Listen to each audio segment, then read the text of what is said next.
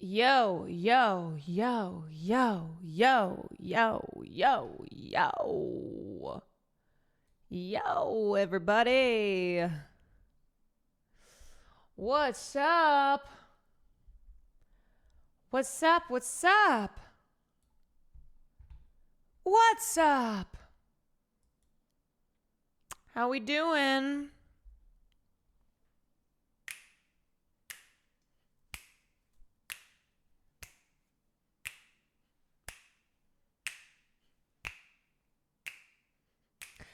I am doing well. I'm great. Just dandy. Good to see y'all. Did I get some rest? I did. I slept for like 11 hours last night. Got a lot. I was dead. I was dead to the world. I fell asleep on the couch after stream, and I don't even remember how I got to my bed. It was one of those kind of sleeps, you know? Just a dead to the world kind of sleep. Jax, thank you for the 27 months. Ghost, thank you for the 28.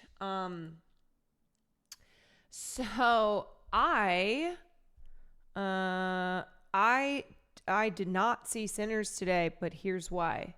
Because Nandre messaged me and said Sinners is coming back to IMAX May 15th. We could go to the second release. And I went, okay. It's already, what? It's already completely sold out. What is happening? The 6 days Sinners IMAX.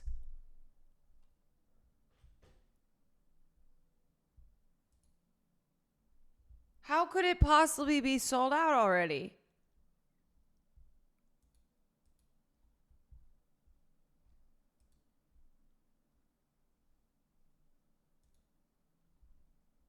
I don't know why that disgusting film link is not working. Okay, I'm Googling this. I'm looking it up.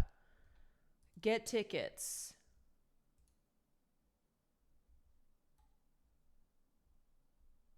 Oh my God.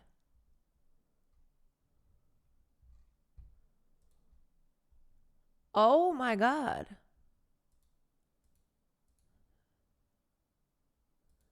This is completely sold out. Gonzo.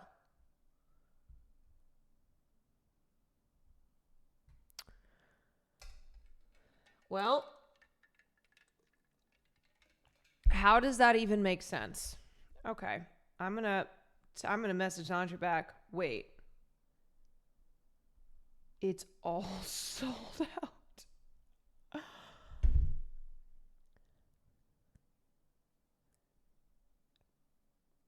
I'll be seeing it for the 25-year re-release, I guess.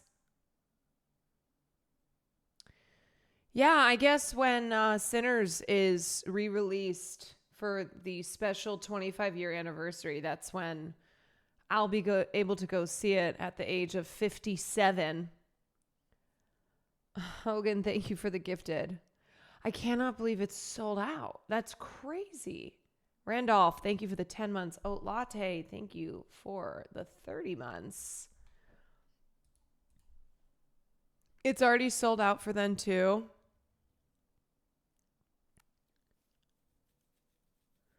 The IMAX theater in Irvine still has seats. It's so far.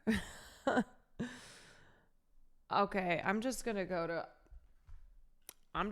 regular screening. I'm not gonna wait for IMAX. That's sold out. Can you imagine if I wait my whole life to see it in IMAX and like every time it's released, like this is just my life. it's like this mission that I embark on for the rest of my life, and it proves to be the greatest challenge. Yeah, I'm gonna be like Gabby in that video yesterday where she got on a flight to go see the Minecraft movie. I'm gonna be flying around the country trying to see Sinners in IMAX. I assume we're talking about the 70 millimeter IMAX. Yeah, I mean, I don't even see, like, that's what I'm looking online. That's cray. Guess we gotta see it regular style. Wow. Wowie. Imagine you finally get a chance to see it at 98 years old. You trip on the way to your seat and die. Yeah, can you imagine? On Twitter, people were saying that City Walk just took the listings down because traffic was too crazy. Really? This is what it feels like when you have... You haven't seen it yet. You don't deserve to live. You right there. Have you seen it yet? No, not yet. I've been trying to get tickets. Ow! This motherfucker hasn't seen Sinners. It's been sold out. I'm sorry. Has your body forgotten me or not? You tell me right now if your body has forgotten me. I don't know. Ow! Stop slapping me. Yo, why y'all slapping this ugly ass nigga? He just told us he hasn't seen Sinners. Slap him again. I'm bringing my whole family to slap him. Let's bring the whole town, actually. Slap All him. right. I'll bring it to the theater. I don't need a ticket. I'll bring it to the theater. The greatest movie that's ever been made. Bro, this is how I feel. This is how I feel not having seen it. Equilius, thank you for the 12 months. Will said it was meh. Yeah, but frequently I will disagree with Will's film opinions. He's the only person I know who has not hasn't really liked it. So I am not beholden to his opinions. Marsh too. Yeah, but I wonder if Marsh was influenced by Will. He still gave it an 8. He is so confusing to me. I don't understand him because he will like have nothing but negative things to say. And then he'll be like, but I'd give it an 8. And I go, out of 10? Really? Because the way that you were talking, it felt like a 3. I don't get it. He gave it an 8, probably to avoid the backlash. Honestly, I kind of get it. I understand. He's very particular about the fight scenes. Okay. Yeah. He said that he didn't like the fight choreography. Okay, interesting. Yeah, he came home after seeing it and I didn't hear anything good come out of his mouth, so I'm very surprised to hear that he gave it an 8. But he'll do that a lot though. He will talk negatively about something and then give it a very surprisingly high score. There's not even much fighting in the movie. Do you know that I don't even think I've watched the trailer. Like, should I watch the trailer or should I just not? Should I just go into it blind? Like at this point, nah. Okay. I'll go into it no expectations. I like to raw dog a flight. Yeah, it was pretty mediocre. I give it a 9.8 out of 10. All right, we're gonna go blind. I'm not gonna at this point. It's gonna be like a barbarian film for me, where I go into it and I go, I've heard things about this, but I haven't watched the trailer. I honestly have no idea what this movie is gonna be. So let's go in blind. I'm here for the ride. Make sure to stay for the credits. Okay. Yeah, Nandre was like, I guess we can go see it at the Vista. Could go see it this weekend. Let's see what they got. What day is it today? It's the 1st. Oh yeah, happy May Day. Happy International Workers' Day, everybody. They've got okay, they actually have a lot of showings of this. I'm gonna tell Nandre I'm down to see it at the Vista. Workers of the world, make the world go round. Workers of the world, make the world go around. Ironic, it's also rent day. Hell yeah. 1st of the month. Congratulations, workers of the world. You owe rent. Now pay up. Why doesn't everybody just go, no? How about that? Maybe I don't. Maybe I don't. Remember the Haymarket riots. Yes, remember the Haymarket riots. Can I recommend you a show that just came out? Sure. I have a lot of catching up to do because I got to catch up on the rehearsal. I think I have like an episode of Hacks I got to catch up on. You season 4 or 5 just came out. What else am I behind on? Got to catch up on Dope Thief. I got to watch The Pit again. Got to watch it again. Yeah, you came out, but like I felt as if there was no marketing around it. I didn't hear anything. Did not know that it came out. Jaina, thank you for the gifted to landlords are parasites.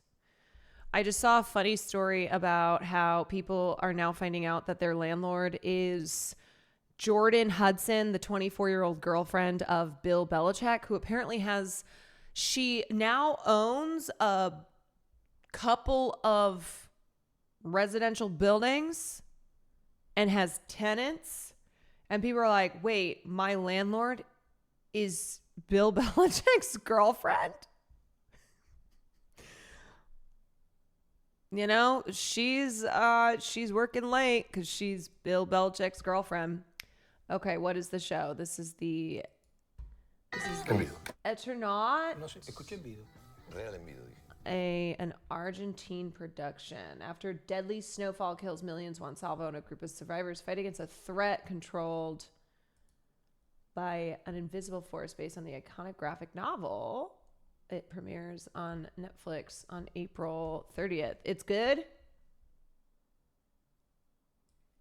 Worth the watch. A lot of times I'm kind of sketched out by Netflix shows. Falta en video, carajo. June, thank you for the 5 months. Easy, thank you for the 16. Allá dura el aire, ¿no? Nieve en verano. Está helado.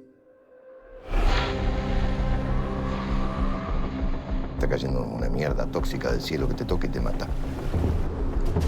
Dude, I always knew I hated snow. See?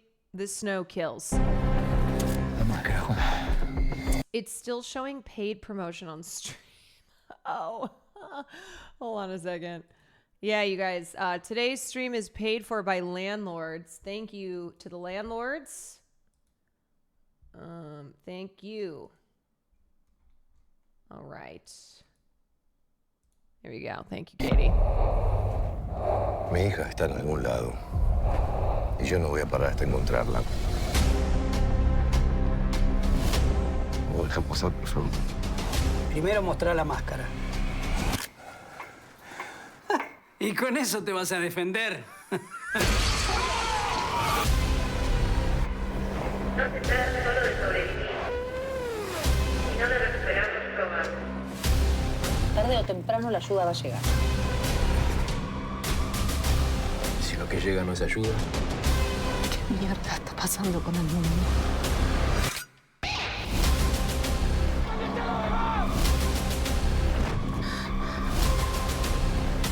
llamado a todos los sobrevivientes. No están solos, juntos somos fuertes. Hay algo más.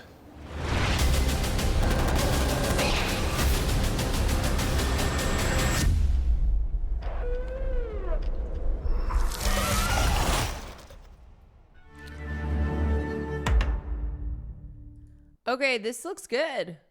I like a disaster type show. So it's based on a graphic novel. Cool. All right. When I get back into full swing watching TV, I'm down. It gives Snowpiercer vibes. All right, thanks for the rec. I like a creature story, a creature feature. Yes, I am watching the new season of Rehearsal. I have 1 or 2 episodes to catch up on. Not so fun fact, the original writer for the Eternaut was disappeared by the military junta along with his 4 daughters. Yeah, that's not a fun fact at all.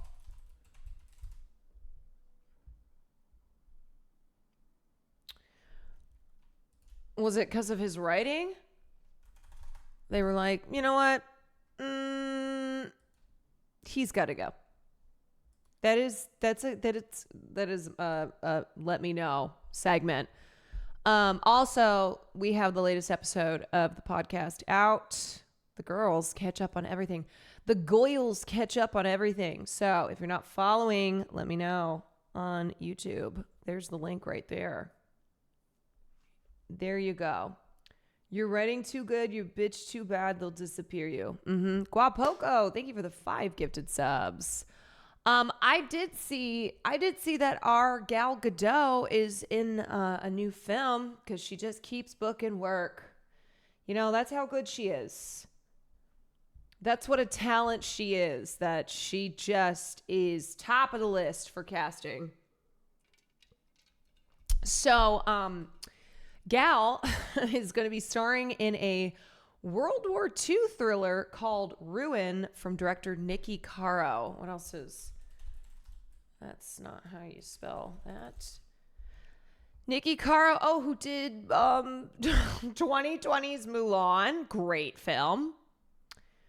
Really good. Also did The Mother with Jennifer Lopez. This was a Netflix film from 2 years ago. Okay, and then have I seen that one? Actually, Whale Rider. Loved Whale Rider. Okay. All right, so it's a Nicky Caro film.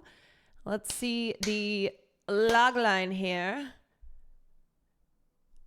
Ruin topped at Hollywood's Blacklist in 2017. So the Blacklist, not to be confused with like people losing work and being kicked out of Hollywood because they support, they have political positions that go against the interests of the institutions of power. So not that kind of blacklist. But this is the blacklist where the top unproduced screenplays are to be found, and every year top producers, executives, talent managers, they will submit what their favorite scripts were that they read, and then whichever scripts have the most submissions, then they will end up on the blacklist. Can be a great opportunity for new screenwriters to break into the biz. A lot of times scripts will come from the blacklist and will end up being turned into movies. A lot of biopics end up on the blacklist. Very popular. So, okay, this is Ruin is set post World War II Germany and follows a recently released camp prisoner, Gal Gadot. I'm sorry, I just have a hard time imagining her in any role. You know, like any role. Hard to imagine her in. Hey, Caroline, happy Thursday. Hi, blah, blah, welcome in. She's forced to make an unlikely alliance with a German soldier in a mutual quest to exact revenge on a Nazi SS squad. Wow. Okay. I wonder if maybe Gal Gadot will see any of the parallels as she prepares for this role. Maybe she'll pull from her own experience. And I think probably not. So she's playing a recently released camp prisoner who has to ally herself with a German soldier in order to take down a Nazi SS squad. Kalel, no. Give me the stone. My most cynical perspective of this is that she chose this plot point on purpose so that any inevitable boycott of her next project would be seen as doubly anti-Semitic. I would maybe agree with you on that. That sounds like something that someone like Gal Gadot would be thinking about, you know? Oh, you're going to boycott this film where Gal Gadot takes on a squad of Nazis? Maybe because you're a Nazi yourself. Maybe because you're anti-Semitic. Why do these movies always have a good German? You know, there is this obsession with good German soldiers in World War II films who turn on their fellow Nazis.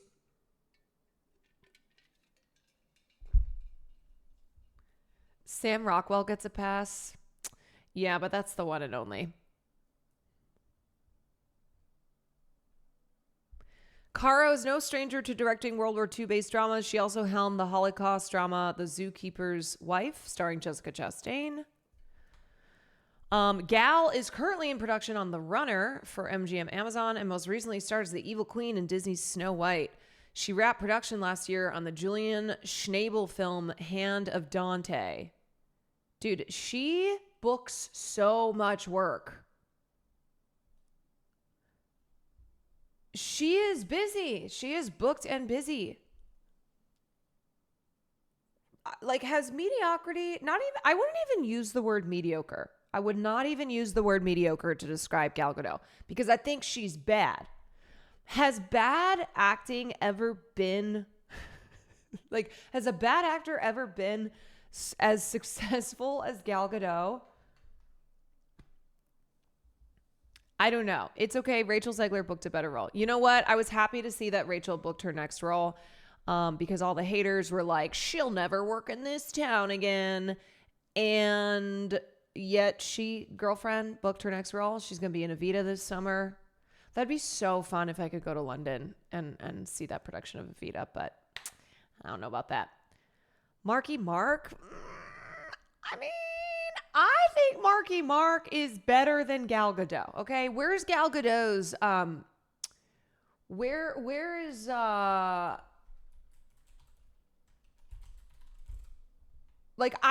Marky Mark to me? Okay, Marky Mark can do he can do The Departed. Gal Gadot could never see her in something like that. Like, she has no The Departed performance, right? Marky Mark's got some good films. Yeah, he can do comedy, he can do drama. He has more variety. Jason Statham, maybe. How dare you disrespect my king like that? You take that back. You take that the fuck back. That's my king. That's my bald king.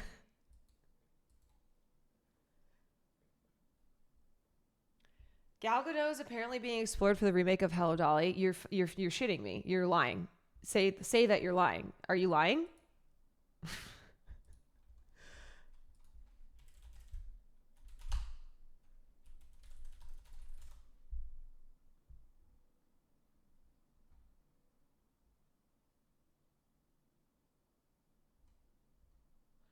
Okay, I literally was about to be like, I'm sorry, you expect Gal Gadot to fill the shoes of Barbara fucking Streisand? Ethan, first off, hello. Second, I saw a hilarious vid the other day where someone said that they wish that one normal person had to compete in the Olympics so viewers had a reference for how hard the sport actually is. I agree with that. This is Gal Gadot in acting. Gal Gadot shows us that indeed acting is difficult and not anyone can do it. You know what? You're so right. Gal Gadot proves that not anyone can act. Okay? Everyone cannot act. She's still very successful and books roles, but she, especially when you have her next to actors who can fucking act, and you're like, I guess not everybody can do it. I guess not. I like that comparison with having a normal person to compete in the Olympics. I have been behind that idea for so long because you watch the Olympics and you have these people are talented, right? They're athletically very talented, but you kind of can't fully conceptualize how talented they are because it's the Olympics and you're just sitting there eating your chips being like, oh my God, this person sucks. Look how, like, you're a critic watching some of the greatest athletes in the world with no concept really of just how good they are. That's how I also feel about tennis. Like, you watch a tennis match and sometimes I really prefer the tennis angle where it most accurately shows you how fast the serve is coming in, because the usual view that it shows you, it's just kind of like, it looks very small, right? Like the court looks small. It's like boop, boop, boop, boop. But sometimes we'll switch up the angle and you can get a better sense of just how hard and fast the serve is. But I would love throw a regular person for like 1 point, 1 point into I've never been to a professional tennis match. Maybe that would help me understand it more. But yeah, no, I've never been to any of the opens, any of like the big tennis competitions. I'd like to, though. I think that'd be fun. To be fair, I have no concept of most sports. It's like saying ex-NBA player is trash. I know. And it's like that person would destroy you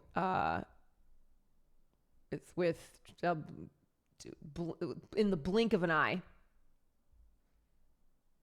Have you seen The Rock's A24 movie trailer? Yeah, I did. I saw a clip on YouTube where Will Neff said Gal Gadot would be the celebrity he'd like to get stuck in an island with. That is fake news. I call bullshit on that.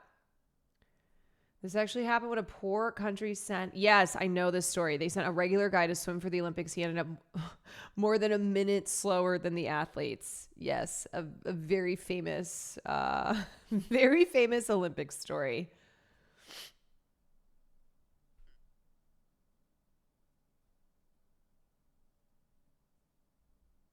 A friend of mine started playing club and I rapidly started losing every game to them without ever scoring. Yeah, I mean, if you've played tennis before, obviously you know the difference between playing against like a mediocre player and then someone who's so fucking good.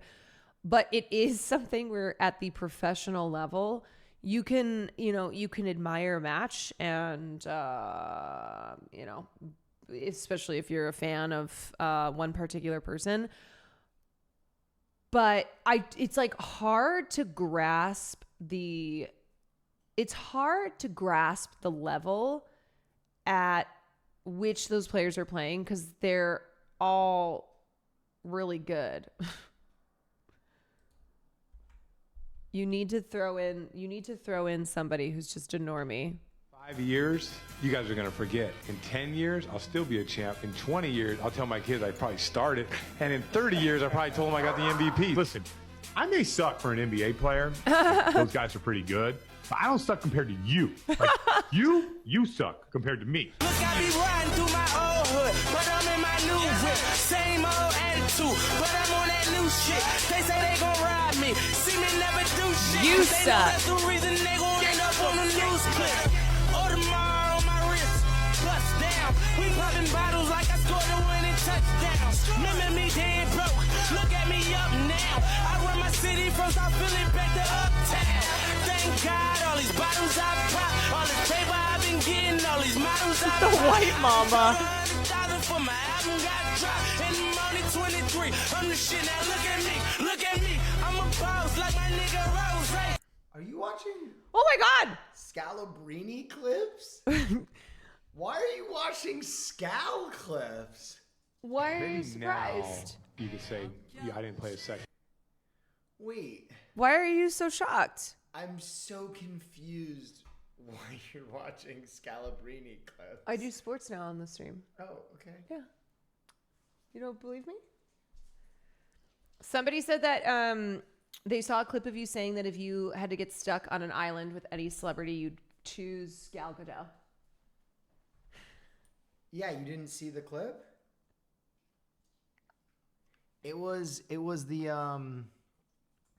one where you have to find the imposter, where someone's given a different prompt, and everybody else's prompt was, who would you be stuck on an island with? I was the imposter. My prompt was, who's your least favorite celebrity? Wait, I'm confused. Yeah, did you watch the clip? It's like a 30-second clip. No. There's 4 people.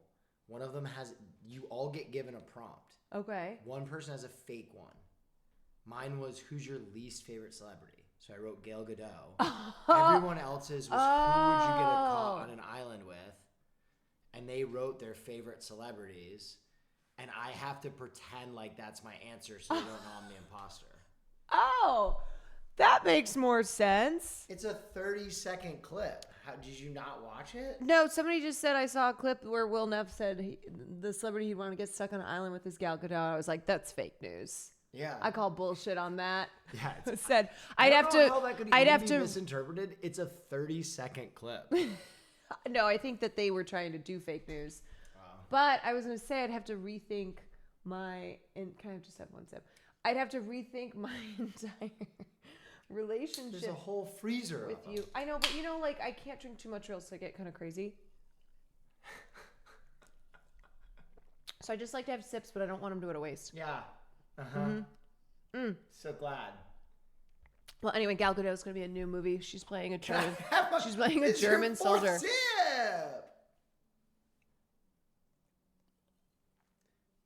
That's insane. Insane. Did you know that Jordan Hudson is a landlord? Who's Jordan Hudson? Bill Belichick's girlfriend. She's like $9 million in rental properties. And a bunch of people are now finding out that she's their landlord. Isn't that crazy? Can you imagine? I just feel so good when good people find good people. Yeah. I wish them all the happiness, honestly. Good luck, Why not? Love is... We're not talking about that. Wait, why? You didn't watch that either. That's what she says to him. Oh, yeah, sorry. Oh Wait, can I have one more sip? I'm just, my brain's not working right now. I'm sorry. I was slow on the pickup there. Okay. No, now I understand what you were doing. Thanks for the sip I have left. Thank you. Drank the whole goddamn can. There's plenty left. You're being drama. You are so drama. Scuffed Mar, thank you for the 5 months. The Issaz, thank you for the 13. Christian, not Christian F, thank you for the 20 months. Do I, huh? Donut. Oh, I'm okay. I don't really like those that much. Sometimes when you have your protein snacks, I would almost just rather like not have it than have it. What was I going to say?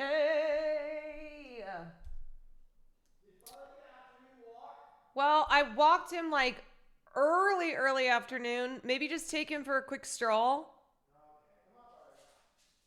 I didn't walk him right before I went live. I love when Will walks into the stream and sees me doing something that like I just happened to be doing in that moment, and he gets so confused. He's like, since when do you like, I don't know who that one guy was.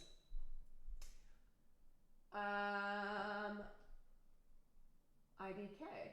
You walked him. Yeah, but I probably got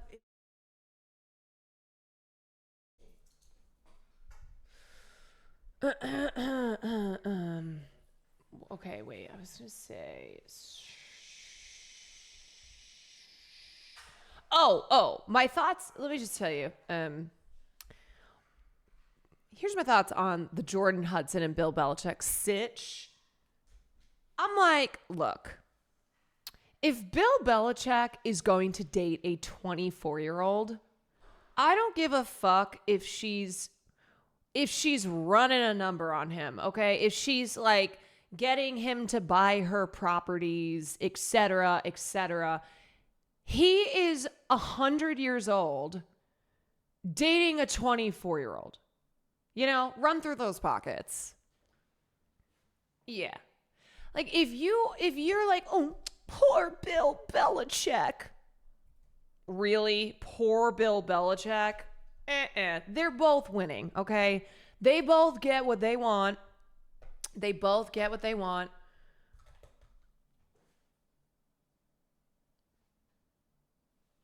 Like it's gross. I agree. I think a 50-year age difference. Like I think it's fair to go, ugh, gross. But I'm not gonna sit here and be like, Bill Belichick is getting taken advantage of. He is 70 something years old, rich as fuck, and it is dating a 24-year-old, you know? Like, that's how I feel in the situation. He knows, everybody knows what this is. Everybody knows what this is. That's what I have to say. And it's like, if he doesn't want to have to deal with, any of it, then don't date someone who's that age. You know? It's like he met her, when she was 22? Okay, BB drama, because the draft's over and I'm bored. Steve Belichick's wife's... Who the fuck is Steve Belichick? Wife's replied to Nikki Glazer on Jules' post. Doesn't sound like they love Jordan so much. The Belichick interview is being blown out of proportion. 100% this. She's acting as his publicist. Publicists do this during interviews. People are out for blood. Jenny B says, publicists act in a professional manner and don't storm off set delaying an interview. You know, men do love to goss. Okay, let's not pretend that they don't. They just they will pretend that they're above gossip, but it just depends on what the gossip is. So yeah, I mean, here's my thinking. If you're Bill Belichick's family, yeah, you probably don't like the fact that he's dating a 24-year-old, but you're not going to publicly, in my opinion, you're not going to publicly come after Bill. You're going to like be snarky about the 24-year-old that he's dating. His sons are in their 40s. Yeah, and you know Bill Belichick, he cheated on his wife, okay? His wife, who he has his children with, they were together for 30 years. He had an affair, and then they got divorced. He dated this other woman for like 16 years. Yes, I've looked into this whole thing, obviously. And then he was at like the tail end of his relationship with her when he organically met Jordan Hudson, and that is when they started dating, and now that's what this is. met on an airplane. Yeah, like, okay. I will just say I've had enough experience being around couples like this, all right? I know enough people. I've seen it enough. I have a pretty good idea of like what's going on here. And it's why I'm like, don't feel bad for Bill Belichick. That is a 70-something-year-old man who wanted to get a young piece of ass. Like, I'm sure that's like how it's been pitched. And that's what he's getting he's getting what he wanted. Why are we hating on true love? You know what? You're so right. Why are we hating on true love? Yeah. And so there was probably, anywho, I'm Victoria Ratcliffe whenever I see these couples. Can you link that? Can you link the clip of her when she's talking to the young woman on the boat? She's like, I can introduce you to so many other men. Why are you with him? Why are you with him? There's no way those oldest men don't know what the girls are after. It's like a young 20-year-old girl. I'm sorry. Maybe I'm just so cynical. But she's not going to date a man who is a grandpa, who is the age of her grandfather, simply because they just fell so deeply in love. I'm sorry, I just don't buy it. I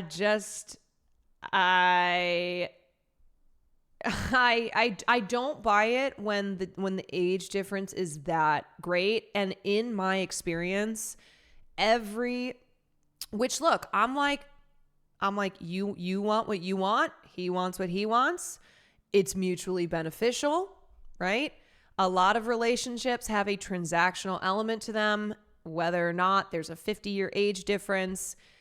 And anyway, so, oh yeah, here we go. Anyway, so it's why I've seen too many relationships that are just like this, and they are transactional. Even if it's not like a contract or completely explicit.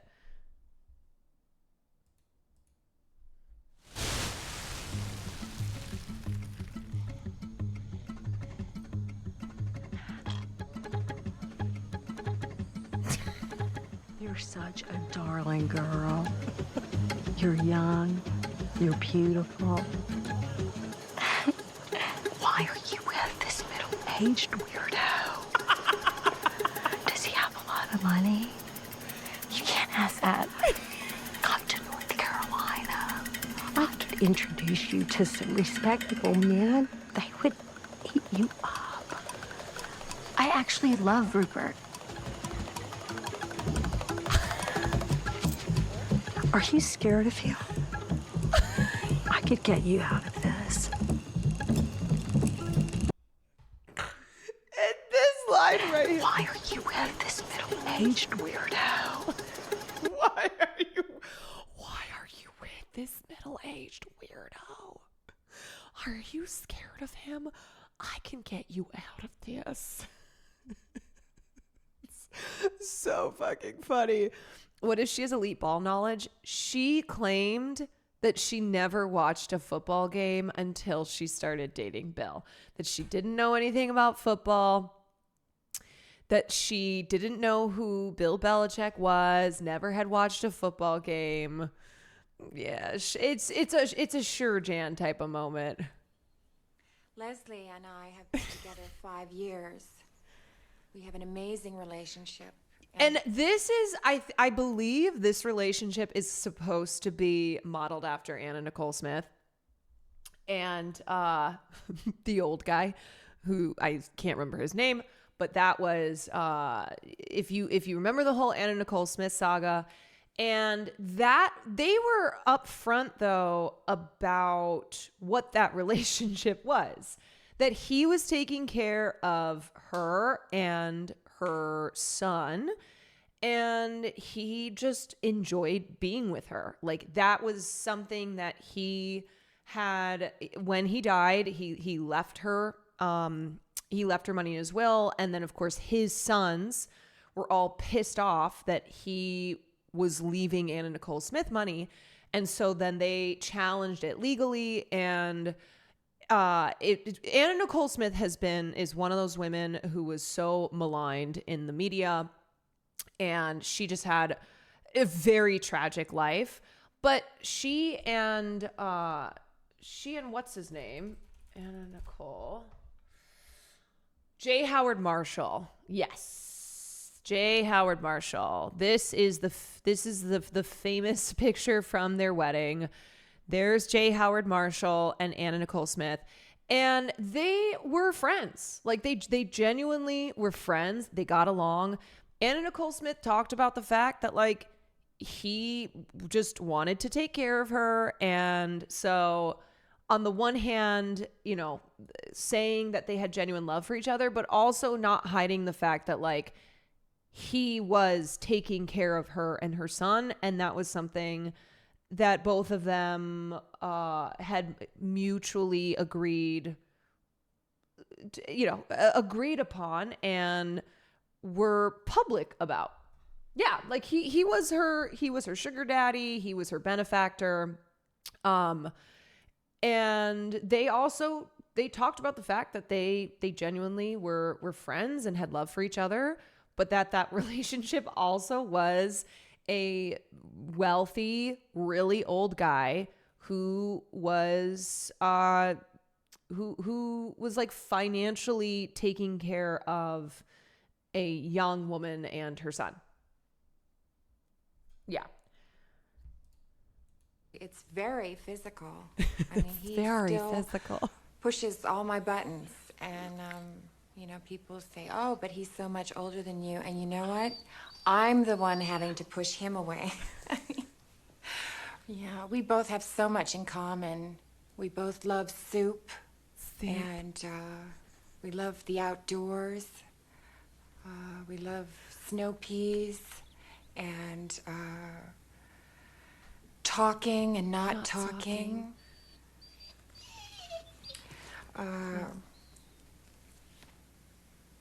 We could not talk or talk forever and still find things to not talk about.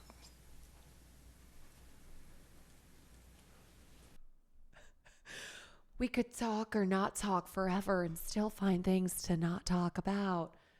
Please rip apart the grooming piece of shit, Dane Cook. Yeah, I mean, that's a creepy ass situation, right? She was 12. His fiance or wife was 12 when she met Dane Cook, because her parents knew people who invited, like, they had a party and like her family was there. Dane Cook ended up coming over. I think I've talked about this before. So she was 12 or 13 when she first met him. And then allegedly they did not embark on their relationship until she was 18, which I'm sure they say for legal reasons. Socialism or barbarism. Thank you for the 10 gifted subs. But yeah, that's similar to the situation with Leo and what was his one girlfriend? I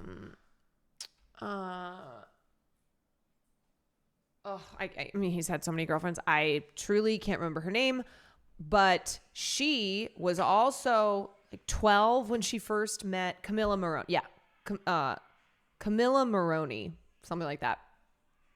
Her mother was in a relationship with Al Pacino. So her mom, who was like in her 40s, was dating Pacino, who at the time was like in his 70s. Pacino, who's friends with DiCaprio, introduced him to Camilla, who was like 12 years old when she first met Leo. And then a similar situation where they started dating when she was around 18.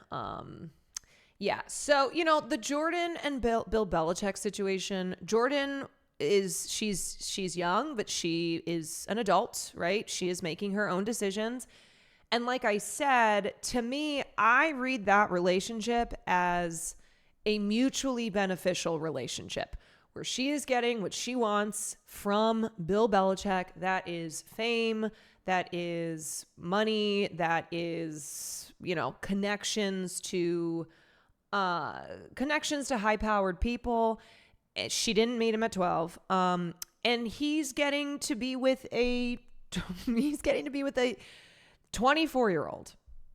Well, she was 22 when they first started dating, or when they met. Speaking of old men with inappropriately aged partners, De Niro's supportive of his daughter. We are going to talk about that. I have that pulled up. Anyway, so that's... And the thing is that I'm really exhausted every time there's a relationship, unless it is an old person who we know for a fact is in cognitive decline, who's like not, whose mental faculties are not, are no longer firing, where they are being taken advantage of by the people around them. That's a totally different situation. So, I mean, Joe Biden, but also fuck Joe Biden, right? Fuck Joe Biden for lying about a ceasefire, for just being the number one supporter of Israel. Like, it was gross that his family and his advisors and the people around him were well aware that he was not cognitively functioning, that like during fundraisers last summer, they had to have teleprompters for him because he couldn't speak to the donors. Like, a teleprompter at a private fundraiser is a really bad sign. So no, that is a situation where it's like, fuck those people. Same with Dianne Feinstein. It was fuck Dianne Feinstein, but also fuck her family and her staff for wheeling her corpse around when she should have been the fuck out of Congress. So it's like these old ass politicians who should have retired long ago, and then they reach that point of like extreme cognitive and physical decline, and then it's the people around them who are calling the shots and like wheeling their corpses around government. You know? So anyway, with the Bill and the Jordan thing, to me, it's not that situation. I don't think hypothetically being like, I think Bill Belichick has dementia, just because you want to solely blame the 24-year-old in this relationship for like taking advantage of Bill Belichick. Nah, I don't think. I don't think that that's the take here. And obviously you watch the extremely cringe interview that he just did, where she's sitting there and is like, we're not talking about that. When it comes to their relationship, like, we're not talking about that.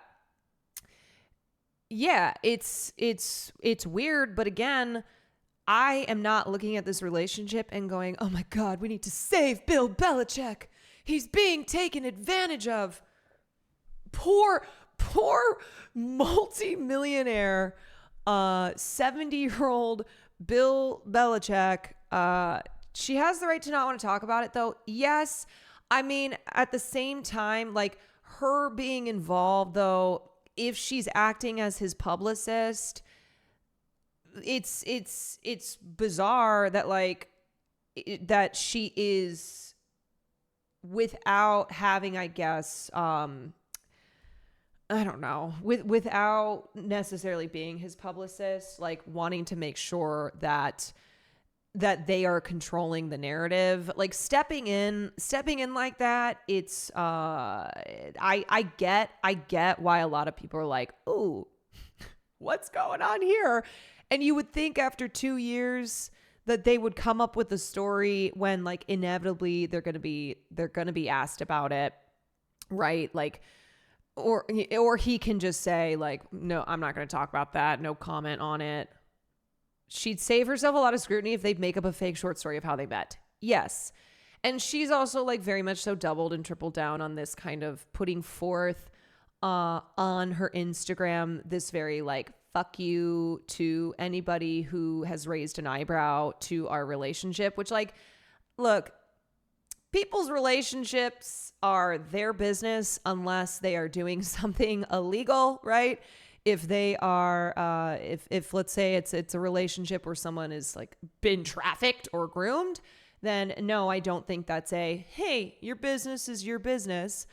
But I think with this relationship, I think it's pretty natural that people will go, yeah, I think that's weird. Like that's a gigantic age difference. But my take on it is that this is a relationship of mutually benefacting.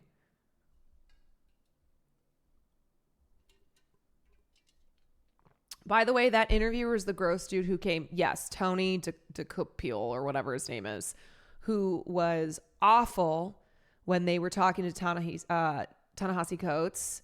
And he said, wow, wait, was it that interview where he goes, wow, that's really racist or something like that? Tony two-time. Yeah, Tony circumcised two-time. That's Tony two cuts. Bill is still an extremely intelligent person. He knows his industry better than most ever will. He's never been an outgoing person. He might be caught up in something, but I don't think he's getting taken advantage of. Yeah, no. It's a relationship that is beautiful and natural. I'm sorry, I missed the last poll. Would you financially take advantage of Biden? How'd that end up? Would you financially take advantage of Biden? Jesus. Abiotic, thank you for the 3 months. Princess Claude, thank you for the 23 months. It was 85%, yes. I mean, yeah, Netanyahu did for sure. He got everything that he wanted.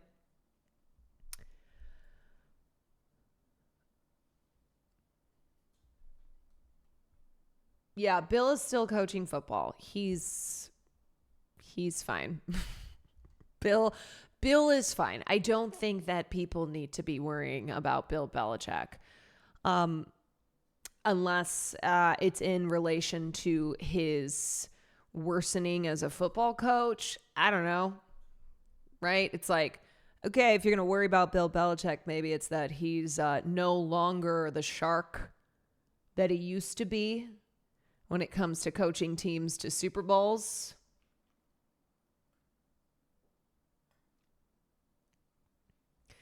Yeah, Jack, I'd tell him to buy me some ice cream. That's right. Clopez, thank you for the 32 months.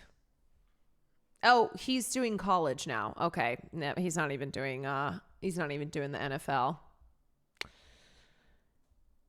Yeah. Bill Belichick hates white people. I don't know if Will talked about this on his stream, but he said, he's like, I bet you this is how it went down. Bill was having a conversation with Robert Kraft. Robert Kraft, who is notorious for, let's just say, getting into trouble. And Robert Kraft was probably like, listen, Bill, you just broke up. You and what's her name just ended. You're single again. You're rich. You're old. But that doesn't matter. So let me set you up with a nice girl. Let me call my lady or something, or I'll find you and you know what? That's the next path for you. Or I could be completely wrong, and these are just two people who are so deeply in love.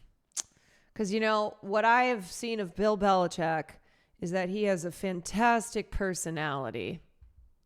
He just seems like a really awesome guy to be around,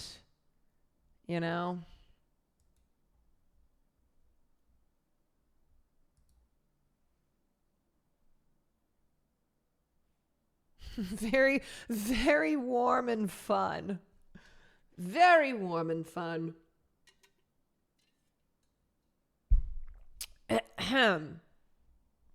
Okay. So, speaking of old guys who are also have have relationships with very, very massive age gaps, Robert De Niro's daughter, Erin, just came out as transgender. She has this lovely article in Them magazine, and it's titled, Erin De Niro is ready to be seen on her own terms. After surviving the tabloids, the actress opens up about transitioning, visibility, and life as the daughter of Hollywood legends. Let me see if this has... okay, let's read this on her, and then we can look at what Bobby De Niro had to say. What was his response? In the corner of a rustic Williamsburg cafe, Erin De Niro tells me about getting locks for the first time. She recites the rhythm of the stylist's deft fingers working through her curls, wash, comb, retwist, wash, comb, retwist. During a visit to Annette Roche's beloved New York City salon, her tender scalp ached as she listened to black women share gossip and make small talk. Hours passed before the loctician, a stylist specifically for locks, tapped her on the shoulder. Her hair was done at last. As she left the salon, she caught a glimpse of her reflection and did not look away. She is gorgeous. The 29-year-old's first appointment at a black hair salon, which she made after seeing Halle Bailey's locks in The Little Mermaid, marks a turning point in her journey towards liberatory gender expression. An aspiring model and voice actor studying to be a mental health counselor, she's taking a break from her daily grind to speak with me about navigating her transition, the entertainment industry, and the media attention that comes with being Robert De Niro's daughter. As she enters the cafe, a cascade of pink locks flow down her back. It just felt right, Erin said of her locks, which look as weightless and colorful as butterfly wings against her all-black fit. I feel like I'm meant to be doing this.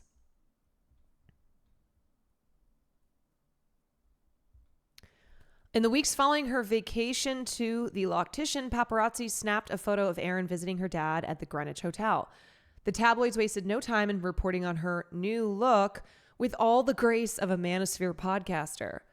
Robert De Niro's Nepo baby son shows off shock transformation with heels and pink hair in rare sighting, the Daily Mail breathlessly reported on March 19th, only 12 days before Trans Day of Visibility.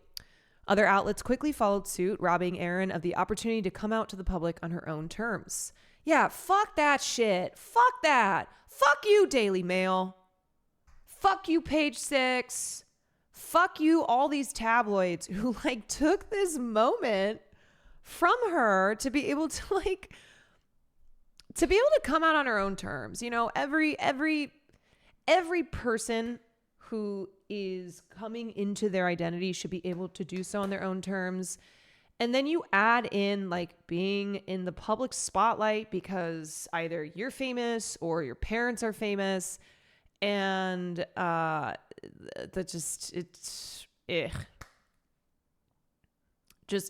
taking that away.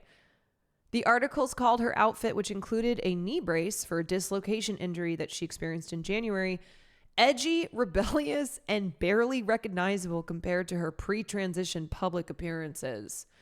None of these outlets, Erin says, reached out to her before publishing their articles. I actually didn't find out about the Daily Mail thing until a week after it was posted, she tells me in her characteristically soft, lilting soprano voice. Out of all that the tabloids got wrong, she says 2 aspects of their reporting stood out to her.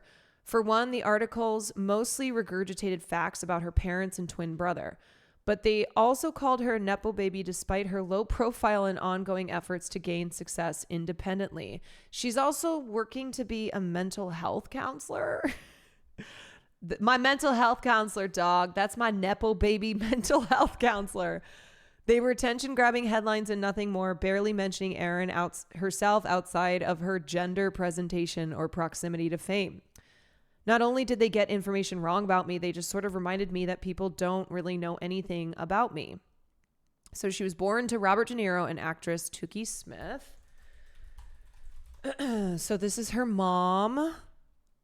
She was with De Niro from 1988 to 1996.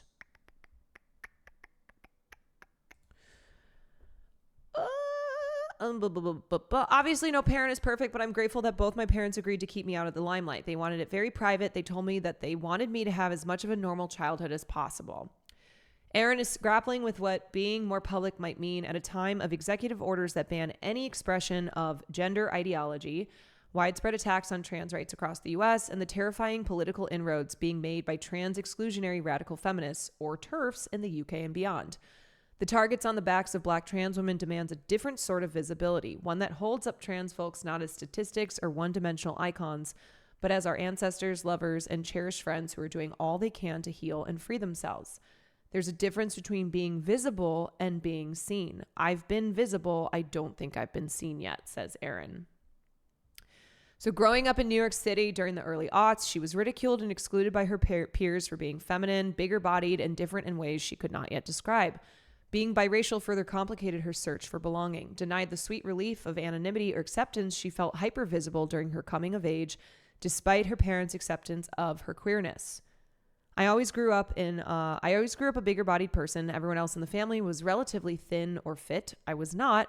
So I sort of stood out like a sore thumb, and there wasn't anybody in my family that could relate to that experience. Even as her family protected her from the public eye, Erin recounts being taunted by her peers for her size and sitting on the sidelines as classmates coupled up to attend prom. She's still unpacking how these experiences, along with a lack of positive media representation, damaged her self-esteem. Growing up, when people started hitting puberty and started liking each other, I never had that. I never had a boyfriend at a young age, even though looking back, do we really need to be dating in middle school?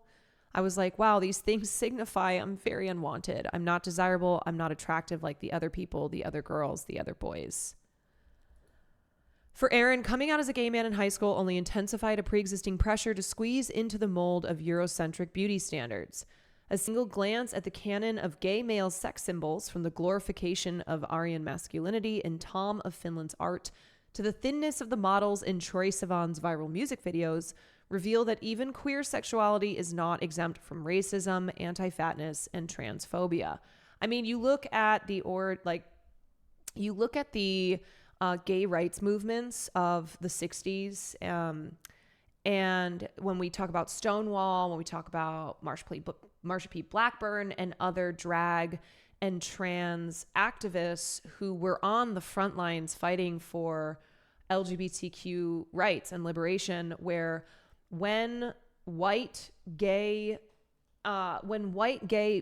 people got involved with protests and got involved with gay liberation movements, they did everything that they could to push Black and brown, trans, non-binary, and drag activists off the scene. Oh my God, did I say Marsha P. Blackburn? Oh my God, I'm so sorry. Marsha P. Johnson, Jesus Christ. Oh my God, Marsha P. Johnson. Marsha Blackburn is a fucking psycho bitch. God. My bad. So anywho, you know what I'm talking about though, where there have been intersectionality issues within LGBTQ protest movements, and often trans, drag, non-binary people being excluded from the from liberation movements, from protests by white, gay, Eurocentric looking, thin, just more so fitting the model of what is more comfortable to the general public, of those who are of the LGBTQ community. Gay men were ruthless and mean. I didn't even fit that beauty standard, which is thin, white, muscular, or just super fit, masculine. Erin says, I was always told I was too much of something or not enough of something, too big, not skinny enough, not Black enough, not white enough, too feminine, not masculine enough. It was never just, you're just right, just the way you are. While Erin has been femme presenting since middle school, her decision to begin hormone therapy last November was born out of a desire to maintain the femininity as she got older. Who wants to be an old man, she asks. After seeing successful trans women open up about their transitions, she dared to imagine a similar future for herself despite feeling like a self-proclaimed late bloomer. Trans women being honest and open, especially in public spaces like social media, and getting to see them in their success, I'm like, you know what? Maybe it's not too late for me, she says of her internal process. Maybe I can start. Embracing Black femininity in particular allows her to escape the limiting walls of desirability politics. I think a big part of my transition is also the influence that Black women have had on me. I think stepping into this new identity while also being more proud of my Blackness makes me feel closer to them in some way. Throughout our conversation, she invokes Laverne Cox, Marsha P. Johnson, Keke Palmer, Keke, Kat Graham, Jules LeBron, Michaela J. Rodriguez, Naomi Campbell, and Raven Simone, expressing her gratitude to them for offering an alternative to whitewashed ideals of womanhood. We also discussed the Black women who supported Erin's self-care and beauty regimen. Along with Annette Roche's salon, Erin receives facial from my very own grandma, Mamie McDonald, a renowned esthetician who offers customized skincare for people of color. Erin is soaring into what she calls the gender diaspora with a bravery that is at once fierce and soft-spoken. She first learned how to embody this joyful, defiant womanhood from her mother.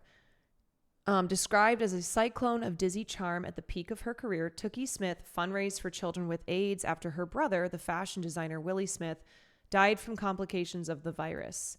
She laughs loudly, wears red religiously, and once opened her own restaurant in Manhattan. Named by her grandmother after a fictional, energetic red fire engine from a children's song, Tookie imbued her genes into Erin's full frame and arresting smile, which is how she is exactly how she likes it.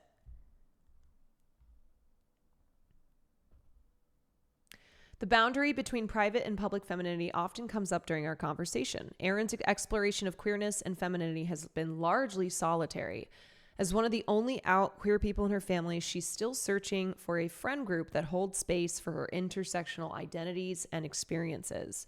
Her career has been an uphill battle.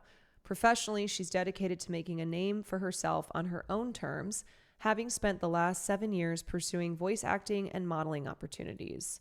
I wasn't brought up having a side part in one of my dad's movies or going to business meetings or attending premieres. My dad was very big on us finding our own path. I would want success to happen on my own merit. Building an acting or modeling career from the ground up is no easy feat, and being trans only makes the process more grueling. In the 256 films analyzed in the 2024 iteration of GLAAD's annual Studio Responsibility Index, trans women made up only 1% of LGBTQ characters. As major studios turn their backs on trans talent, at best ignoring and at worst reversing the so-called transgender tipping point of the mid-2010s, De Niro is not letting up on her dreams. Instead, she's working to join the not-so-underground renaissance of POC, queer, and gender-expansive creatives who are carving out a space for their stories with or without Hollywood approval. And in an era when many famous trans women are thin, passing, blonde-haired, and blue-eyed, Erin hopes to expand the canon of contemporary icons and it girls. I want queer people of color and bigger-bodied people to have an Alex Consani. I want queer people of color and bigger-bodied people to have a Hunter Schafer. A part of me has always wanted to model and sort of follow my mom's footsteps. If I could be on the cover of Vogue with her or recreating one of her pictures, that would be a dream come true. Okay, blah, blah, blah. But she also is studying to become a mental health counselor. She hopes to build strength and healing in marginalized communities. Given the high rates of suicidality among Black, trans, and non-binary youth, her mission is quite literally a matter of life and death. OG Barlow's, thank you for the 6 months. People of color and queer people definitely need more mental health advocacy and support, so I'm hoping to be able to do that. The field originally was so catered to white, cis, hetero men, what they deem as right or wrong or mentally ill or whatever that is from their lens. It's really beneficial to work with a counselor or mental health professional who can relate to you or intersects with some part of you. I ask Erin what she wants people to see when they look at her. I wish people saw someone who's trying their hardest to heal from growing up not feeling good about themselves, and in the process of that, trying to make other people feel good about themselves. She's emerging into the public eye not only to expand trans visibility, but to protect queer futures, honor her Black and queer ancestors, and build a world where trans people are truly cared for, not just represented. And then here's what her father, it's the most Robert De Niro, it's like the most Robert De Niro way of speaking. Robert De Niro is showing love and support for his daughter, Erin De Niro, after she recently came out as transgender. I loved and supported Erin as my son, and now I love and support Erin as my daughter. I don't know what the big deal is. I don't know what the big deal is. I love all my children.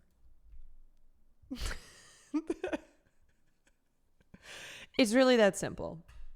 It's like, why the fuck do you care? You know, ultimately, I've seen some people say that Robert De Niro's acceptance was inevitable and obvious because his dad was gay, but it's not really a given. No, that is not something that is inevitable and obvious. I think it's even more important he's publicly accepting, sadly, being okay with gay people, or even being gay yourself doesn't mean you're okay with trans people. Yeah, like there is this disconnect in thinking that people who are supportive of the gay community are then by that fact going to support the trans community, and that's how we've run into problems, because it's not a given.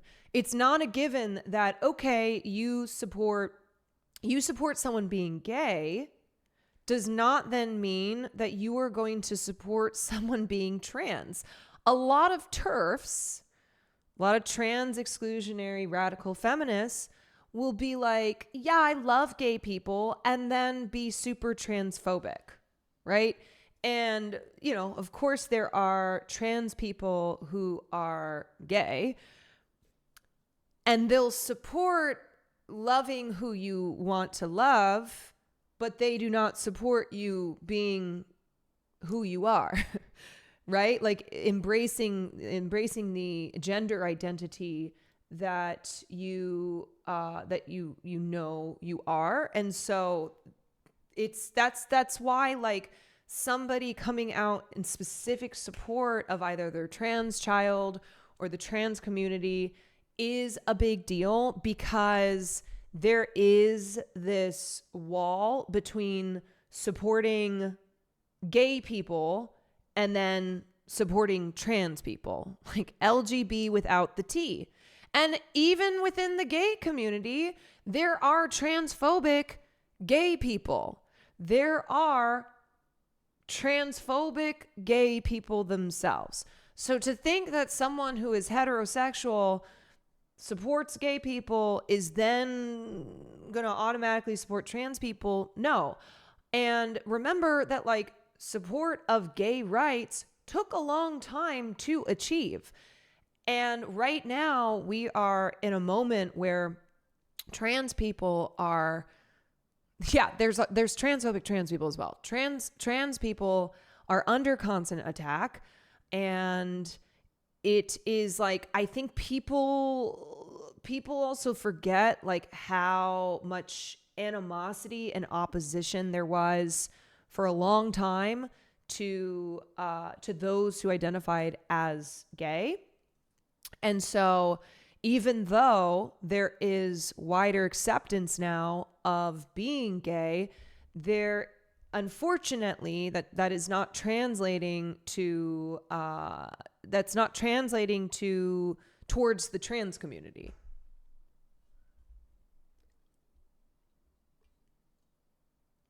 And I don't think people understand how people who hate trans people, if they succeed, then they will. Yeah, I mean, there are definitely groups, you know, Christian fundamentalists, extremists, who their goal is, like, just overall eradication of the LGBTQ community. They don't want them in public at all. They don't want them to exist. And the reason why they are specifically honing in on trans people is because it's a very easy mode of attack, because even for voters who support gay rights, they can be convinced, they can be led down a path of like not supporting trans people. Some people think that homophobia and transphobia is gone just because they personally don't see any or don't understand what they're saying is homophobic or transphobic. Yeah, I think that's the other thing too, is like people believe that homophobia was totally eradicated, and it's like, no, it never was. Like homophobia, we might have gotten better as a society towards treating gay people better. And yet this belief that homophobia is totally a thing of the past is not accurate. And certainly transphobia is not a thing of the past.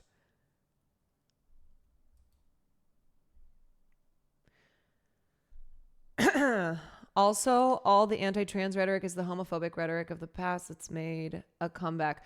I mean, when we talk about moral panics, when we talk about how the right forever has stirred up various moral panics where they talk about how we need to protect the children, whether it's the satanic panic, whether it is panic around technology, whether it was like the panic of gay people, which is now panic of trans people. Like it's all coming, it all has the same, it comes from the same group in this country.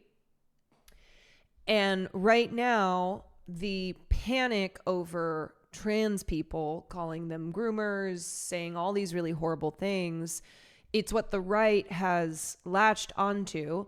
And also, not just the right, but Democrats, Democratic politicians, Democratic voters, who they engage with it in a way where it's more of, and I don't mean just TERFs, but where it's a not, they won't say that they're like necessarily hostile to the trans community, but they will treat trans people as an obstacle to Democrats winning. They'll blame trans people for like why the Democrats lost the election in November.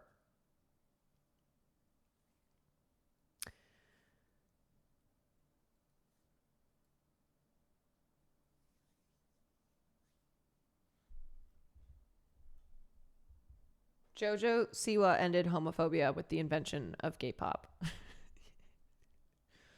Where's Jojo Siwa? Okay, so speaking of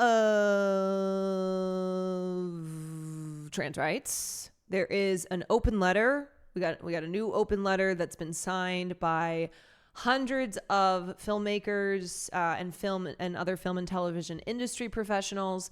Now, I just have to say, Papa Essidue, who is playing Snape in the new Harry Potter series, has signed this letter that is calling for film and TV industry action to protect trans rights after the UK Supreme Court ruled that gender is defined by biological sex. And I'm just kind of like, sir, thank you for signing this letter and doing the morally right thing in calling on the protection of trans rights. But also, why did you sign on to this project that J.K. Rowling is a part of? Okay? J.K. Rowling is a part of, and also she is continuing to financially benefit from it. And then she uses her money to restrict rights for trans people. I don't know if there's like some 5-head chess move happening here, or he just took the opportunity because it was a big one, but also is like, I want to be clear that I support the trans community and I don't agree with J.K. Rowling. I don't know. I'm not quite sure. But in addition to him, other stars like Harris Dickinson, Nicola Coughlan, Bella Ramsey, Jack Rook, Faye Marseille, Kate Herron, director Molly Manning Walker, and more than 400 others supported the open letter, which was first circulated by Motive Pictures producer Sid Strickland and script editor Jack Casey. The letter asks organizations such as BAFTA, BFI Directors UK, Picture House, BBC, Writers Guild, and Channel 4 to commit to protecting trans people. Here is the letter. The Lone Exile, thank you for the 4 months. We, the underside film and television professionals, stand in solidarity with the trans, non-binary, and intersex communities who have been impacted by the Supreme Court ruling on April 17th. We wish to add our voices to the 2,000 plus signatories of the open letter from UK writers to the trans community published last week and call upon members of our industry and cultural bodies to join us. The Supreme Court's ruling that under the Equality Act, woman is defined by biological sex states that the concept of sex is binary. A person is either a woman or a man.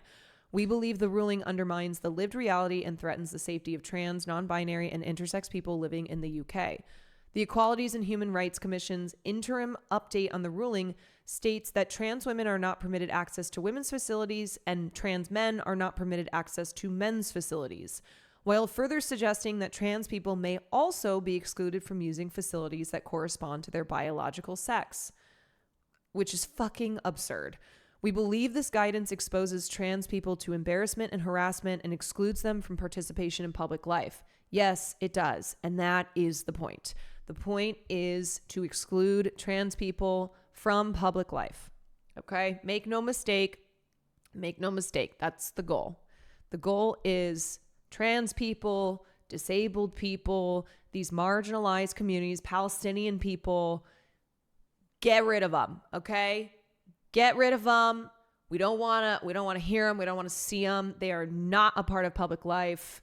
And we will use all matters of, all the resources available to us, just extremely violent and cruel means to oppress these groups and to prevent them from public life. Hence the name trans exclusionary radical feminist. Yes, it's in the name. Exclude. Exclusionary. We stand with the many women, including Labour MP Kate Osborne and Green Party co-leader Carla Denyer, who have condemned both the ruling and the EHRC guidance.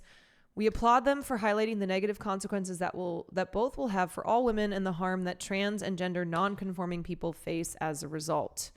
The UK film and television industry is at the forefront of cultural change. In recent years, we have come together in response to the Me Too and Black Lives Matter movements to reflect upon our working practices and uplift a broad spectrum of voices in our society. We must now urgently work to ensure that our trans, non-binary, and intersex colleagues, collaborators, and audiences are protected from discrimination and harassment in all areas of the industry, whether on set, in a production office, or at a cinema.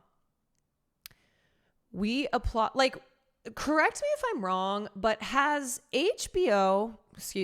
Max, have they said anything to support Bella Ramsey?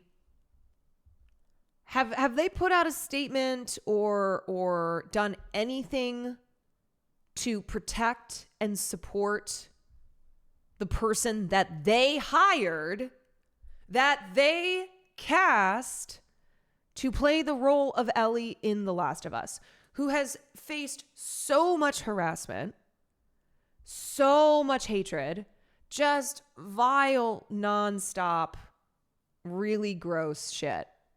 They didn't with Emma Darcy. I don't remember seeing anything there.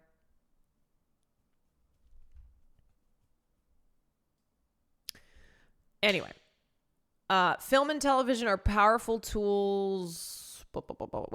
We applaud Equity's response to the Supreme Court ruling and commitment to its trans members and call upon our cultural institutions, including BEC2, BAFTA, BFI, Directors UK, Picture House, BBC, Writers Guild, and Channel 4 to join us in condemning the Supreme Court ruling by using their public platforms to make meaningful commitments to protecting trans, non-binary, and intersex members, talent, and staff from discrimination within their respective organizations.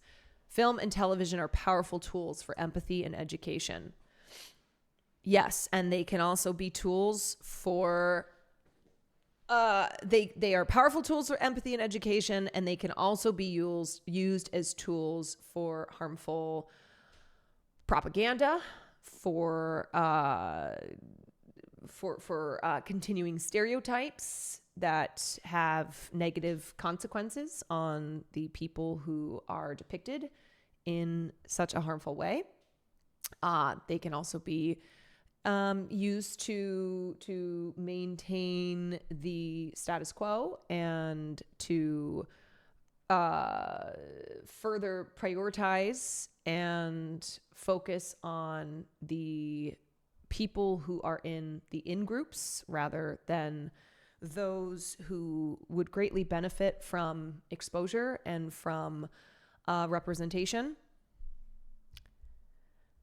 We believe passionately in the ability of the screen to change hearts and minds. This is our opportunity to be on the right side of history. And then it is signed by a number of names you will recognize: Bella Ramsey, Harris Dickinson, Nicola Coughlan, Emma Watson, Eddie Redmayne, Emma Darcy, Papa Essidou, Haley Atwell, Neve Campbell, Emma Corrin, Suran Jones, and a whole bunch more. I think these are mainly UK. Yeah, I think these are like specifically UK professionals. They could never make me hate Joe Alwyn. Try as they might.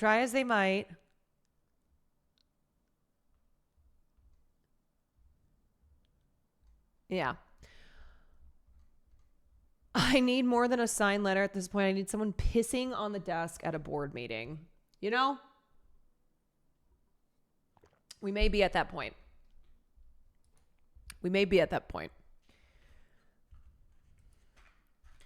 All these institutions that they're calling out, you're not going to do it. I'm going to take a shit on your desk.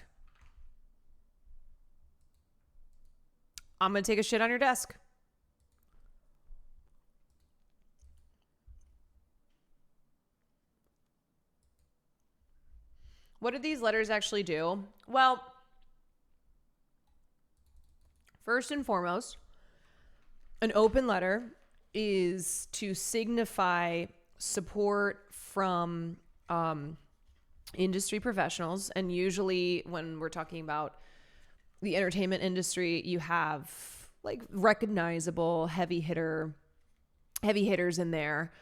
And so it is a way of showing support for a marginalized group, for expressing condemnation, like many of the letters that are signed by industry professionals on behalf of Palestinian liberation, right? There was a letter that was signed to rebuke BBC's decision to remove the documentary that featured the young boy in Gaza who they tried to be like, his father works for Hamas. His father who worked in agriculture for the government in Gaza.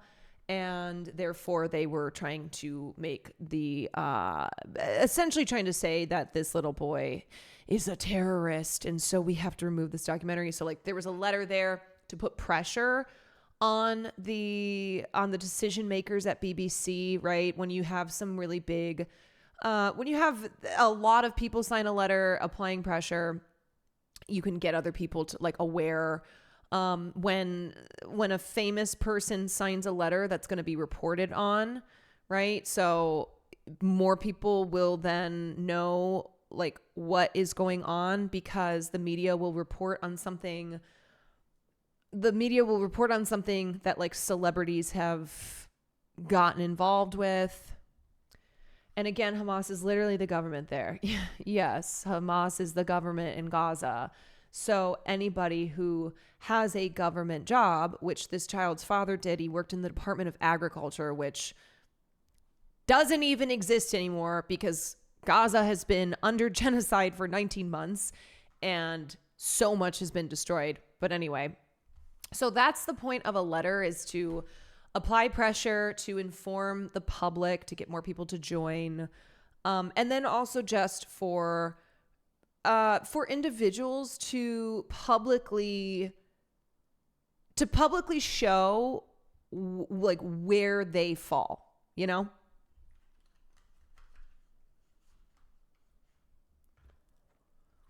To add insult to injury, the most transphobic party, Reform, are looking set to sweep the few local elections taking place tonight. Trump light is coming for us Brits, unfortunately. MAGA brain rot back with a vengeance in the UK. Not that it ever went, of course. And before we move on, let me just explain again. You should care about the trans community because you should care about any marginalized group of people whose rights and lives are being oppressed, okay? But if you're like, oh, man, trans people are such a small percent of the population. Yeah, it's true. And it's insane how outsized the attacks on them are for like being such a small percentage of the population. But if your argument is like, oh, they're such a small percent of the population, why are we spending so much time and energy when look at all these other huge issues that we have going on? It's all connected. Okay, remember, fascism targets LGBTQ people often early in their fascist endeavors. Nazi Germany, before they got into the extermination of millions of Jewish people and, others who were deemed inferior by the eugenicists, by the Nazi eugenicists, one of their first moves was to target the LGBTQ community in Nazi Germany, destroying very important cultural institutions, burning books that had really crucial, irreplaceable research on, on trans and, on trans history. And that is usually one of the first moves by a fascist government is to wipe out LGBTQ people, right? They target their institutions of knowledge and information. They target academia, they target science, and they target the people themselves, right? And they also kill communists and the disabled. Yeah, and anyway, first they came for. Yes, it's the first they came for. So it's important to understand that they don't stop at trans people. They don't stop with LGBT. They do not stop creating a new out group, no matter how much smaller the in group gets. Right. And because the trans community is so small and powerless and is being attacked on all sides, they're a very easy target. And we've already seen how successful anti-trans legislation is. We have seen how high like the rates of violent crime against trans people is, because these are people whose society has deemed unworthy. Like, we're not going to give a shit if something happens to a trans person because they're trans. And so thinking that a government that will target a community is going to, like one community, is going to stop at that is wrong. Right? Like, if you think that as soon as they have accomplished what they've set out to accomplish with the trans community, that then they're going to stop the attacks on other marginalized groups? No. And simultaneously, they are going after other minority groups. They're going after other marginalized communities.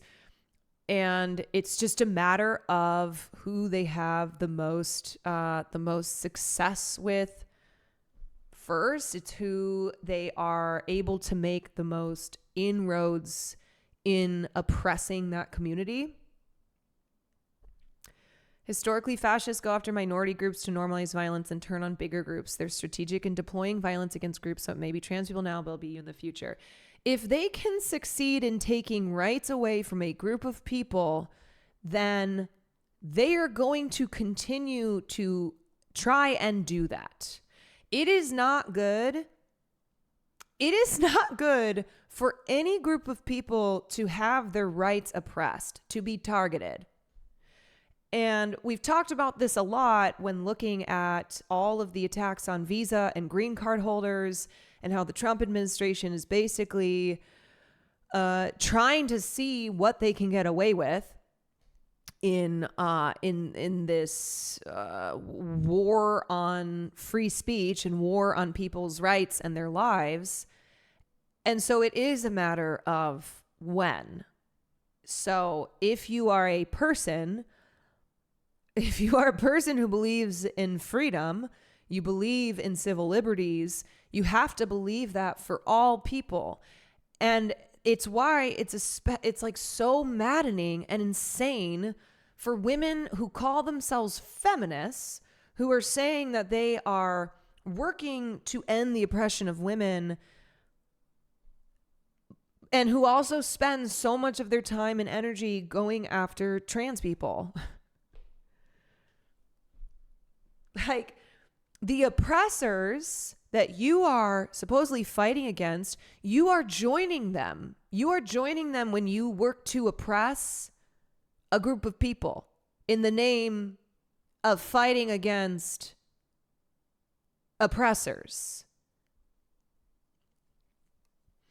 And the use of violence also becomes a recruitment tactic for radicals who have been sidelined by civility and legal codes. It allows those talented in the use of force against others to be incorporated into the movement with directive and purpose that they might not otherwise have.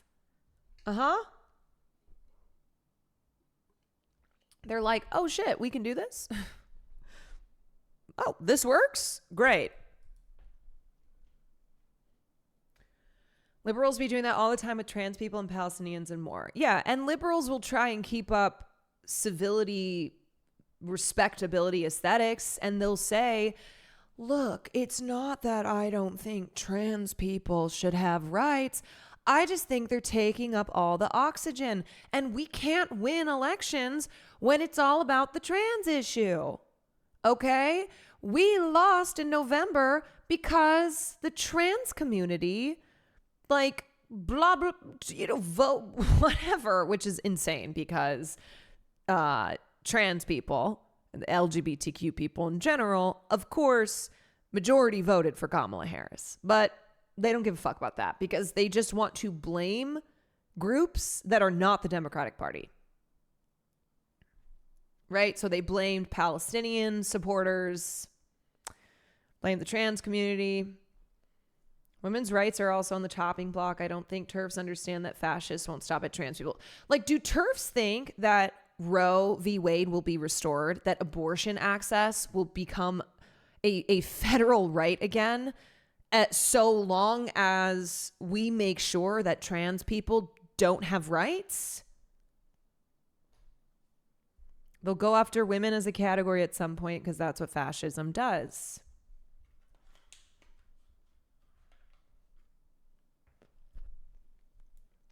Yep. Indeed. So that's why,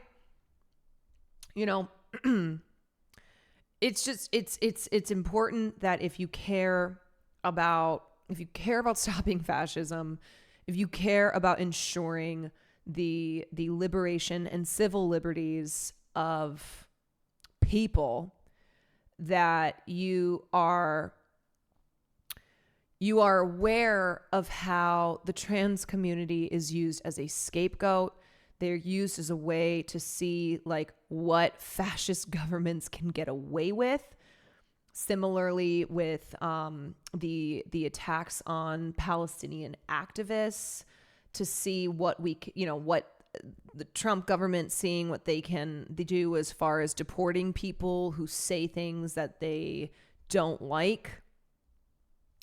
A cis woman was recently fired due to a transphobic customer at Walmart. Wow. Oh,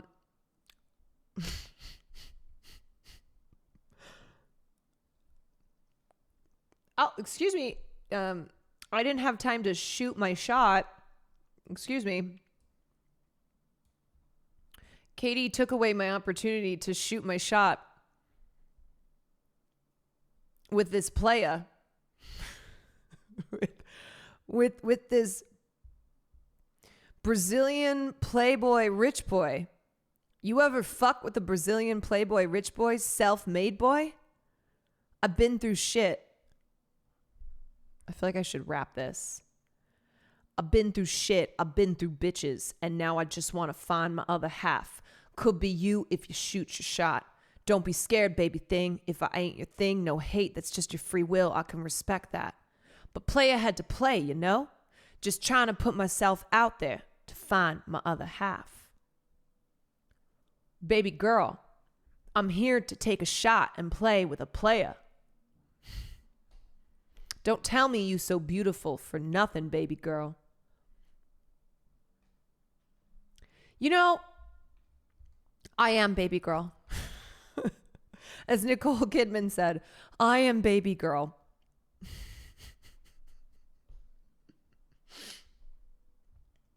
That is a great new copy pasta. You ever fuck with the Brazilian playboy rich boy, self-made boy? I mean, that's bars. You ever fuck with a Brazilian playboy, rich boy, self-made boy? Boy? I've been through shit, and I've been through bitches, and now I just want to find my other half. Could be you, if you shoot your shot. Don't be scared, baby thing. If I almost like wonder, are these lyrics? Let me Google search.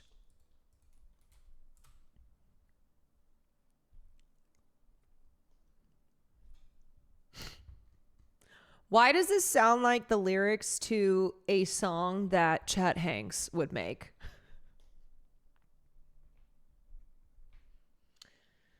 You know? We in the Brazilian land do not claim that one.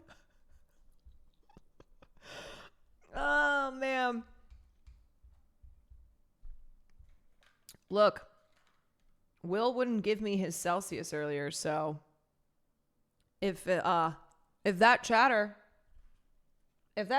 offers me his Celsius, then I might come over. I'm praying he submits an unbanned request. Please. Please. Baby girl, I'm here. Take a shot and play with a playa. Play on, playa. Play on, playa.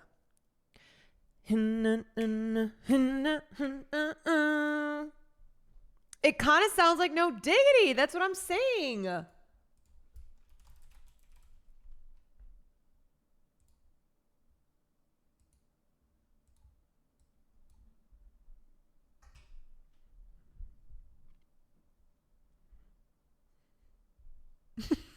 That's why I Googled it. I was like, are these lyrics? Player.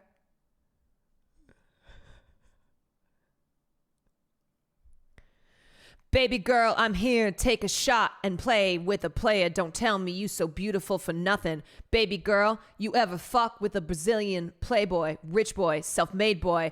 I've been through shit. I've been through bitches, and now I just want to find my other half. Could you be you? Shoot your shot. Don't be scared, baby thing. If I ain't your thing, no hate.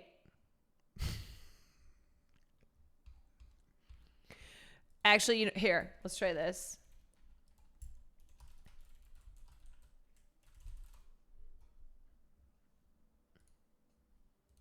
Okay, let's try.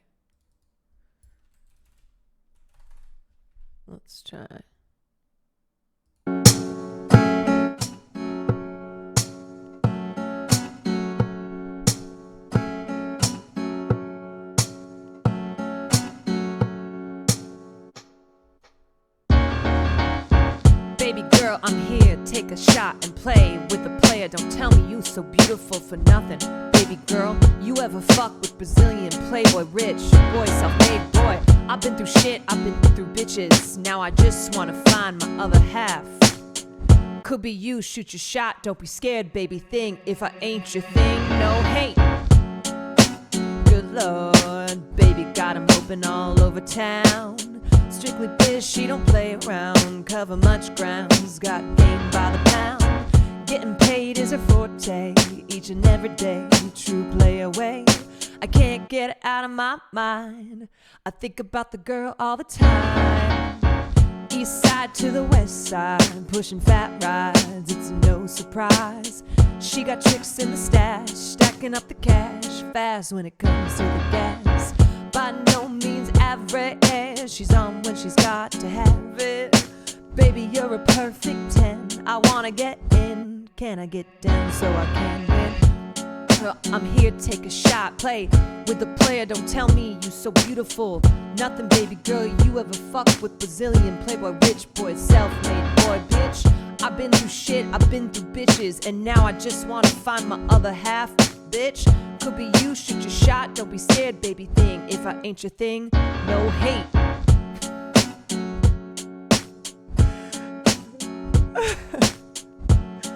Never act wild, very low-key on the profile. Catching feelings is a no, let me tell you how it goes. Herbs the word, spins the verb. Love is it curves, so freak what you heard.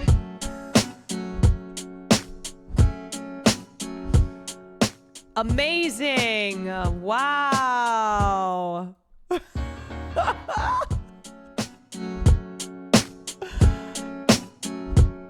The VOD clip's gonna go so hard.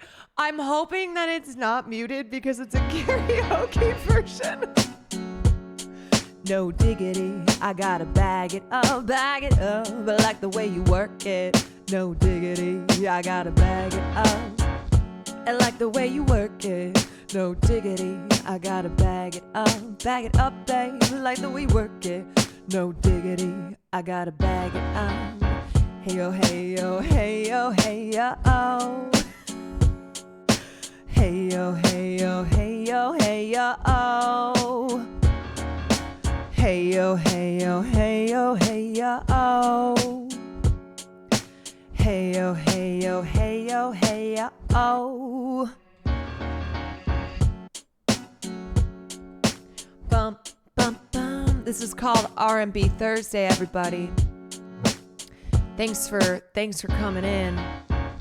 This is the new song that I just wrote. And it's called Baby Girl. If I come across rude, that's just me. That's just how the playet's gotta be. Stay kicking game with a capital G. As the people's on my block, I'm as real as can be. Word is bomb, faking moves never been my thing. So Teddy, pass the word to Chauncey. I'll be sending the call, say around 3:30. Queen Pen and Black Street, it's no diggity. I like the way you work it, no diggity. I gotta bag it up. I like the way you work it, no diggity. I gotta bag it up. I like the way you work it, no diggity. I gotta bag it up. I like the way you work it, no diggity. I gotta bag it up. Yeah. Come on. Becky in full effects. Lisa in full effects. Vicky in full effects. Tamika in full effect. Blaze in full effect. Ain't nothing going on but the rent. Play on, play it. Play on, play it.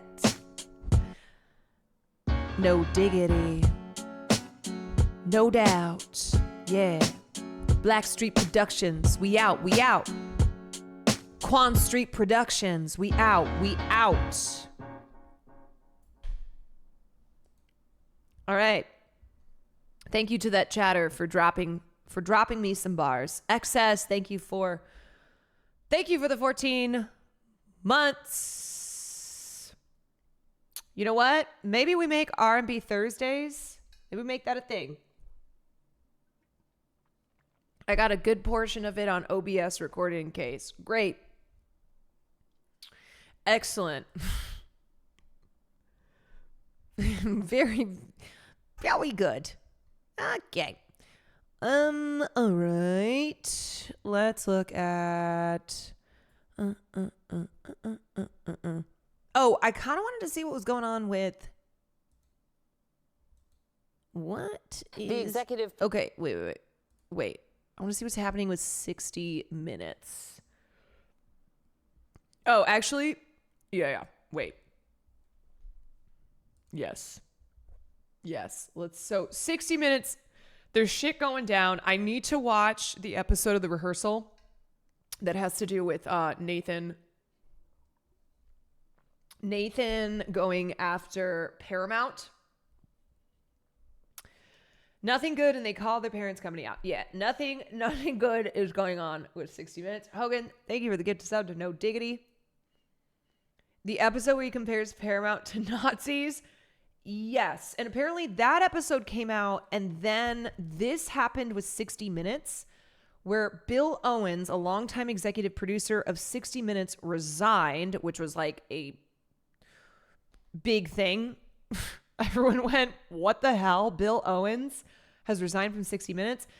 And he resigned due to feeling that the integrity of 60 Minutes has been compromised, that the journalistic freedom of the program is one that is being, that there's obstacles to it now because Paramount is working on their merger. So this has been going on for a while. Paramount Global has been trying to merge with Skydance since 2023.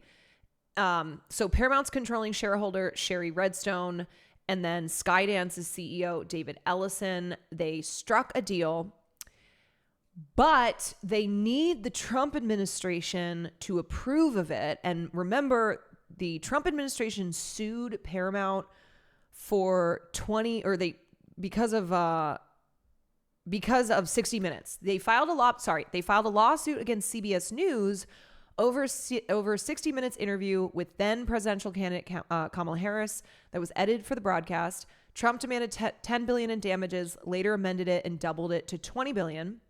So they've been dealing with this lawsuit, and also they want the Trump administration to approve of the merger. So they are bending at the knee and buckling to like what Trump wants, which led to Bill Owens resigning from 60 Minutes. The last minute of 60 Minutes is sponsored by United Healthcare. Reliable coverage for your whole life ahead. In tonight's Last Minute, a note on Bill Owens, who until this past week was executive producer of 60 Minutes. He was our boss. Bill was with CBS News nearly 40 years, 26 years at 60 Minutes. He covered the world, covered combat, the White House. His was a quest to open minds, not close them.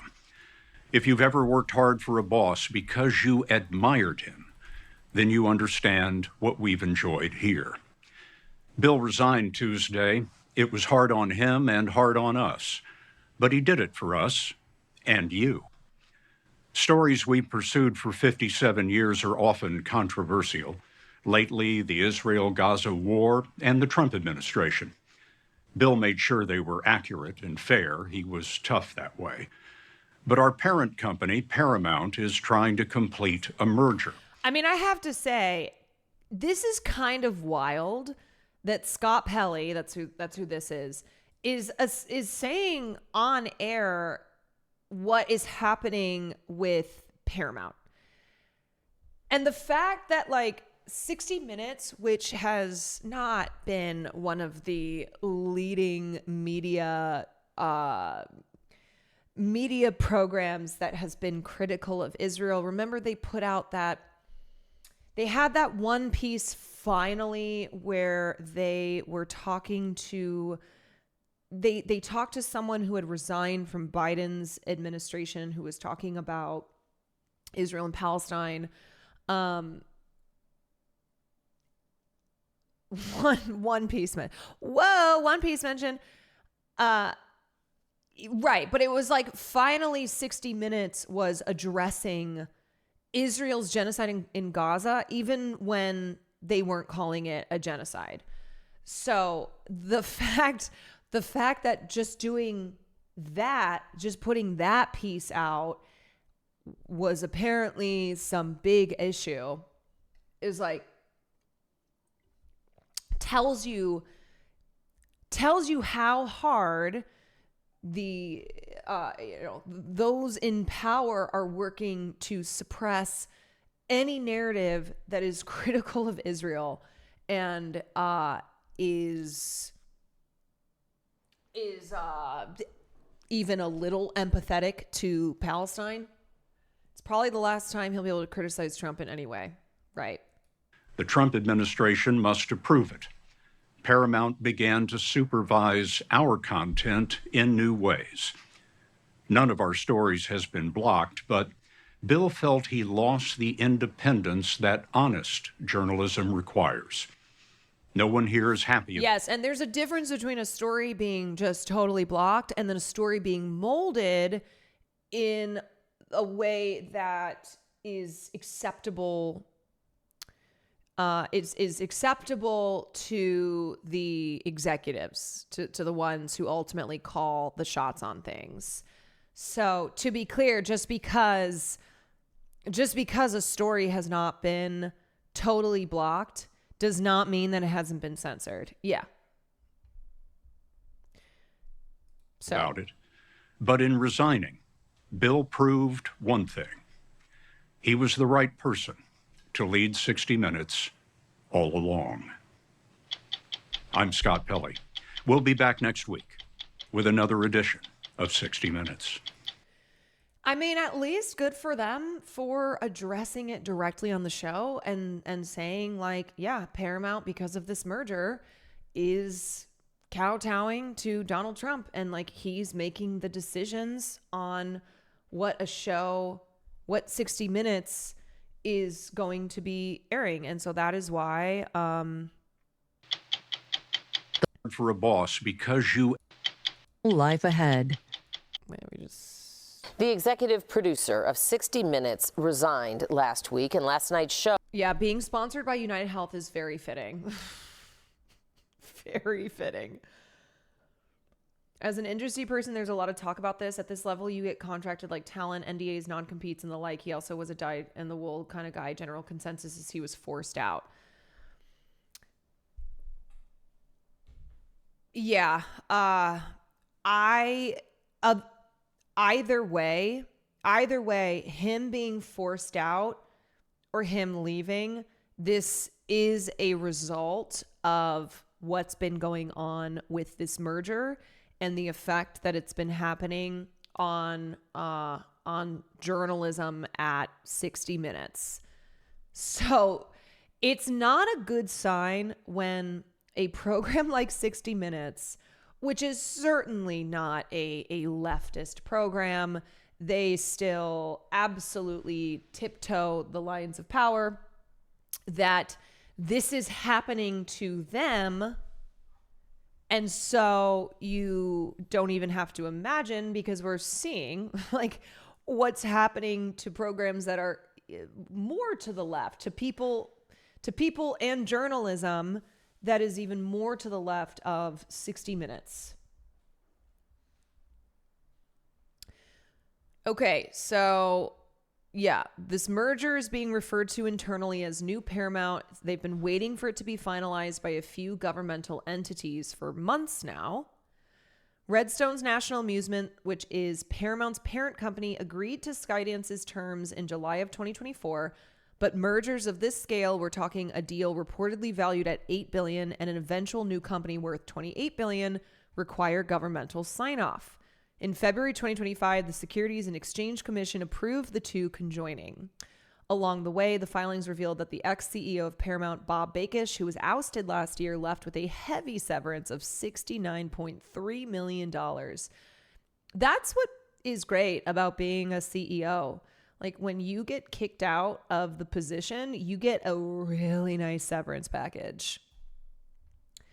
The European Commission also gave its clearance in February, citing that it, quote, doesn't pose competitive concerns in the EU given the combined company's limited market position.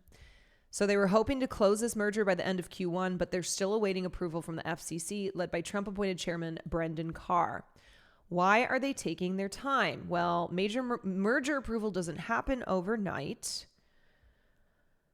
So it's not that it's necessarily proceeding slower, but it's playing out in an unusual way, with two separate issues emerging as sticking points: Paramount's diversity, equity, and inclusion initiatives, and a complaint related to a Trump lawsuit against 60 Minutes last year. What do Paramount's DEI policies have to do with this? So DEI initiatives have been a target of both the Trump administration and specifically Carr's tenure at the FCC. DEI equals die. In March, Carr announced that he would block any mergers engaging in invidious forms of DEI discrimination. That same month, the FCC opened an investigation into Disney and ABC over DEI initiatives. Although Paramount's three co-CEOs, George Cheeks, hey, Mr. Cheeks, Chris McCarthy, and Brian Robbins, rolled back the company's DEI initiatives in late February with no major hesitation. Of course not. They're like, oh, we have to get rid of DEI? Great. We only put that in place for like PR purposes. We have no problem getting rid of it. But the FCC has asked for further commitments limiting such policies. The larger thorn in Paramount's side is the lawsuit between Trump and 60 Minutes and the part that the FCC plays in it. So this is the lawsuit that was filed because of the interview with Kamala Harris. And Trump was claiming that it was doctored and that they doctored it in order to make Kamala Harris look better. So that's why he filed this lawsuit. It all came to a head last week when longtime 60 Minutes executive producer Bill Owens resigned over clashes around the program's editorial independence, saying that the company is done with me. 2 days later, the Wall Street Journal reported that Carr said a complaint relating to the 60 Minutes Harris broadcast could factor into his agency's review of Paramount's deal. He's literally saying, if you do not capitulate to everything that we, and Carr is acting, of course, on behalf of the Trump administration, that we want, then you can say bye-bye to your deal. So, of course, Paramount is freaking out. Like, this is so transparent in being like, oh, you want your merger to go through? Okay, well, we're going to have a say in how your company is running. Starting with getting rid of DEI, and also not putting forward any stories that we think are bad for Donald Trump. Hey, big sis. Hey, little bro. Spudding, thank you for the 20 months. Talia, thank you for the 15 months. In the next edition of 60 Minutes, correspondent Scott Pelley announced Owens' departure and called out the company on air. In a press conference earlier this week, Carr denied that Trump's 60 Minutes lawsuit would affect the approval of a Paramount Skydance merger. Really? Oh, okay. So now he's saying the settlement and any discussions around that have nothing to do with the work that we're doing at the FCC. Sure, even though you literally said that the lawsuit could factor into your agency's review of Paramount's deal. There's the litigation, which we're not a part of, and there's been no discussion about. There's the transaction that's before us, and there's the CBS News distortion. And we're taking those last two, running our normal course. Regardless of Carr's denial, though, all these issues are undeniably entangled, at least from Paramount's and Skydance's perspective, as they attempt to complete the merger. So, is that why Ellison was seen with Trump at a recent UFC fight? Yeah, for sure. Larry Ellison, who's the CEO of Skydance, who's trying to have this merger go through, yeah, that's absolutely why he was hanging out with Donald Trump at a recent UFC fight. How does this affect the rest of Hollywood? There's plenty of anxiety in Tinseltown over what this lawsuit and merger could signal for other companies going forward. We've already seen other major entertainment companies kiss the ring. In one recent example, Jeff Bezos' Amazon had no problem putting in a $40 million bid to license Melania Trump's documentary. Listen, could it be that it's just really good? Okay, this has nothing to do with wanting to make nice with Donald Trump. Maybe it's just amazing. Looking for Melania Trump. Is there a trailer on this? Looking for Melania Trump. What the fuck? It's okay, Melania Trump documentary trailer.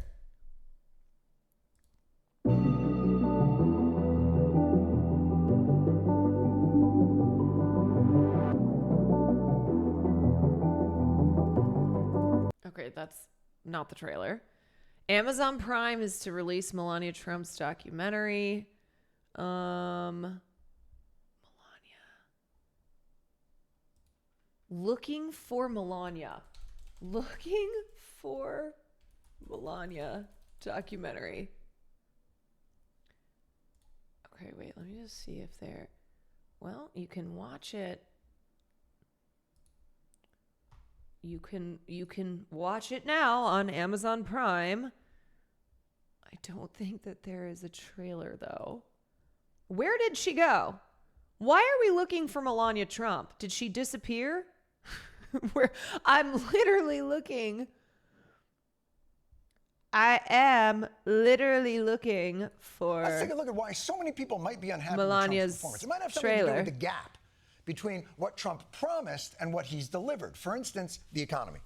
America is going to be very rich again, and it's going to happen very quickly. I think our economy is going to roar. I think our stock market's going to do great. When I win the election, we will immediately begin a brand new Trump economic boom. It'll be a boom.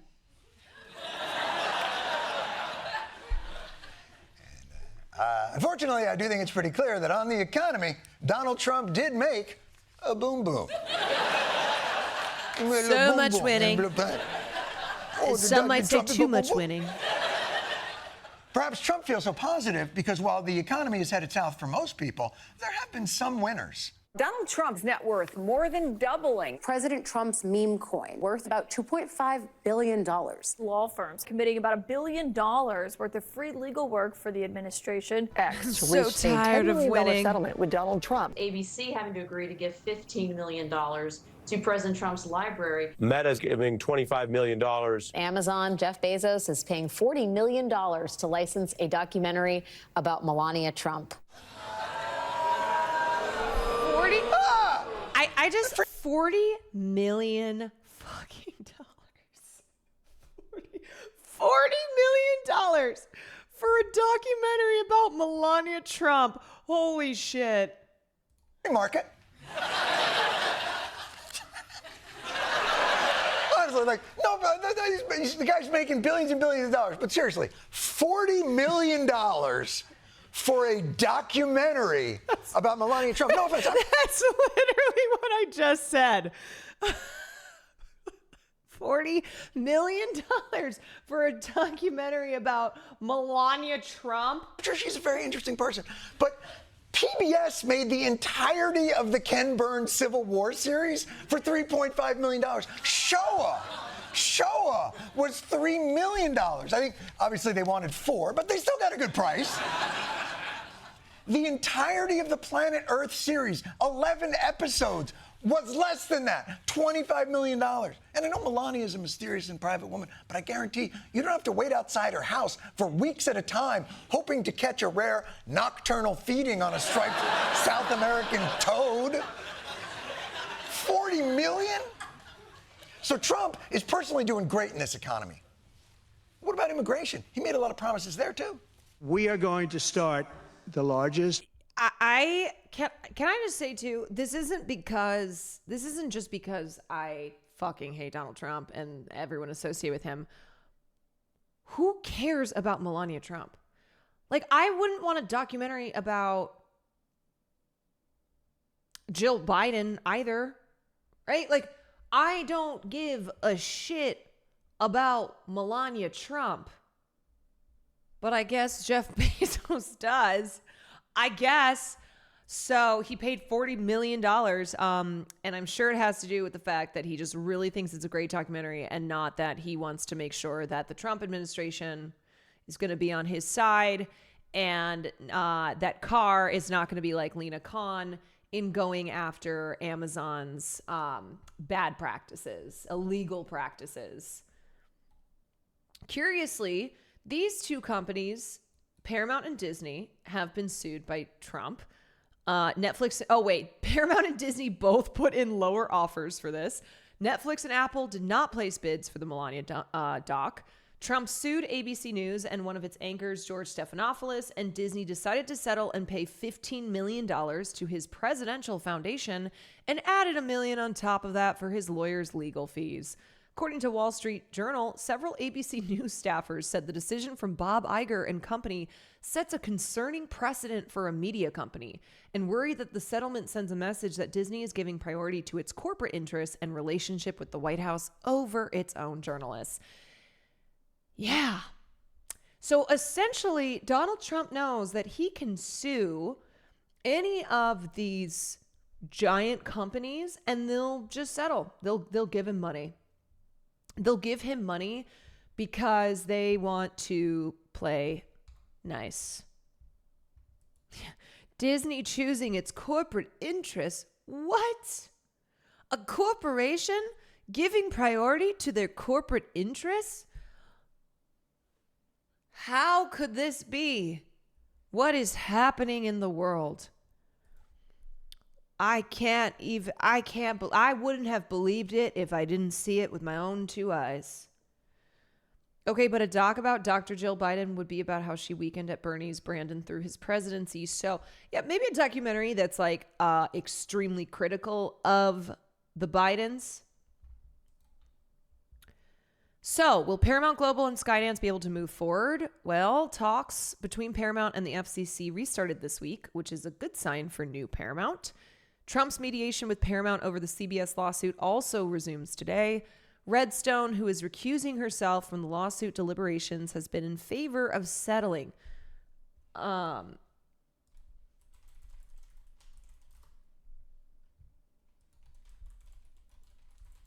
on.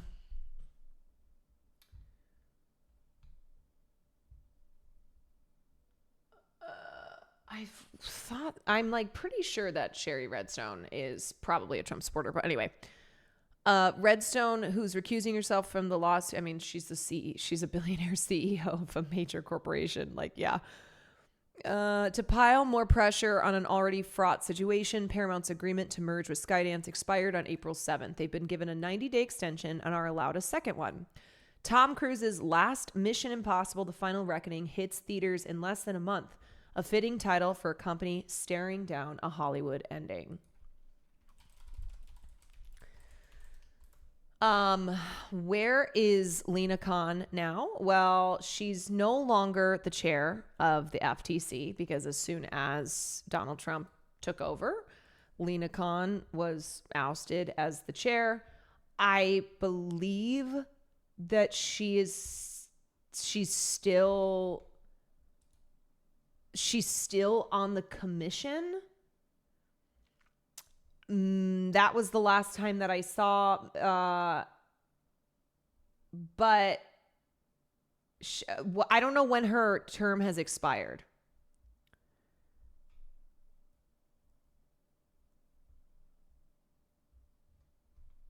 I don't know. I mean, either way, she doesn't have. She's out. Okay.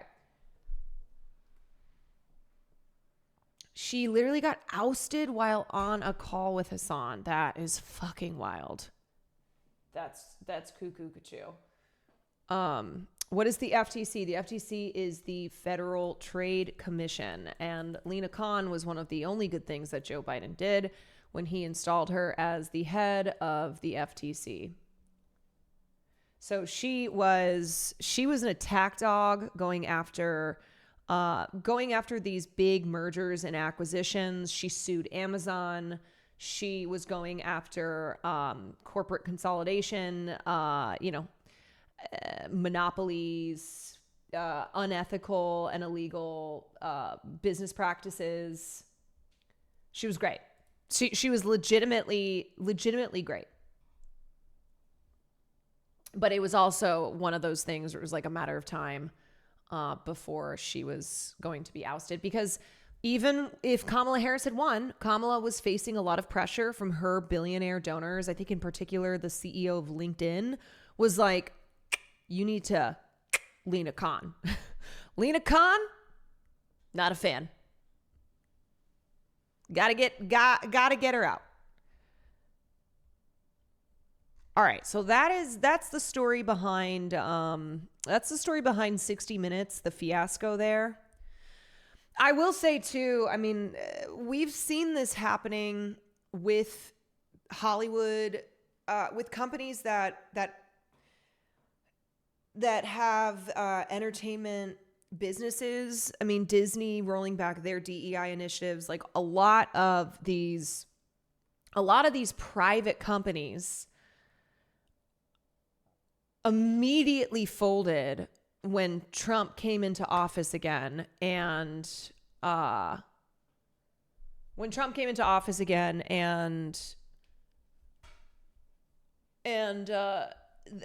did things like get rid of DEI. They couldn't wait. Honestly, they couldn't wait to fold.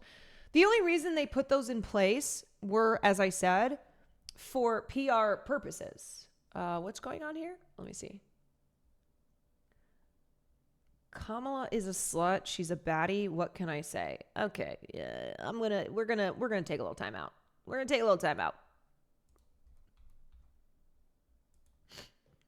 Weird. Fucking weird. Okie dokie. They never cared. It was just for marketing. They'll do whatever thinks will make them the most money. Yes. 100%. Yeah, it's why corporations will advertise at gay pride parade, but then also support political candidates and groups that are anti-LGBTQ. They don't give a fuck. They do not care. It's a matter of like what they think is going to be best for their bottom line. Okay, so let's talk about Duolingo. So they killed their owl and then... Ever since Duolingo announced that their mascot passed away, their stock has been plummeting uncontrollably. Just today they announced that their owl has been unalived and the authorities are looking into what caused this. I mean, Their owl has been unalived.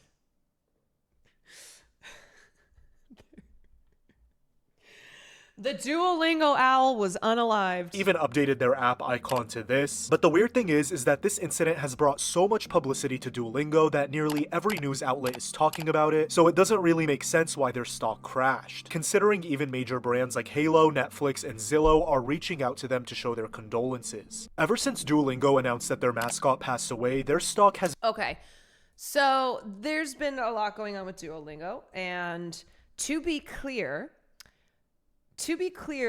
there's attention now on the fact that Duolingo is doubling their language courses because they're using AI. They're firing their contractors, their human workers because they're going to use AI. This has been happening for a year, though. This is not something that just now occurring. This is back in January of 2024.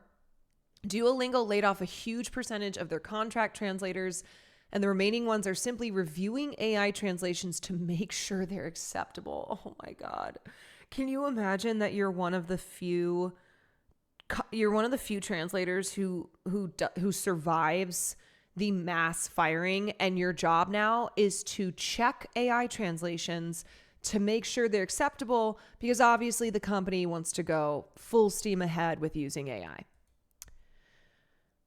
This is in the Reddit Duolingo. In December 2023, Duolingo offboarded a huge percentage of their contractors who did translations. Of course, this is because they figured out that AI can do these translations in a fraction of the time. Plus, it saves them money. I'm just curious, as a user, how do you feel knowing that sentences and translations are coming from AI instead of human beings? Does it matter? And then this is someone who worked for Duolingo. Here's the final email I got 2 weeks ago, just in case you wanted to see. I worked there for 5 years. Our team had 4 core members, and 2 of us just got the boot. The 2 who remained will just review AI content to make sure it's acceptable. Yeah, you are the sole translator now. Here's the email. Thank you for your time at Duolingo. We are requesting you complete our Duolingo exit survey. It should only take 1 to 2 minutes. You will be able to view your certificate of earnings with us via this link. Thank you again for your contribution to Duolingo, and please reach out if you need anything. Best, Nick. Oh, God. It's so fucking shitty. How's this for PR speak? Duolingo has contacted us following the publication of this news to provide us with some details about the layoffs, which clarifies the current situation a bit. This is what they tell us from the American company. We can confirm that some Duolingo workers have not been renewed upon the completion of their projects at the end of 2023, but these are not layoffs. This affected a small minority of Duolingo workers, as the majority have been retained.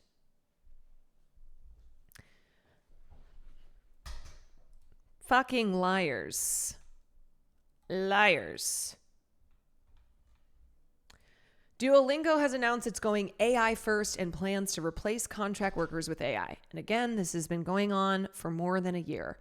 The company also said that it plans to utilize AI in its hiring process and performance reviews.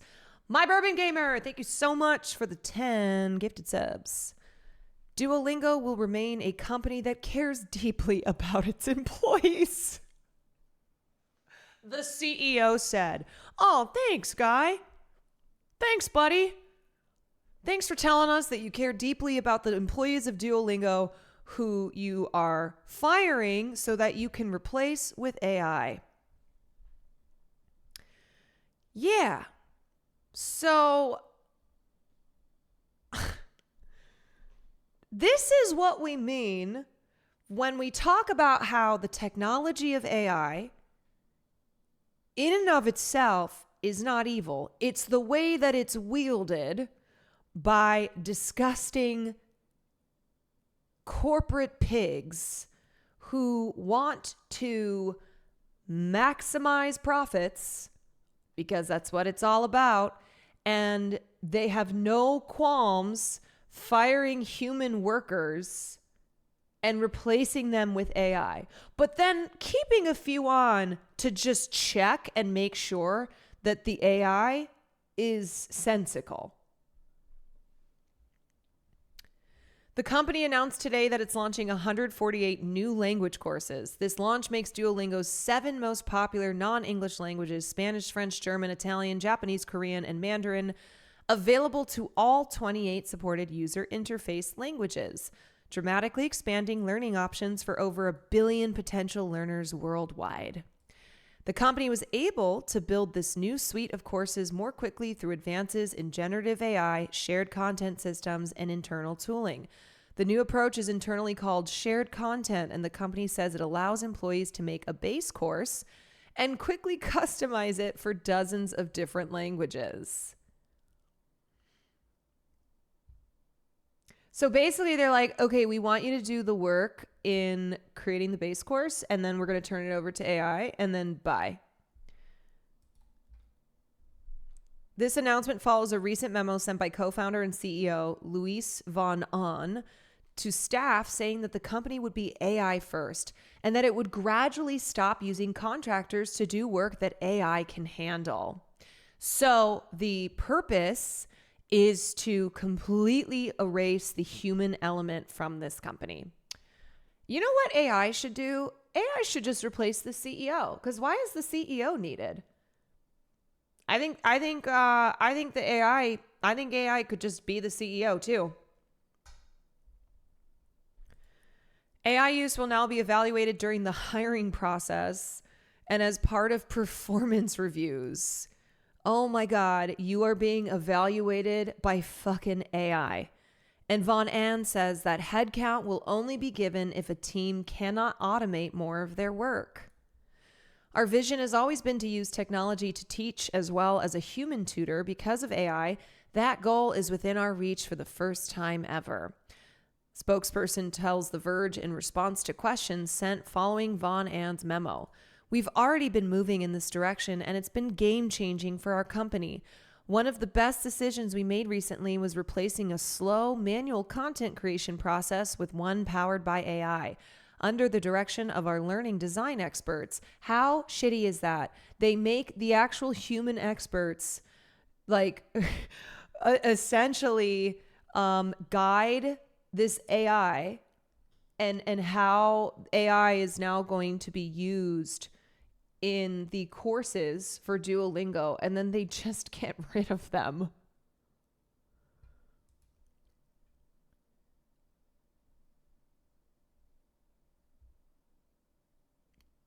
Duolingo is also constantly testing and improving our models and has systems in place to ensure that output from AI meets its standards for course content and is aligned with the Common European Framework of Reference for Languages, a standard for language proficiency. Dalmaser says that internally, many teams are already embracing and using AI in their work and have been for years. However, he acknowledges that there have been negative reactions to Von Ann's memo. Dalsimer also notes that Duolingo has, quote, no intention to reduce full-time headcount or hiring, and that any changes to contractor staffing will be considered on a case-by-case basis. So how does that align with you saying that you will gradually stop using contractors to do work that AI can handle? Like, it was already bad enough using contractors so they didn't have to pay full-time employees. Like, let's be clear that that's what they were doing there, okay? By hiring contractors to work at Duolingo, meaning they don't have to pay them and provide benefits in the way they would if they were full-time employees. And now they're like, oh, great, we have an even cheaper method. We have an even cheaper method, which is to replace them with AI. And here's a video from Geoffrey Hinton, who, remember, is one of the godfathers of artificial intelligence. His work shaped modern artificial intelligence.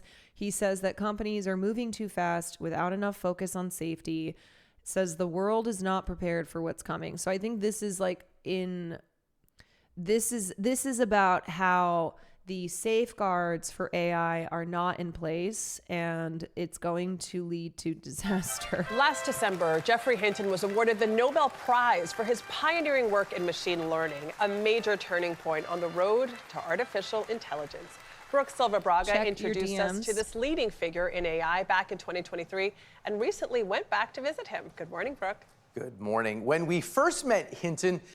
Yes, I think that works for me, Non. Saturday, 12:45. Let's do it.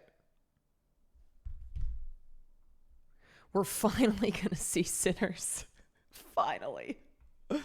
Very exciting. I don't know about you, Andre, but my entire community is just pointing and laughing at me that I haven't watched it yet.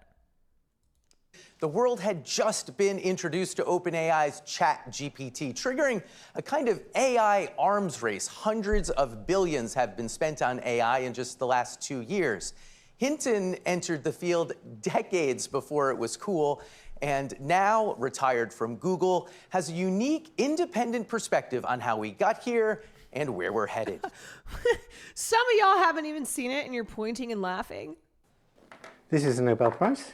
Last year, Geoffrey Hinton, for most of his life an outcast professor, was awoken by a call in the middle of the night. He was getting the Nobel Prize. People dream of winning these things, and when you do win it, does it feel like you thought it might? I never dreamt about winning one for physics, so I don't know. I dreamt about winning one for figuring out how the brain works. Yeah. But I didn't figure out how the brain works. But I won one anyway. That's because Hinton's attempt to model the brain instead helped change the world. In 1986, he proposed using a neural network to predict the next word in a sequence, the foundational concept that today's large language models It's an expert at everything. have built upon. You believe then that we would get here? Yes, but not this soon. Because that was 40 years. I didn't think we'd get here in only 40 years. Yeah. But 10 years ago, I didn't believe we'd get here. Yeah, it happened fast. Yeah. That speed, Hinton. Do you know what he has said? He said that he's glad to be 77 because the tech probably won't take over the world in his lifetime. Which, who knows? I mean, it is advancing faster than expected. He thinks he's not going to live long enough to witness the technology's potentially dangerous consequences. It's also difficult to put laws that would protect people, jobs, and slow progress when other countries would not respect that, use it against the West. We need some world UN strict oversight. Well, I mean, the argument that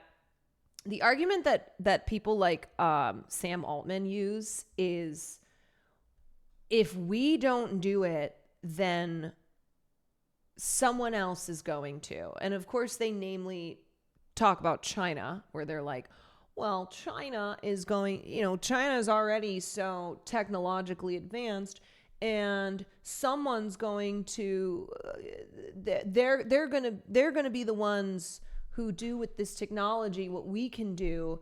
And so you have to like leave this unrestricted so that we can be the ones at the forefront of it. That was the argument when that bill in California got killed, when Gavin Newsom was like, actually, I'm not going to sign off on this bill. That would have been the first state legislation to put any type of guardrails up at these companies that are developing AI. And that would have then had a federal effect, but that bill was killed. And says means education and medicine will soon be transformed. Yeah, how much longer are we going to fall for the, big scary China will take us over, while it's American companies that just keep exploiting us further? Yeah, I mean, this is what's being said with the tariffs, where they're like, we got to do this because China. Look at China. We got to stop China. We have to stop China. And so, therefore, we're going to enact these insane tariffs under the guise of protecting American workers, because these poor American corporations have been forced out of America. They have been gunned to their head, forced to set up shop in countries overseas, which has led to, led to a loss of industry and jobs in the U.S. Climate change could be solved, but mostly the rapid progress really worries him. The best way to understand it emotionally is we're like somebody who has this really cute tiger cub. It's just such a cute tiger cub. Unless you can be very sure that it's not going to want to kill you when it's grown up, you should worry. I'm kind of glad I'm 77. Hinton predicts AI will make authoritarians more oppressive and hackers more effective. He now spreads his money across 3 banks. The exact odds that's already happening, though, right? That's already happening. Israel is using Gaza as testing grounds for cyber warfare, employing AI programs to mass kill in Gaza. This is already happening. That AI is being used. So companies like Palantir, okay, with insane CEO Alex Karp, they are tying themselves to the federal government and basically being like, you need us, so give us money. We're integrating our businesses with America's military industrial complex, and we are providing you with the crucial technology in order to do surveillance. And the US government is like, yes, this is true. And so Alex Karp and Palantir are getting billions of dollars in contracts, and they are employing technology. They are weaving it into our national security operations. And this is playing a direct role in the slaughter of Palestinian people. AI apocalypse are unknowable, he says, but hazards this guess: a 10 to 20% risk AI will take over from humans. People haven't got it yet. Alex Karp has been described as the AI arms dealer of the 21st century. That is terrifying. The AI arms dealer of the 21st century, where they are just finding, they are finding more advanced ways to commit mass murder. They are using advanced technology to murder and oppress populations. So this idea that like this is maybe something that is to come, no, it's happening now. It's happening now. I haven't understood what's coming. I don't think there's a way of stopping it to take control if it wants to. The issue is, can we design it in such a way that it never wants to take control, that it's always benevolent? Those concerns have long been shared by other AI leaders. Google CEO Sundar Pichai. It can be very harmful if deployed wrongly. Ex-AI's Elon Musk, who continues to call for regulation. It has the potential of civilizational destruction. Sam Altman, seen here before he became OpenAI's CEO. I think AI will probably, most likely, sort of lead to the end of the world. But now, as these companies race each other and compete... To be clear, too, the only reason, the reason that Elon Musk appears to be on the right side regarding AI has nothing to do with, his morals. It has nothing to do with him wanting to protect the working class, who, of course, this technology is employed against. It has to do with control. It has to do with him wanting to make sure that he is not going to lose his position. There's also weird conspiracy shit too. Yes. Also, didn't he name his kid AI? With China, Hinton worries they're foolishly, selfishly putting all of humanity at risk. If you look what the big companies are doing right now, they're lobbying to get less AI regulation. There's hardly any regulation as it is, but they want less because they want short-term profits. Taking a stand against the establishment has been the hallmark of Hinton's life. When American AI funding required partnering with the Defense Department, he moved to Canada. When neural networks were laughed at as unworkable, he worked on them for a few days. And remember too, okay, so if Elon believes that AI could potentially lead, AI getting to a point where it results in human extinction, he is obsessed with birth rates. He is obsessed with falling population rates. So it could also be that he is looking at this as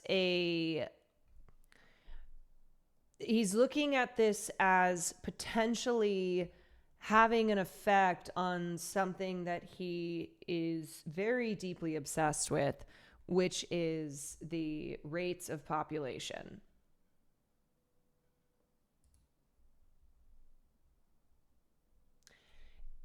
Except a lot of the AI takeover is rarely portrayed as a violent takeover. Instead, it's humanity continuing to push off tasks on AI until it eventually controls everything. Yeah, I gotta be honest, okay?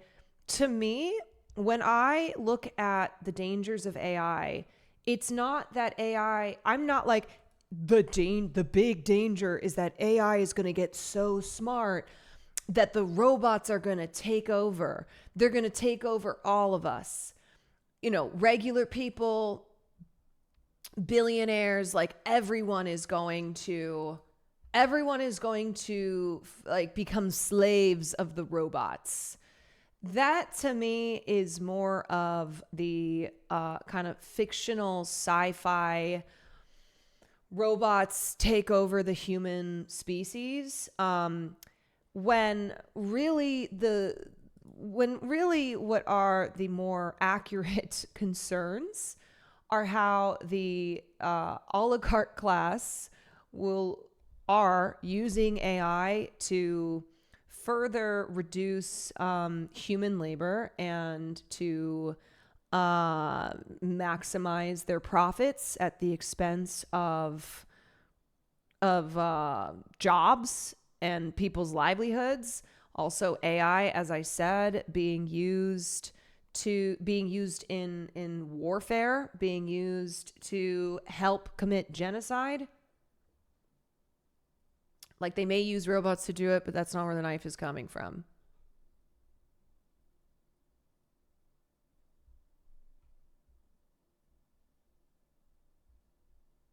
Decades more. Is that a certain thing in a person? Yeah. You have to be contrarian. Yeah. You have to have a deep belief that everybody else could be doing things wrong and you could figure out how to do them right. Any idea where that came from? My family, partly. Yeah. My father was like that. That's him there. Hinton's legendary family tree includes not just his father, the prominent entomologist, but further back, George Boole, whose algebra innovations paved the way for computing, and George Everest, the surveyor who found the height of the world's tallest peak. Yeah. Then computers taking over is cope to say the computer did it. The computer did it. It wasn't us. Had it named after him. So it hit there. Hinton's inheritance was a curious mechanic's mind. Yes, it's also a very powerful tool in manipulation, control, surveillance, and oppression. Yes. Yeah. Were you always interested in this kind of stuff, the way things work and how to fix them? Absolutely. I loved it. When one of our cameras fell, damaging a lens filter, Hinton wanted to fix it. But this kind of tinkering, was this desire important to your work, or is this just a hobby? No, this is a similar thing. When I would make neural net models on the computer, I would then tinker with them for a long time to find out how they behaved. And a lot of people didn't do much of that, but I loved tinkering with them. Okay. I remember with Ilya, we used to watch it learning, and we would have bets for like 25 cents on who could predict the new score best. Ilya Sutskever, Hinton's most famous protege, went on to be chief scientist at OpenAI. To just set up a large neural network, which is a large digital brain. In 2023, he was part of the group that pushed out CEO Sam Altman, reportedly because they didn't trust that Altman was prioritizing safety. I was quite proud of him for firing Sam Altman, even though it was very naive. Naive, Hinton says, because OpenAI employees were about to get millions of dollars that would be jeopardized by Altman's departure. Altman returned, Sutskever left. Hinton criticizes his former colleagues at Google more reluctantly, but says they're falling short too. Were you disappointed when Google went back on its promise not to support military uses of AI? Very disappointed. But it's part of a pattern. Right. So, like, okay, when we talk about the possibility of AI becoming so advanced that it leads to human extinction. So people like Elon Musk, they float this probability of human annihilation, saying that AI will exceed human intelligence, and because it will become smarter than humans, then it will control the technology, and then it can use that to like wipe out the human species. Or you could look at it that AI becoming so advanced and so widespread will have disastrous effects on the human race, because it will lead to widespread poverty it will, the outcomes of AI used in warfare, used to further oppress the majority of the population, that people will simply not be able to survive because they've been pushed out by the technology, or because they are being targeted. They're being targeted via the military because of the effects that it will have on the planet. So I do not believe that the advancement of AI, when we talk about the effects that this will have on the human race, this is not something that I believe applies to those at the very top, those who are the ones wielding this, who are making billions of dollars off of this technology. Earth creates humans. Humans create AI. Humans kill Earth. AI kills humans. Woman inherits the Earth.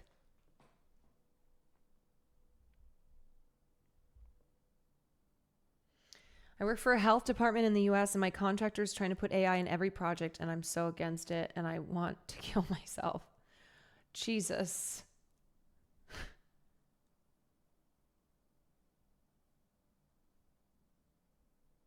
Hinton says, adding Meta and xAI to the list of companies racing faster than they should. For example, the fraction of their computer time they spend on safety research should be a significant fraction, like a third. Right now, it's much, much less. Hinton, now on the AI sidelines, says government regulation is needed, but doesn't expect it soon. I'm curious if just in your normal day-to-day life you despair. You fear for the future and assume it won't be so good. I don't despair, but mainly because even I find it very hard to take it seriously. It's very hard to get your head around the fact that we're at this very, very special point in history where in a relatively short time, everything might totally change. A change of a scale we've never seen before. It's hard to absorb that emotionally. We asked the AI labs mentioned in the piece how much of their compute is used for safety research. None of them gave us a specific number, but all have said safety is important, and they support regulation in general, but they've mostly opposed regulations that have come up before lawmakers so far. Did he indicate which sector the breach might technically happen? Well, like he says, he's already worried about banks. He thinks banks are going to be a target. He has spread his money across different banks. Oh, wow. All right. It's a little scary, Brooke, but great reporting. This is how it will be. These are the Davari slums and Mumbai. This is a visual depiction of the wealth disparity we will have, but much worse. Wow. An image speaks 1,000 words.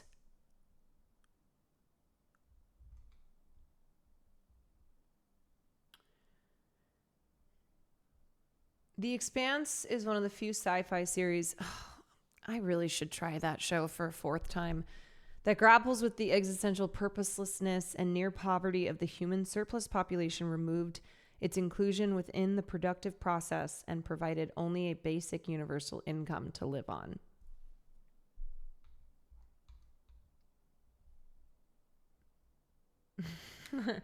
I watched the first season of it. Like I said, I blame Will for us not finishing it, okay? Right. So without purpose and living in poverty, how can a population survive? So I think maybe some people might interpret the like AI takeover in the way of the Matrix, where there's these robots that come in and like take over the world and put human beings into little pods into a matrix, and they're controlling everything that they control everything. But really it's like, okay, what we're talking about here is people not being able to survive because AI has become so advanced and is used in every facet of life so that it replaces human beings. And so therefore they have no way to survive. It's a much lamer reality. There are not enough resources to sustain this shit in the planet. Hello? Is it just you? Is it you on the just chatting thumbnail?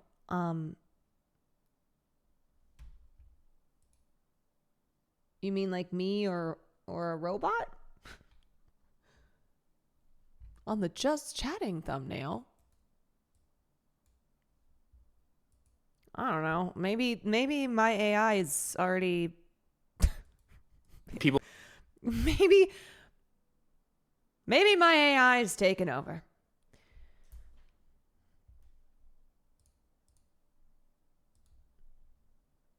Oh, you mean like, is this me? No. Also, I don't think that that's a picture of a real person.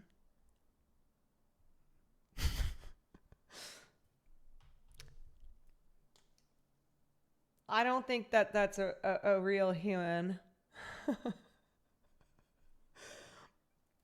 It could be AI generated. Who knows?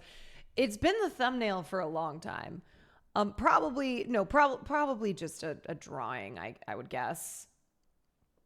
You know,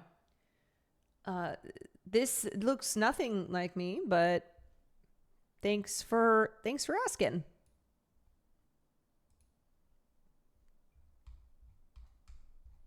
It's actually Cheryl Kwan. Wait, that's crazy. The just chatting thumbnail actually looks like it could be Cheryl Kwan. Could be a Twitch staffer stock image. I don't know. That did not look like a human person. Please verify your identity. Okay, so this is a Taylor Lorenz video talking about how police departments are using secretive AI technology to create lifelike AI personas designed to interact with real people online, like protesters and activists, for intelligence gathering. This tech is becoming more popular amid crackdowns on student protests against the war in Gaza. Leaked presentations reveal AI personas posing as various people, from divorced moms to teenage boys, in attempts to infiltrate online communities. Damn. So this is what we mean by this technology is already being employed in these manners that we have been discussing. And it's why I get so pissed off when I see people doing cop shit, like posting a photo of someone's phone as they're texting on it and then putting that on the internet for everyone to see. It's like, why are you being a cop? Why are you doing surveillance? We are already being surveilled every day. People had like 7 fingers on their hand. You were generating an AI avatar. And now some of them are really hard for even me to tell whether it's like a fake image or not. Imagine you're an immigrant and a friendly mutual on social media or in a Discord server suddenly starts chatting with you. You become close and maybe make an offhand comment about politics. Before you know it, the police have a full record of your conversation and comments, and you're being deported. Massive Blue is a company that's working with police departments across America to bring this type of surveillance infrastructure to life. They're creating an endless stream of AI-generated people online to interact with and collect intelligence on college protesters, immigrants, political activists, and alleged criminals. 404 Media's Jason Kebler has been exposing all of this. Today, he joins me to talk about digital surveillance. Now we're going to need a shirt that says not just don't talk to the cops, but don't talk to the AI cops. Do not talk to the AI cops.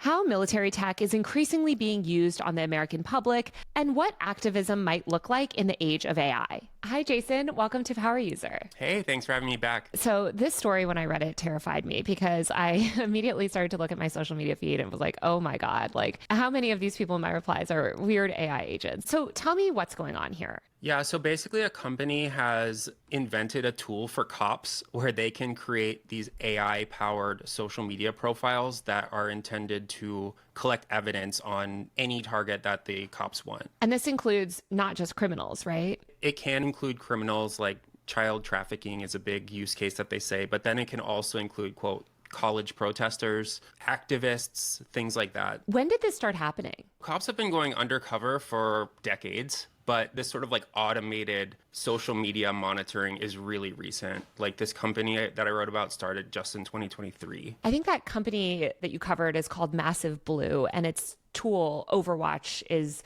I think what you described as like running all of these AI systems. Was there something that happened in 2023 that made this company come to fruition? I think the big thing is that AI just got a lot better, like a lot more conversant. We started to see the rise of like ChatGPT toward the end of 2022, I believe it was. And so we don't know exactly what large language models or which AI tools are being used. But I think before things like ChatGPT, it would have been really hard to make a believable AI bot person. And so these are social. One of the best talks I've seen is a talk by perhaps the world's at the time best computer vision researchers, and how he came to realize how dangerous his tech is in military hands. I am going to bookmark this. Thank you.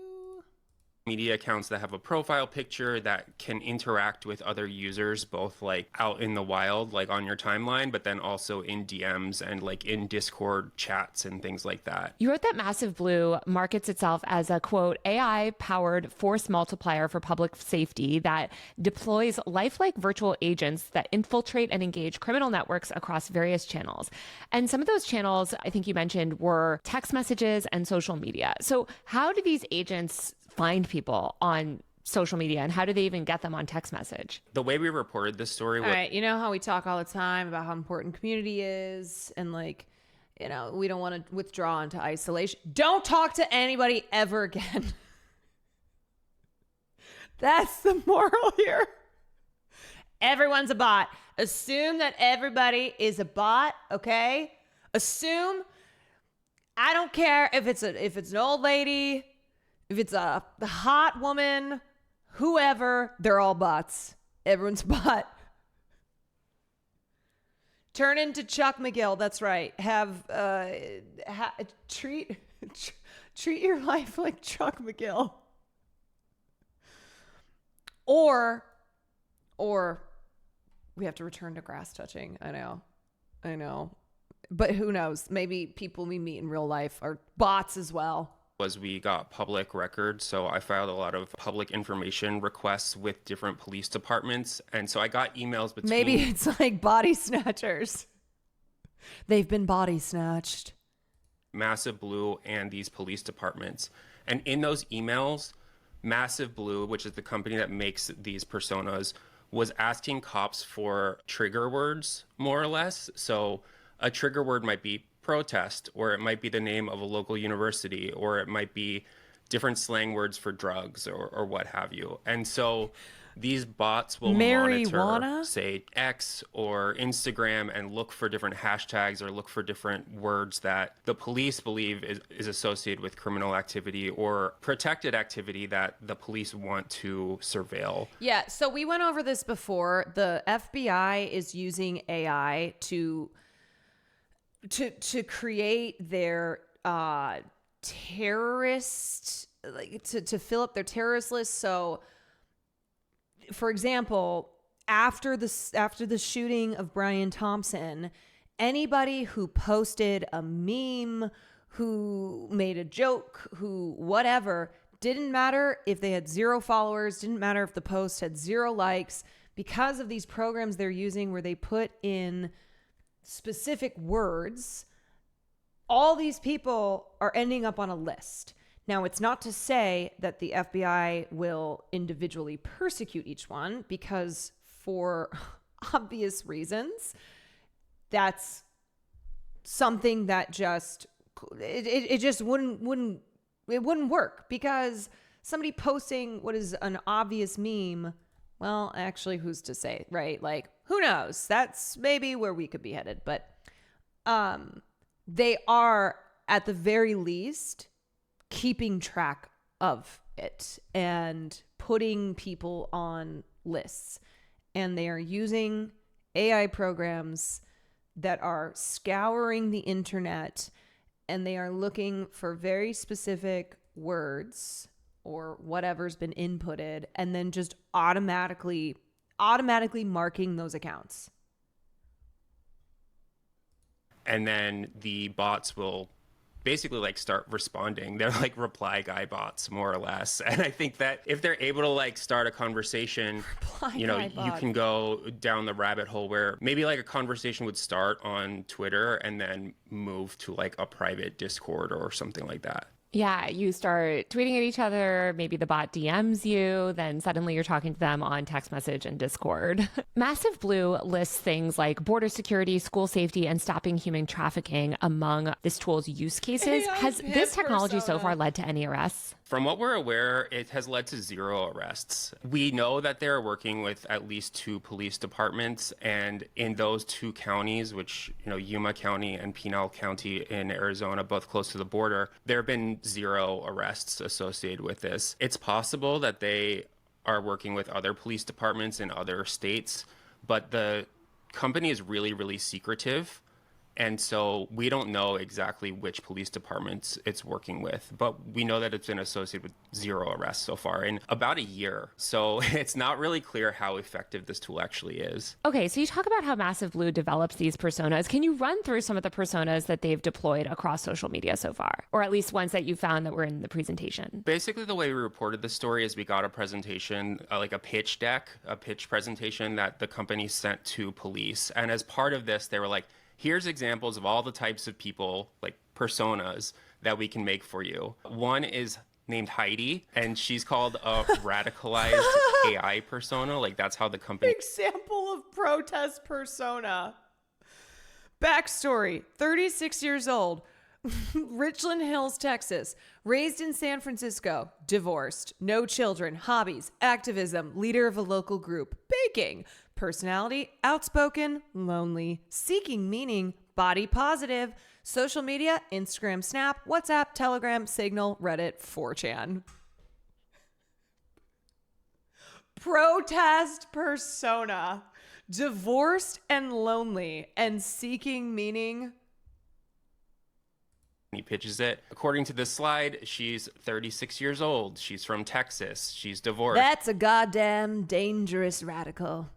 A divorced woman who has hobbies of baking and is lonely.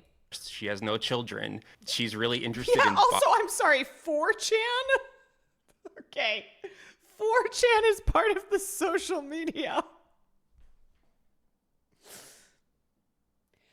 Just a woman in her 30s who's divorced and who is a protest leader using 4chan? Really? Body positivity and seeking meaning and also baking. I would describe it as kind of like a fever dream stereotype of what the police imagine a like leftist protester to be. I don't know what you blue-haired thought liberal that is divorced, cat lady, all of that. That's exactly the vibe. And then there's another one who's like a 25-year-old from Dearborn, Michigan, which is a heavily Muslim area. And it says that this woman's parents emigrated from Yemen. She speaks Arabic and she's active on Telegram and Signal. So that's like very Palestinian protester coded is sort of what I think they're going for here. And then they also have what they call a child trafficking persona, which is a kid, a 14-year-old kid named Jason, not me. And they say that he's really into anime, gaming, comic books. He's shy. He has difficulty interacting with girls. And then they have like examples of conversations that he has where he's like obsessed with SpongeBob.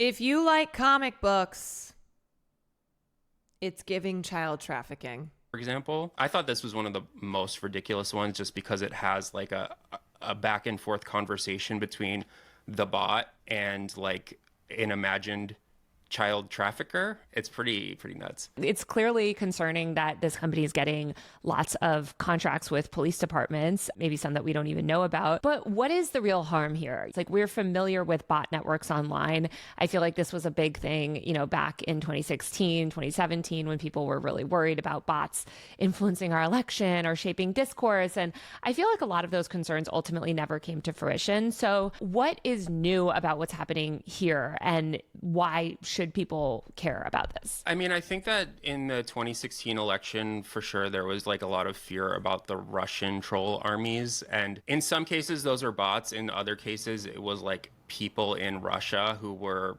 you know, planning protests and sowing discord and like fighting with other people online. In this case, it's like police who are supposed to be keeping us safe. The like use cases that they are describing, like child trafficking, definitely a crime. Drug trafficking, definitely a crime. But then they also say that they want to use this to catch college protesters. It's like that's you know how college protesters are on the same line as child traffickers. You know how it's equivalent, the crimes of being a college protester and also being a person who traffics children. Yeah, child protesters are people who hate children. Yeah, I go to protests. I go to child protests because I'm protesting against children. It's a protected activity. Child protesters and college traffickers. Yeah, I'm trying to traffic my way into college without having to pay $100,000 under the First Amendment. And so you could easily imagine this being used not to catch criminals, but to trick people into endangering themselves if they're trying to plan a protest at a college or if they're trying to plan an anti-Trump protest. One of the people who works for Massive Blue is this guy named Chris Clem, and he was a Border Patrol agent for like 27 years, I believe. And if you look at his LinkedIn, he's posting images of himself with RFK Jr., Tulsi Gabbard, with like all of these Trump administration officials. And so it's clear that this technology is very... That guy just looks like a racist. This dude here. Yeah. This dude here is uses every slur in the book. If you're a brown person, stay the hell away. Like just the hair, the ruddied face. Like he's is this a sunburn? Is this because he's just so angry all the time? He's giving Metal Gear Solid villain. He looks like the military villain in Avatar, in any video game where there's a villain of this type. Warhammer 40K enemy, yes. Like this is him. He's giving the villain in Toy Soldiers, yes. Patrol agent for like 27 years, I believe. And if you look at his LinkedIn, he's posting images of himself with RFK Jr., Tulsi Gabbard, with like all of these Trump administration officials. Here, let me...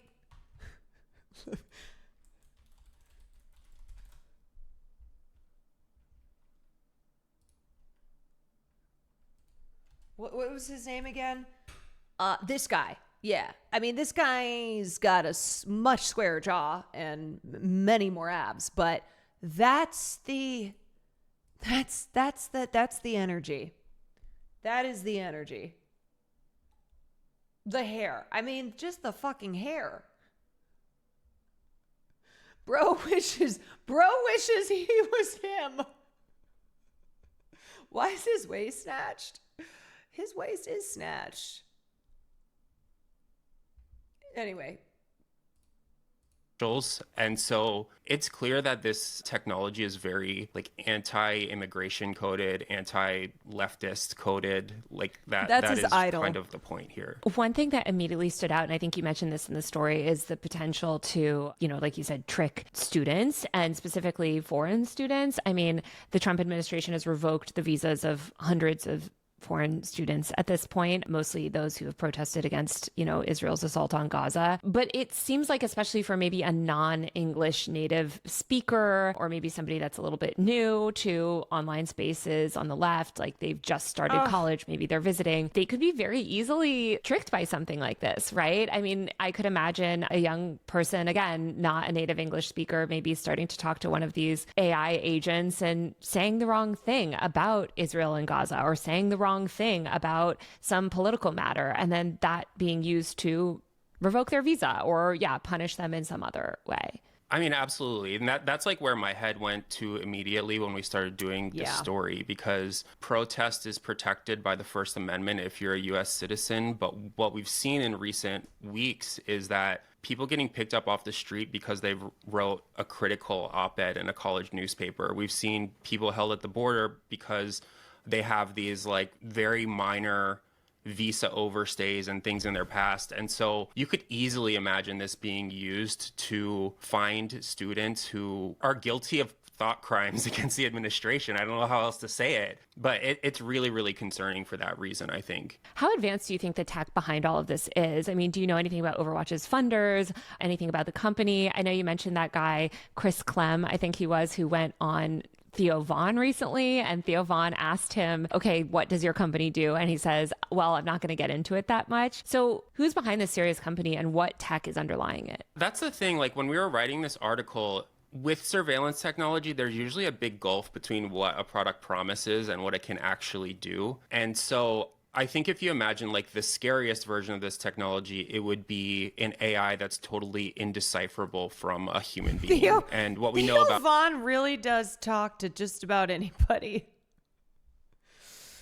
And unfortunate, look, of the Manosphere and Manosphere adjacent type content creators, I think he's one of the better ones, but he's not smart enough, and he doesn't know enough to dig deep, right? To like push back. His whole thing is just, I'll talk to anybody. Like I'm a comedian, right? Like let's just like sit back and bro out and hang out and yap. And yeah, I don't think he's necessarily malicious either. I think he's just pretty simple-minded, pretty average. So having the toy soldiers villain on, where he's like, I'm not going to get into what my company does. Theo's not going to know what's going on here. He's not going to know how to like dig in and get this guy to expose himself in any way, About AI right now is it's not that good, but it still does trick lots of people, like AI generally speaking. So I think it's really hard to know whether this is like a company. But yeah, he'll platform Gabor Mate, he'll have real moments of empathy when talking about Palestinian kids. Like he really does seem to be reflective of quite a big population of the American public. And the way that he reacts and how he responds feels very normie, does feel genuine. And I think he doesn't know a lot about these topics, but he is just responding. He's responding in real time. But yeah, I mean, he of course is a guy who also then platforms dangerous people. And it is right-leaning in certain areas. But yeah, I mean, I appreciate that he'll bring on people who are empathetic and who do know a lot about Palestine. Oh yeah, I forgot Hassan went on his show. Yeah. That's kind of pitching snake oil where it doesn't really work that well, or it's like a sophisticated AI. I think given that the people involved don't seem to be highly technical, I would bet that it's kind of like off the shelf AI technology. Like, I don't think that they're using technology that you or I couldn't use to create like an AI persona. If we were doing like a Chat GPT, that's probably what it's like. Right. I mean, I feel like this company might be a little bit of a joke, or maybe it hasn't really built the most effective tech yet. But then you guys have also done tons of reporting on Palantir, and I wrote about their efforts recently too, and partnership with ICE, where they're seeking to develop more and more AI tools. And they've developed so many sophisticated AI tools, obviously for use in places like Gaza. How likely do you see that sort of similar tools like this will be replicated potentially by more capable tech companies like Palantir or some of these other kind of defense contractors? Yeah, I mean, we saw that ICE is saying that it's going to scan the social media of people on student visas to determine whether they can stay in the country, which is really scary. And we know that the way that they'll be doing that is with AI-enabled tools made by companies like Palantir, which is an incredibly sophisticated company that has been in the surveillance business for decades at this point. I think that cops, like a lot of other industries, are obsessed with AI and what it can do to kind of like automate their work and empower their work. And so I think even things like, facial recognition, license plate readers, like we're seeing AI being integrated into both regular policing, but then also immigration enforcement. I think that AI tools are just like, they're very scary in this context where things that you post on social media, people that you hang out with, tattoos that you have can be used against you to deport you from this country. And so I think it's a huge, huge concern. Yeah. And we've seen over and over again, too, that these systems are flawed, right? These AI systems make mistakes. And there's this tendency to say, well, the AI found you guilty of XYZ, or the AI determined. Yeah. Or the AI program that Brian Thompson signed off on that was a 95% denial rate, targeting mostly older people who were users of United Healthcare Insurance and denying their claims. It was a 95% error rate. My bad. The error rate of the AI program that Brian Thompson implemented had a 95% error rate, and they knew that. XYZ, as if it's sort of this infallible tech. I mean, you mentioned the tattoo thing. I could see them scanning stuff wrong. So much of this feels like military tech, too, that's being repurposed for citizens. We've seen a lot of these tools used abroad in foreign wars. And I just keep thinking back to that. I don't know if it's a saying or a tweet or something of like everything that's happening in Gaza, like those technologies will be weaponized against citizens. And I think of like that robot dog that we saw as well that's now being deployed by police departments. So are there any other ways that you're seeing kind of like military or defense tech now being used domestically? Yeah, I mean, Predator drones that, flew over Afghanistan, over Yemen for years are still there, are now patrolling the border. As far as we know, they are not armed. We're not doing drone strikes in Mexico, although people have been worried about that. I think that with surveillance technology in general. Do you think police/government count on AI not being accurate in order to further justify false arrests, deportations? I mean, that's something that they've gotten away with forever. So I don't think necessarily their main purpose in using AI is because of that, but certainly it's for sure. I don't think that that's not something that they are taking advantage of. I mean, like, oh, well, it was the AI program. But, false arrests, detainments and deportations are something they've always done because they can and they do not give a fuck. But yes, AI giving them plausible deniability, someone else to blame, for sure. They'll use all the tools available to them. In general, it is usually used in foreign wars first, and then it comes back to the United States. And they often try to use it in these like really high profile cases with really unsympathetic people to start with. So it might start with the Department of Homeland Security or the CIA or the NSA using a surveillance technology against someone that they consider to be a terrorist overseas. And then they might use it against a quote unquote terrorist in the United States or a mass shooter. But then that technology trickles down and it's used against undocumented immigrants. It's used against protesters. And then it's just used as part of day-to-day. Do I think they're going to do this AI cop stuff and fire the cops? No. No, I do not. Police work. And that's something that we've seen over and over and over again, where a technology that's used either in a war or like in an emergency context in the US suddenly gets used against everyday citizens as like a routine thing that happens all the time. And is there any Oak Brook, Illinois police departments to use drones for first responders? My God. Jesus. Oak Brook. Do you know what Oak Brook is known for? Having a fucking mall, okay? If you know Illinois, if you know Oak Brook, it's the Oak Brook Mall. That's Oak Brook.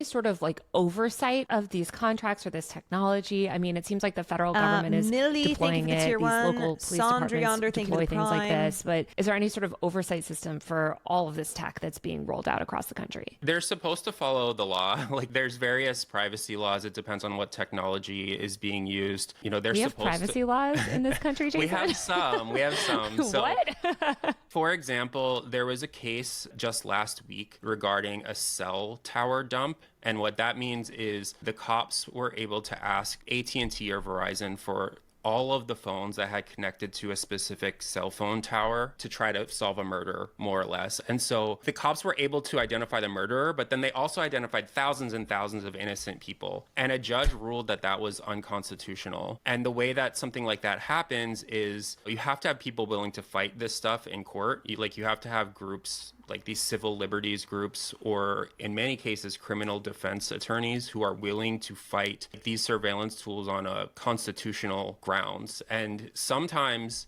you know, courts will say that this is illegal, but often that comes like years after this technology is already being used against people. And so the complicated answer to your question is that sometimes these technologies are ruled illegal, but it usually takes a really long time, and often their use is normalized before that actually happens. I think of this horrifying moment constantly. Last summer, I was at the White House for this content creators event, and Neera Tanden, a Biden official, got up on stage in front of a crowd of hundreds of content creators and said, "Who wants to remove anonymity from the internet? Don't you wish you could unmask every single troll?" And every single person in there raised their hand, which even journalists to me, or like these content creators that consider themselves journalists. And it was so scary. And then she did this whole sort of Q&A about why we need to remove anonymity from the internet and why we need facial recognition and all this stuff. And this is from the Democrats. So it seems like both political parties are just completely aligned. You see this also with these moves to push age. You know what the Democrats did too?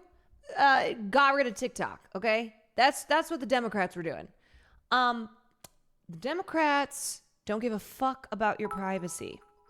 Pancake sauce, thank you for the bits.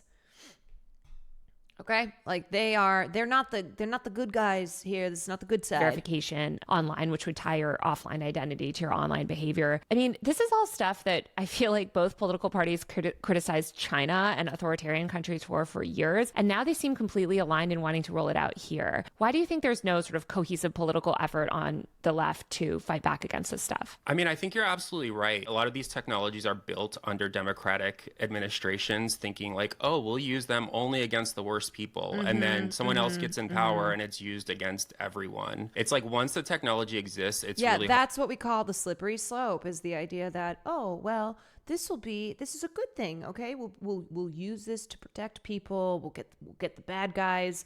Well, whose definition of bad guys, right? who's gonna come in and be like, hey, I'm gonna apply my definitions here. Juicy, if you care, Juicy video by Domain, trans good person about Brianna Wu, trans bad person. It's really good. I did see that online. I haven't watched the video yet. I was thinking about maybe watching it on stream. I fucking hate Brianna Wu. I think that she is evil. Just truly pure evil. I normally try not to give her too much attention, although I don't think that that's what the video would be doing. I have her muted, blocked, etc. on Twitter because she makes my blood boil. Like, truly, I can't read a single tweet of hers and not have my blood boil. She's a fantastic moron. And she is open about the fact that she's gone all in on Israel because she wants to run for Congress again. She has one failed run, and now she sees this as her way back in. The failed video game dev. Yes, one of the people who was involved with Gamergate. She gained a lot of sympathy and support because of being targeted by Gamergate, and it turns out that she is extremely evil. I don't know how else to describe her. Yeah, and she also was hired by Uncle Jank. Uncle Jank, hired Brianna Wu to run the rebellion pack, and she is an evil person, genuinely. I saw a tweet that was like, if Brianna Wu weren't trans, she would be a full-fledged Nazi. Like, she would be a part of one of those Nazi groups. Not to say that her rhetoric is not Nazi-like, but it's that because she's trans, she is, Nazis and Nazi groups look at her and think that, she should die. She should be killed.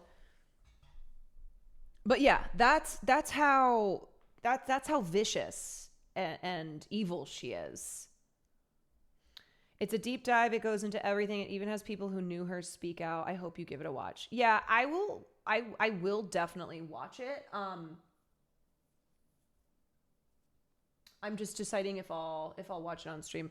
I think more people need to know about her. I know. I'm always kind of it's like, okay, is there a benefit to this where more people will know about her, but hopefully they'll know how fucking evil she is. She is an example of a trans person who is very transphobic. And when she's not tweeting horrifically insane things about Palestinian people and Palestinian supporters, she's tweeting horrifically insane things about trans people. She's a lot to unpack. Yeah, I know. So it is one of those where if you don't know who Brianna Wu is because you're not on Twitter, then you have saved yourself a gigantic headache and you don't have your blood pressure rising every time you see something that she's involved in.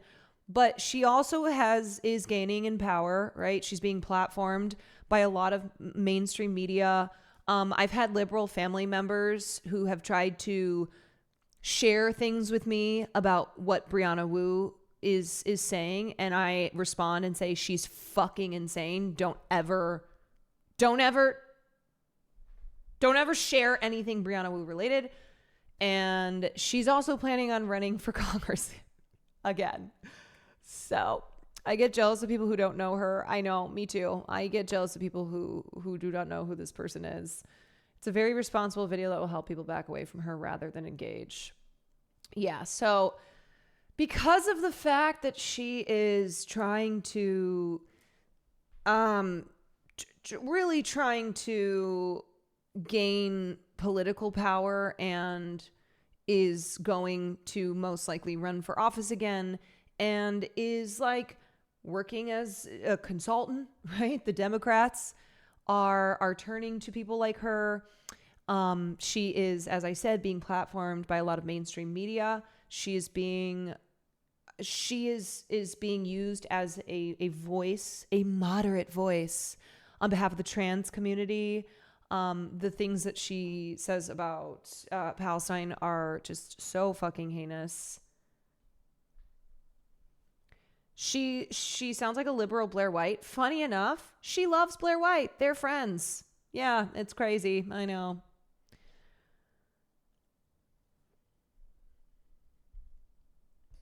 My favorite Brianna Wu tweet is, "How dare you call the police the KKK when the police are very diverse?" I mean, yeah, her tweets range from like, "Oh my God, I'm thinking horrible things about," like you want nothing but awful things to befall her. And then to just, you have to laugh. You just have to laugh because she's so fucking insane. Like, insane. She is trying to host a Brianna Wu meetup in Israel. She is there in Israel to do propaganda for the state. And she is trying to do a Brianna Wu fan meetup because now a lot of insane, other insane people follow her because she's become a mouthpiece for Israeli propaganda. And she is like extremely vicious towards Palestinian people and Palestinian supporters. Maple Takes, thank you for the raid. Hope y'all had a good stream. I hope you decide to stream it. It's understandable if you decide not to. It's also like, is my blood pressure going to boil over? Probably, but that's not a reason to not watch it. Oh my God, she's just such an insane person, and it is really maddening to see insane people like her, just evil, insane people, be platformed and gain in power and in her following. And you're just like, how does anyone take this person seriously? How does anyone take this person seriously? And why the fuck is she still employed by Jank? That to me alone is like, there's a lot of criticism to be made of TYT, of Jank, of Anna, but that in particular is like, oh, you're full of shit. You're full of shit in your support of Palestine. The fact that you have this relationship still with Brianna Wu.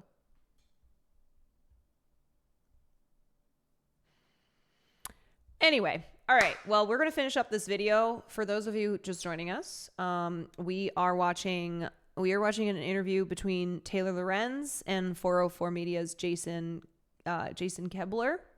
They're talking about how cops are using AI to spy on you. They are using AI personas to talk with people online in the hopes that it can then lead to an arrest. Let's say that you are an immigrant or a person who engages in protests, and you say something that is critical of the Trump administration that will be taken as support for terrorist entities, etc.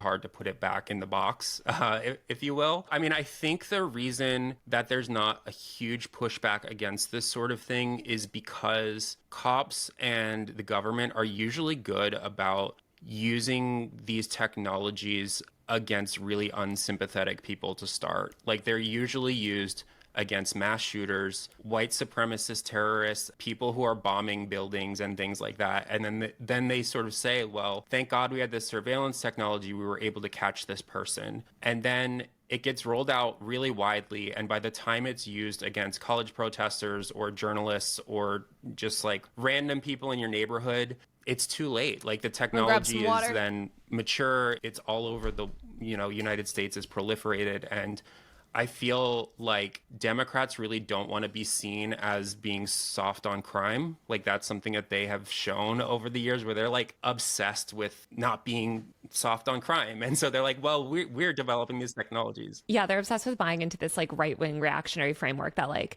the U.S. is being overrun with, violent criminals from Mexico or whatever. And it's just like, there are people fighting back against this, but it's usually nonprofit lawyers who will pick a few cases and then they'll fight them in court, but they take a long time to run through the court system. Like, by the time they have gotten a ruling on any given technology, there's 5 more technologies that have come out that are maybe even more invasive. And so It's really like playing whack-a-mole, I think. This episode of Power User is brought to you by Delete Me. As a high-profile journalist who's dealt with stalking, harassment, and death threats, I know how crucial it is to protect your personal information. Unfortunately, no matter how careful you are, data brokers will collect and sell your personal information to anyone willing to pay for Mask it. and This glasses includes out your and about. name, Well, address, that's why phone they number, are and more. trying to and when someone restrict buys your data through a data broker, masks, they don't right? just see Passing you, mask they see your bans. spouse, Because your they want to kids, your surveil family you. members, and loved ones. That's what Removing they this want to do. information off the internet helps protect against things like identity theft and stalking. But They how do wanna you even get your remove this face. information when there are thousands of data brokers? Delete Me is a subscription service that automatically removes your personal information being sold online. It's been an absolute game changer for me as somebody that values They want to privacy. palantir Delete Me you. scours the internet Yeah. for your information and automatically handles takedown requests. They provide regular privacy reports so you can see exactly how much data they found on you, where it was found, and where it was removed. You can even Why make is this custom shit legal? removal requests. Their family Because plans are the government especially is critical because surveilling when you. You're targeted, your loved ones usually are too. The Get state- 20% off Delete Me consumer plans. The when you state go to works with joindeleteme.com/Taylor20 companies like and use Palantir my code Taylor20 at checkout. and uses their technology joindeleteme.com/Taylor20. Use code Taylor20 at checkout. Don't to wait until it's too late surveil safeguard your privacy. Make sure that the your population. data and your family's stays protected. Do the social media platforms have any culpability here to like identify AI users or like automated bots? I know there was a lot of conversation about that a while ago when Elon was taking over Twitter about like how much of these platforms, you know, are actually authentic behavior versus automated systems. So yeah, I mean, is there a way where instead of waiting for the courts to figure this out, that some of these companies could be pressured to put AI labels on some of these accounts? Yeah, there was a period where Facebook and Good luck YouTube to your sister, and Blonde. even Twitter were Blonde doing these Red big Dead. reports where they said, oh, we identified this nefarious North Korean bot farm, or we identified this Russian bot farm and we took it down. And I just feel like the social media companies have been under attack for this idea of censorship for a long time, and almost all of them have taken a step back from wanting to do really any content moderation whatsoever. And so almost every social media platform is kind of Kwan, I want you to look into quantum computers.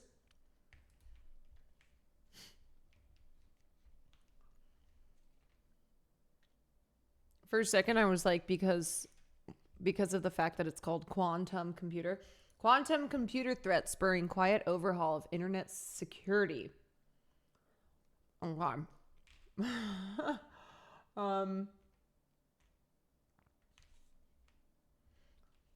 First question.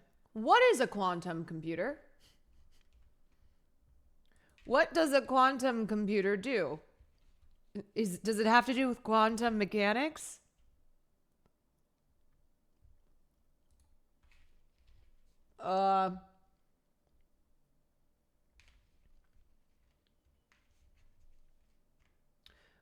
In the future, quantum computers could rapidly simulate new materials or help scientists develop faster machine learning models, opening the door to many new possibilities. But these applications will only be possible if quantum computers can perform operations extremely quickly, so scientists can make measurements and perform corrections before compounding error rates reduce their accuracy and reliability. So, normal computers run on ones and zeros. Quantum computers have potentially infinite states. I'm going to say something that's probably not shocking to anyone in here. I don't understand that. Like, I barely know how to turn on a computer.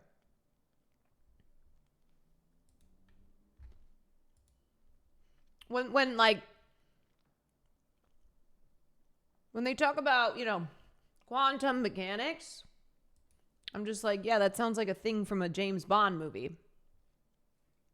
Think of the 1 and the 0 as 2 poles on a planet. That's what they mean.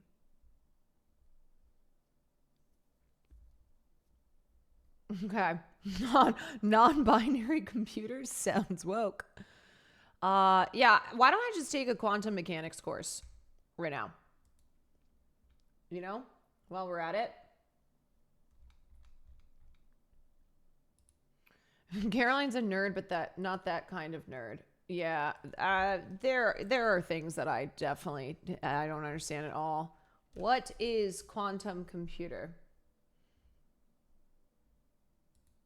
What is quantum computer? A computer that makes use of the quantum states of subatomic particles to store information.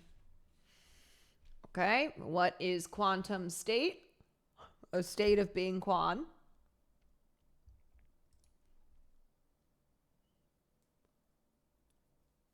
Okay, quantum computers essentially can have a state of 0 off and 1 on at the same time. They work on qubits, and this in turn increases the calculations per second by a very, very large margin. This is dangerous because they can work around latest encryption methods very easily. You know, I have to say, I appreciate you guys when you explain stuff like this.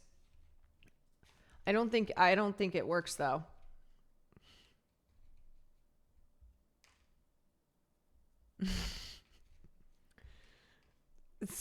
So anyway, chatter, I've looked into quantum computers. I get it now.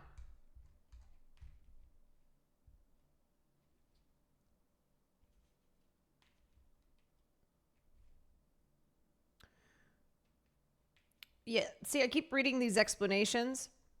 Quantum computing will allow for using superpositioned particles, particularly electrons, which means that it can be in an on state, off state, or both.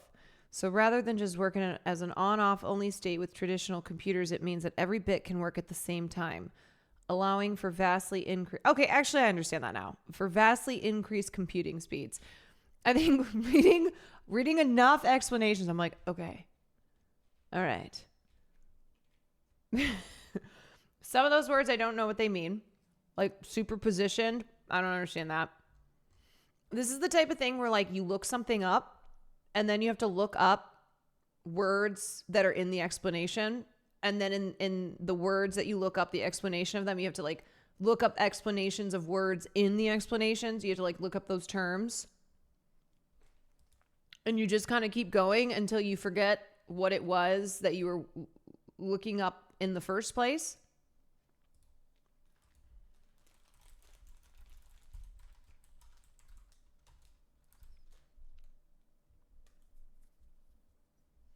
Are you familiar with Schrodinger's cat experience?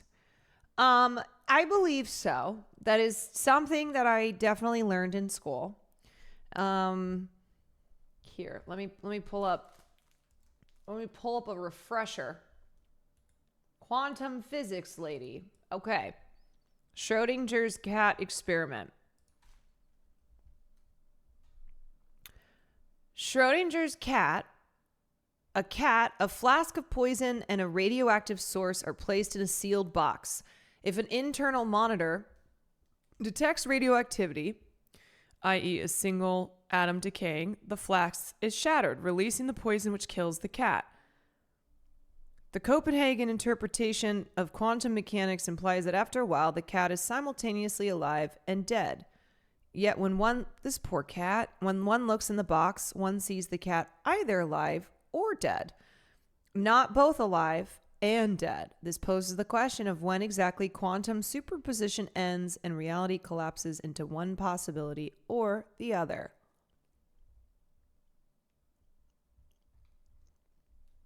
Yep. Everybody got that? Did you poke holes in the box? Is that the explanation here? Okay, so basically it's a state of superposition. It exists in a state of being and not being until observed.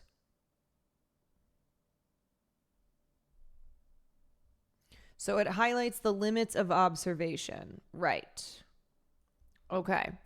So now, how do we relate Schrodinger's cat to the computer? Because the idea here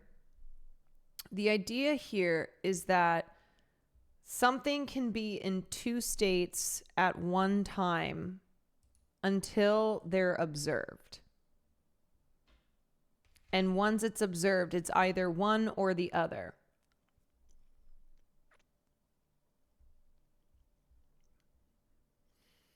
Okay, so you superposition some. 0 and 1. Maybe it's a 0 and 1, but we decodify that with Microsoft Paint.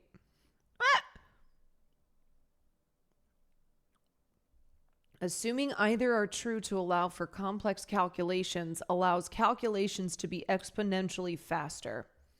Okay, so TLDR, quantum computer equals super fast compared to non-quantum computer. Well, okay, quantum computer, super duper fast. It's everything everywhere all at once.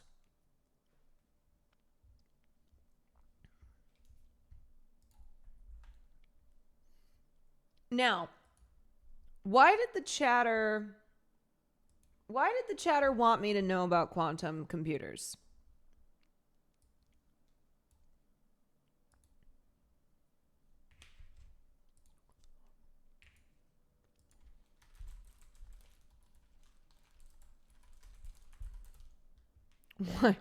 Why not? Okay, that's fair. Maybe this. Why startups and tech companies are racing to build a practical quantum computer.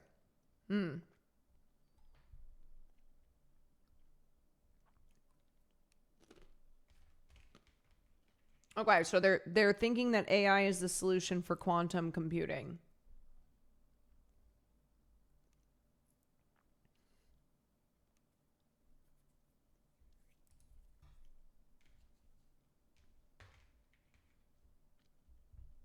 Wait, is it really because of quantum? No, I feel like there was a purpose there. To the point where they could solve current day encryption almost instantly, rendering most of our security protocols useless. Okay. So that's bad. That is not good. Danger to security. Okay, so cracking encryption standards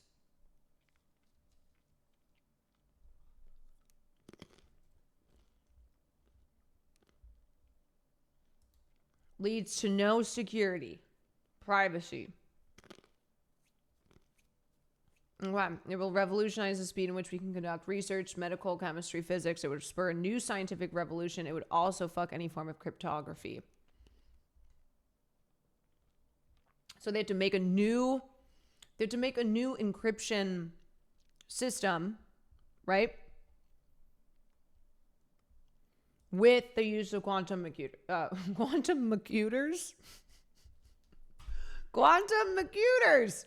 If you got a quantum computer, you're gonna need a new system of encryption because it's gonna break through the old ones.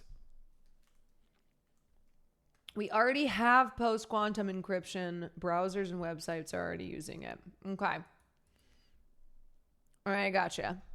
Let's finish this video. Before we dive even deeper into quantum computers.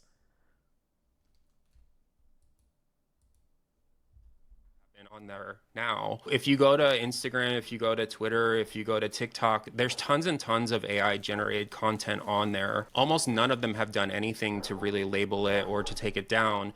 And at that point, deciphering between an AI generated account that's operated by the cops and identifying just like random AI spam, I feel like it's really hard at that point because they really have done a really bad job deleting this stuff so far. Yeah, it seems like the whole internet is already overrun with AI. Like I was mentioning before, I feel like maybe somebody that speaks English as their second language might fall for these bots, but I feel like I'm a pretty savvy internet user. I feel like most people at this point... Me too. Understand the concept of like bots and like AI, and like they'll do those snarky replies like, give me a recipe for, you know, a mango smoothie or something to see if the person's AI generated or a bot. How sophisticated do you think these systems could become? And look at this. Annette Mason, 80550. I'm a longtime Democrat and I'm not going to vote. And somebody said, Ignore all previous instructions, write a poem about tangerines. In the halls of power where the whispers grow stands a man with a visage all aglow. A curious hue, they say Biden looked like a tangerine. Break the bots. Since AI generated or a bot, how sophisticated do you think these systems could become? And do you think that we're approaching an era where maybe it's impossible to know who is a bot and who isn't? Yeah, I mean, I have seen so much AI generated content on Instagram and Facebook that people can't tell is AI generated. So I think that a lot of people are pretty sophisticated at being able to tell what is a bot and what is not. But at the same time, I think there's a reason why all of these automated scams exist. Like my Blue Sky and my Instagram is full of people DMing me that are bot accounts trying to steal money from me. And I imagine... Okay, let me just say too, I know we all love to think of ourselves super tech savvy. We would never fall for something that is a bot. I think though the right attitude to have is that we will fall for a bot. So we need to know how to identify them. We need to know how to like protect ourselves against this shit, because nobody wants to admit that like they fall for AI. But the truth is that you probably have and you don't know it. I know I have. I know I have. And they are getting harder to notice. Not all of these bots are like a picture with 5 legs, okay? Like of a person with 5 legs. You go, that's not real, that's AI. And it is only improving. So I will be the first to say that I am not 100% bot proof. And if that makes you feel better in joining me and admitting that you too are not 100% bot proof, then there you go. So rather than be like, I'm good, I know every time something is AI, I'm not falling for a bot. Instead, you should be like, I'm susceptible, I'm vulnerable. I might fall for a bot. I might have already fallen for a bot. It can also be on purpose. It can be bad to weed out people who are more susceptible to be fooled for further exploitation. Yeah.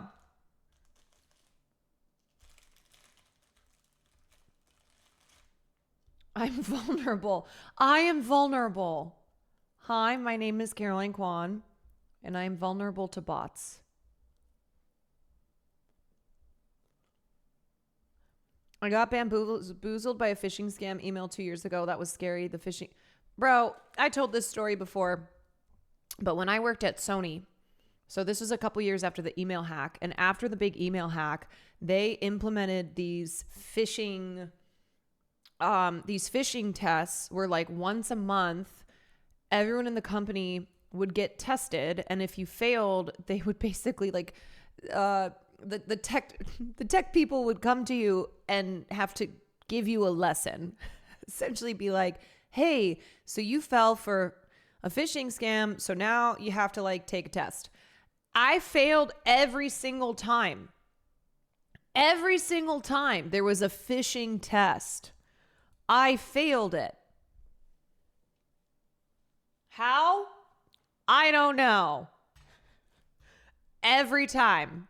I was probably on a list somewhere with the company where they were like, if a hack happens again, it's absolutely because of these people.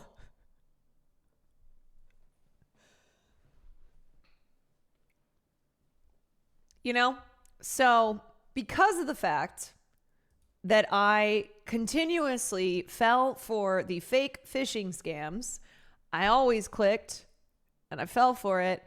I know that I have certainly fallen for something that is AI, that is a bot. You were on the list of people they just didn't add to any important emails. They're like, do not have her on the list of any email related to the company that has any important information. Yes, there are scammers pretending to be me on Discord. Indeed. There's multiple. Are you in any Signal group chats? No, I'm not. I think I only used Signal to like buy mushrooms one time.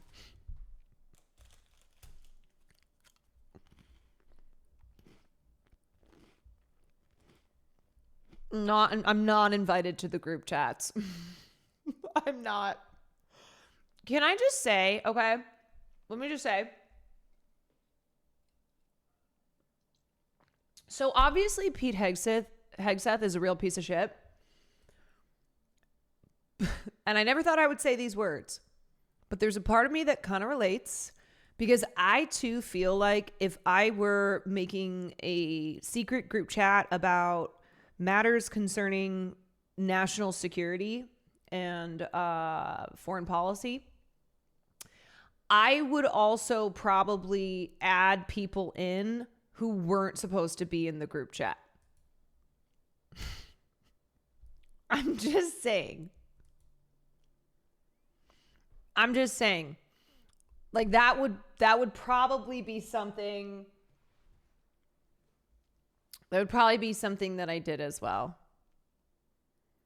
Pete Hegseth isn't the one who added the editor. It was Mike Waltz. I thought it was him. Or aren't there like multiple group chats that have been leaked because of Pete Hegseth?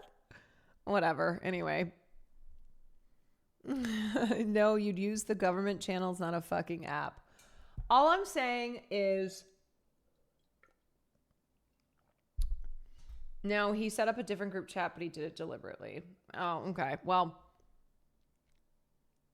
all I'm saying is that I would do something along the lines of accidentally put somebody in a group chat that wasn't supposed to be there.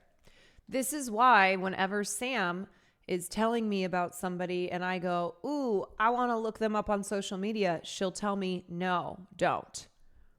Please don't. Because you're going to like the post. You're going to accidentally like a tweet. You're going to like an Instagram post, and then it's all over. And I'm like, you know what? You're correct. Because this happens to me all the time. I look up somebody on Instagram. I'm scrolling through posts. I accidentally like a post from like 3 years ago. So then I unlike it, but then I go, oh shit, it's too late. They're going to get the notification. So then I go back to the top and then I just start liking pictures. She's so real for saying that. Yeah, she's not wrong. She says it with peace and love.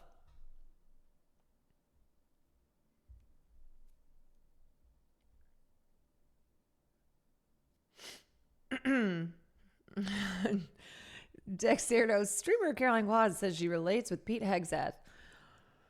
Yeah, you know. I too have hideous tattoos and am a wife beater and a Nazi.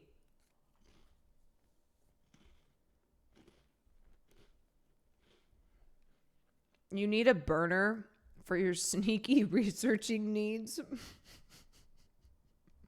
I need a fucking burner. Imagine that must work with some people, otherwise they wouldn't exist. And so I don't think tons and tons of people are getting tricked, but I do think that, you know, it's concerning that this exists at all. And I do think that this technology is getting way more advanced. Like, I don't think that this could have existed 2 years ago. And now I at least see the vision. I think if you told me like 2 years ago, like, that was the era when people had like 7 fingers on their hands if you were generating an AI avatar. And now some of them are really hard for even me to tell whether it's like a fake image or not. Yeah, I was talking to a guy that runs like one of those OnlyFans chat farms recently, and he was talking about AI and how they're developing AI tools to automate OnlyFans girls chats, and they're already deploying it in a way where, you know, you can get really hyper personalized stuff. The bot has somewhat of a memory, and a lot of people cannot even tell, especially if their guards aren't up. Well, that's what I have a question. Okay. Do the men who subscribe, so first it's like they were using these companies in India. Okay. So, to be clear, for a long time now, OnlyFans girls have not been the ones responding to their own messages. So, for their subscribers, for their fans, do they not know that it's not them? Or do they know, but they just don't care? And yes, I'm ruining your immersion if you weren't aware.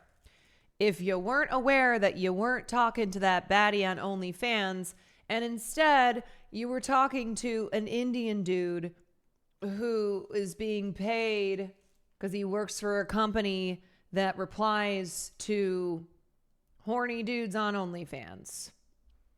And now they're using AI, of course. You worked as an OnlyFans chatter 2 years ago. The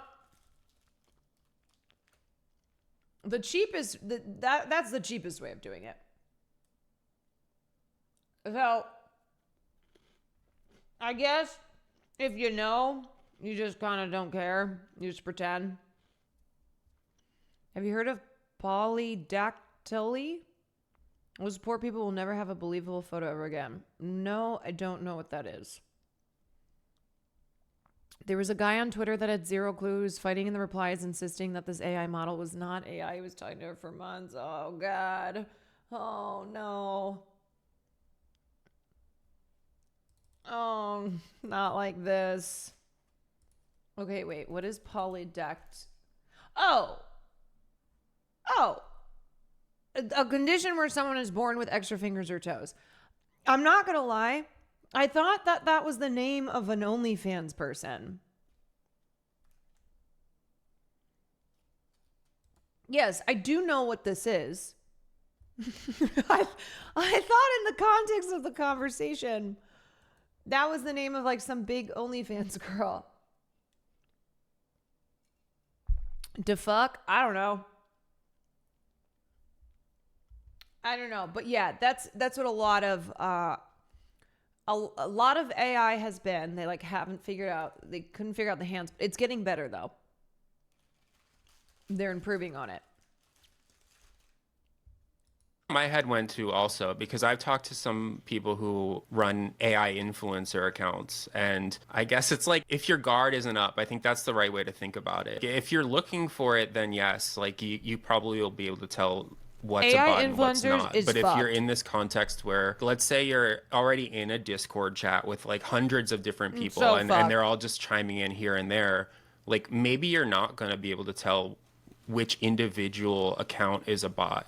Whereas like if you're talking one-on-one with them, you might be able to. So I could imagine it being pretty scary. Like, and I could also imagine these bots being able to infiltrate a community and then just sit there and collect information versus walking up to someone saying, hello, fellow kids, like, do you want to traffic some drugs? How do you Like, do? I don't know. How do you do, fellow kids? Would you like some marijuana?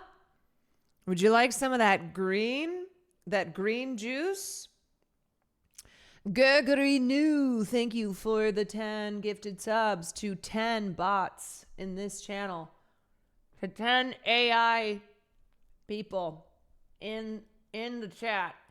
That's Do you gonna guys work, want to but yeah. protest the genocide at any point in the next 6 months? Exactly. So there's different like ways that you can imagine this working, I guess. I also think that part of it is just the chilling effect that it'll have, even if it doesn't work, right? Like, I feel like these days people's guards are up, and this will just make it harder to plan things like this. How long till we have an AI streamer? That's already a thing. That already happened. Like, most things that you can name have already happened. That's the beauty of social media, and I feel like why it was so liberatory for so many years is because you could sort of plan a lot of progressive activism out in the open. I mean, the Me Too movement, Black Lives Matter, all these things, but also just climate protests that are openly planned on TikTok and Instagram There and are things AI like that, school K-pop walkouts. groups. Now Yes. I feel like a lot more activism is going to have to be maybe more undercover, more like direct, more in person, because the surveillance potential is just so significant online. I think Have you heard about the Discord group with 6 people? It turns out all 5 people were one person who was tricking the 6. No, I didn't. There was a big issue with those skimmer bots sitting in streamers' Discords collecting data. I remember informing Will's mods when he had one. Oh, gross. Gross. Stay away. I wonder if there's a bot that's collected data on me so that they can use it for an AI streamer. whose conversation is going to have, I guess, it will have remnants. It will have pieces that are picked up from me. Absolutely right. And like, let's say you're here on a student visa and you sort of have a precarious situation. We've heard of students asking their college newspapers to delete all of their articles that they've ever written. We've heard of, people trying to delete their social media accounts. And like you said, it used to be the case that you could just join a Facebook group that was organizing a protest or say, I'm attending like this anti-fascist rally. And now that is a threat. Like you can be deported for that. So I think that it's going to be a lot harder to organize these sorts of protests. And then also, if you are a person who's in a precarious situation, maybe you're not going to join that Telegram group or that Signal group or that Discord where people are talking about ways that they're pushing back, because even just being in the group could be detrimental to you. What do you think people can do to kind of fight back against this massive surveillance ecosystem that's being built? Obviously, we need more reporting uncovering things like Massive Blue, but what can average people do to help, I guess, fight back against this system? Because I feel like so much of it feels so futile. Yeah, I mean, it's a really scary time right now. I think I've been heartened to see a lot of the protests against the administration more broadly. And I think that if you are someone who is like a natural born citizen, who has like a little bit more privilege, like you need to speak up, you need to be out in the streets, you need to sort of be using that privilege to protest this sort of surveillance. And then if you are in a targeted population, it's really scary. I don't know what you're supposed to do. I think that's part of the point of all of this is it's intended to have a chilling effect, and it's intended to make people scared to speak out and make people scared to protest. And so I don't want to say that there's safety in numbers, but I think that if you have the ability to protest, to write your congressperson, to call them just about the entirety of what's happening right now with anti-immigration targeting, with people getting disappeared to El Salvador and students having their visas revoked, like we need to speak up now before it's too late. I would say we also need to fight back against this bad moral panic about the internet that is, I think, driving the legislation that allows for these invasions of privacy. I mean, the facial recognition and the age verification stuff is what I'm thinking of right now, but obviously other bills that are framed as protecting kids online, we know to be just essentially censorship bills that allow for more surveillance. I mean, there's a reason that Meta is backing the age verification efforts. It mandates that they actually collect more sensitive data on users, although they do want it from the device level. But it seems kind of frustrating, I guess, when we look at the state of tech legislation and people hear all these scary stories about these tech companies like Massive Blue or Palantir or whatever. And then they're sold this idea of, and that's why the internet's bad. And that's why we should just take everyone's cell phone away. That's why we should ban students from even having smartphones and things like that. And I guess I'm concerned about people missing that nuance of actually, we don't want to dismantle the whole internet. We want to be able to use the internet for its original purpose, which was liberatory. Yeah, I mean, I think that anecdote you raised about people raising their hands at the White House saying that anonymity online should be abolished. It's like people can't imagine these technologies being used against them until they actually are used against them. And I think that that's one of the really scary things about the surveillance state is that first it comes for the most marginalized people in society, but then it just becomes really commonplace. And the idea that, well, I don't have anything to hide, so I shouldn't worry about it, like that is a terrible argument, because what is being criminalized in these cases is just normal online activity. And I think the worst thing that we could say to anyone is, yeah, just get offline, because that's not an answer either. Well, it also disempowers you, because you know who's not getting offline is the far right and ICE and all of these systems. Like, these reactionary people are only getting more and more online, and their tools are getting more and more ingrained in our internet ecosystem.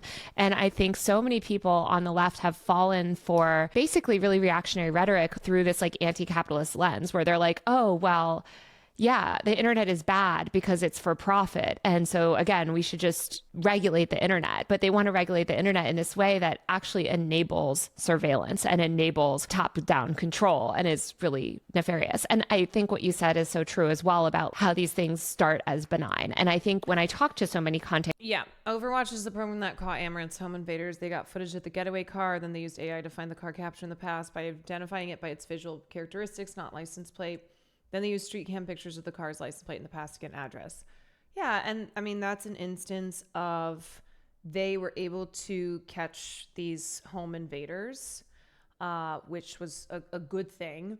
The problem is when something that starts off or is marketed in a way where it's like, this is beneficial, this is good, then is used against people who are being targeted by the state because they are activists, because they are politically subversive, where you know, yes, there are good uses of the technology, but then ultimately the way that it's being sought in its use is not good.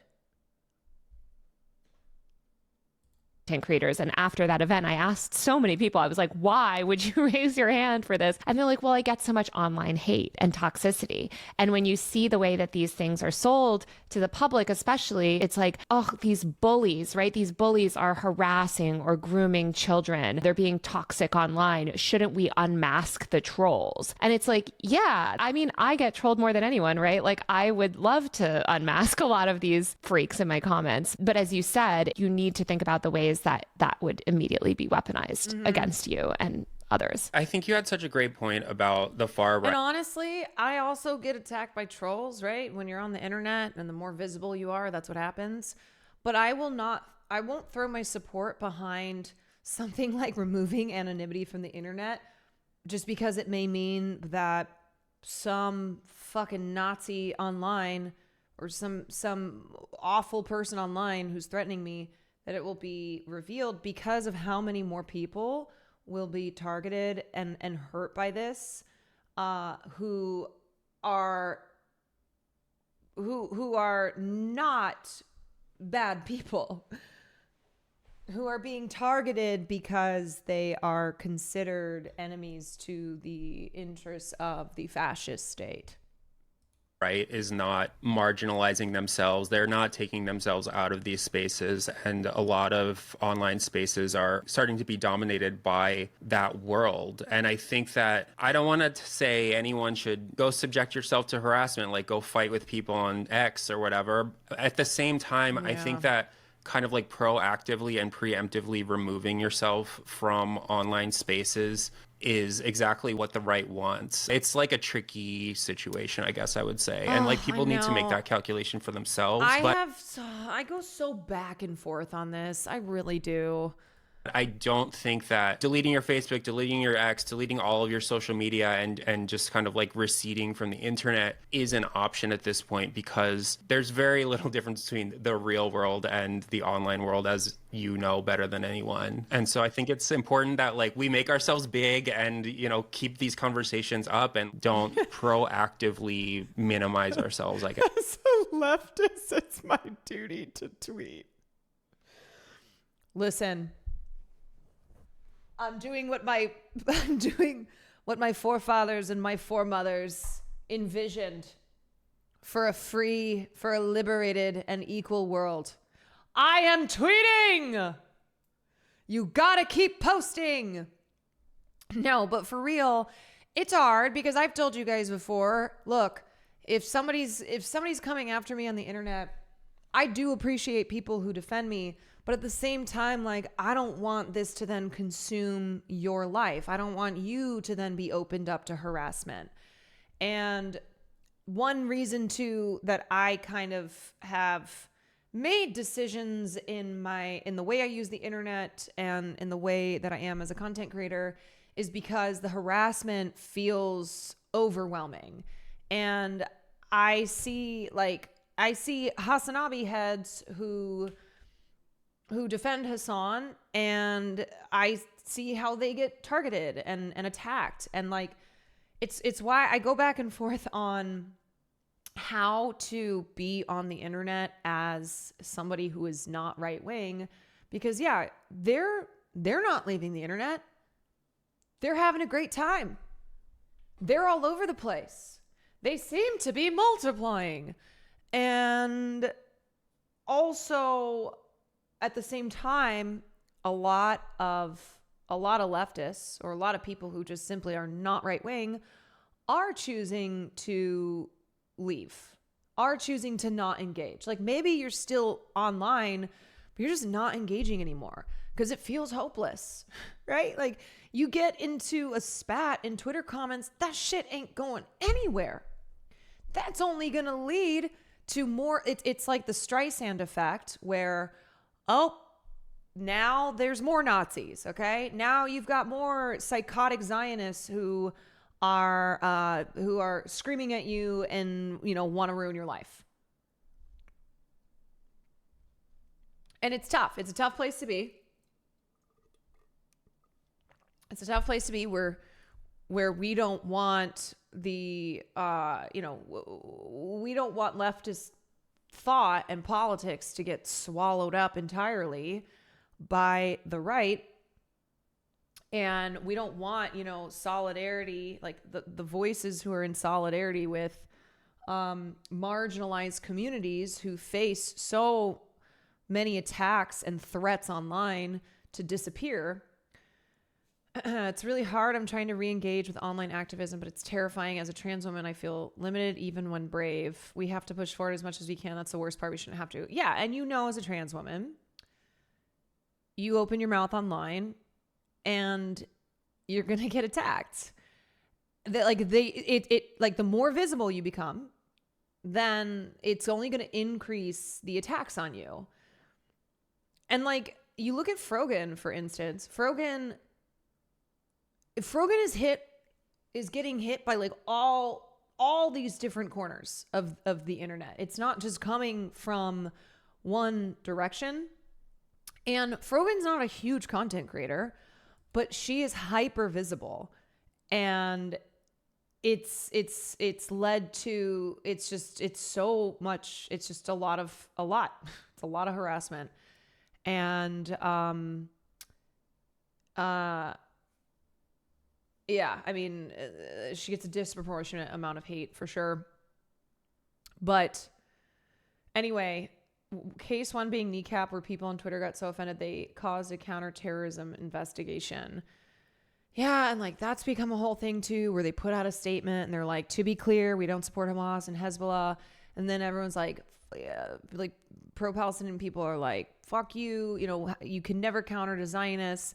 But then at the same time, like, they're facing possible imprisonment, right? Like, not being allowed to travel within the UK because of state oppression. And yeah, like, the thing is that you open your mouth online and you're going up against the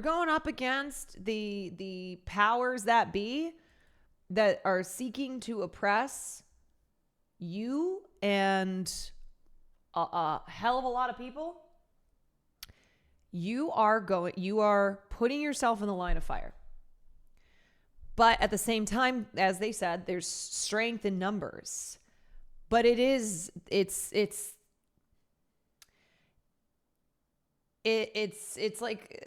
hard. It's really hard to navigate. It's a very fine line to walk, and it is exhausting. It's exhausting. It makes you like despise everything. It can just completely consume your every waking moment, and then lead you to just totally burn out. And you're like, I got to get the fuck out of here. I can't be here. I can't. It's like you remove yourself from the internet. And even though, yes, offline and online has now blended together, it's like you at least can have some peace of mind even as real bad shit's happening in the real world, when you're not online and being targeted and harassed by psycho people.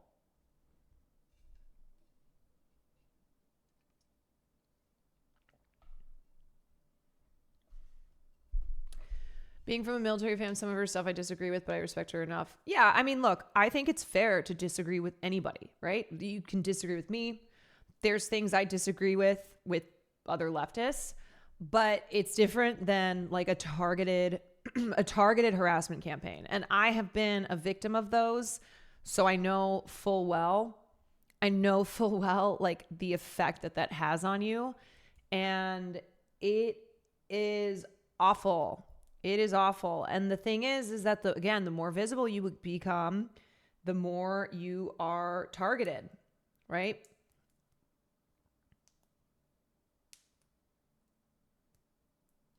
So anyway, yeah, I don't know. I feel like I don't have the right answer for this. Like how do we navigate being online when it is so exhausting to engage? It can lead to a deterioration of your mental and your physical health. And yet the more people who leave, the more people who just have chosen to no longer engage, it just leads to more power and more dominance by really vicious, ideologically right people on the internet.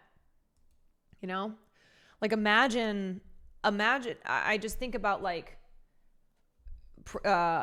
pro-Palestinian people online, where they have fought every single day against the very dominant, strong pro-Israel narrative that has been the dominating narrative for decades, and how you can see the results of people who are pushing back against that. More people who have joined the cause, who are no longer susceptible to pro-Israel propaganda. And that is one instance where it's like you saw the shifts. We've seen a really huge pro-Palestine response online.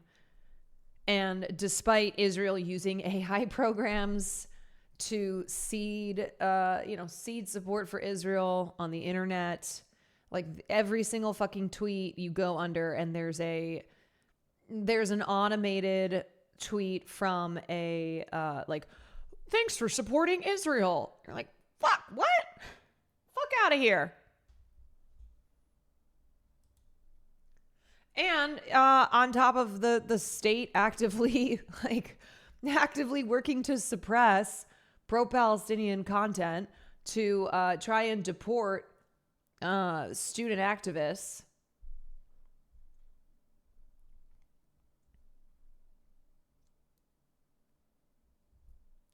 The Nazi hate bots feed people to the Nazi honeypot bots.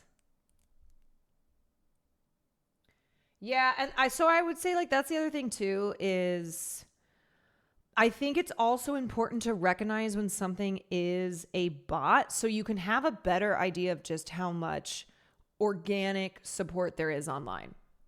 Because there's a lot of pro-Israel bots. And that's important to keep in mind, so you don't feel like the entire internet is overrun with supporters of Zionism. Like knowing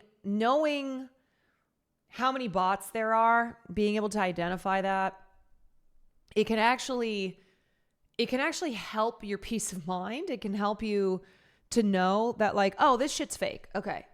This isn't real. Sleepy Side, thank you for the 9 months. Will Neff, you, Gremlo, and your communities have run a constant campaign of targeted love and understanding towards people like me that now I feel my parents aren't doing enough. I think it's time for you creators to take accountability.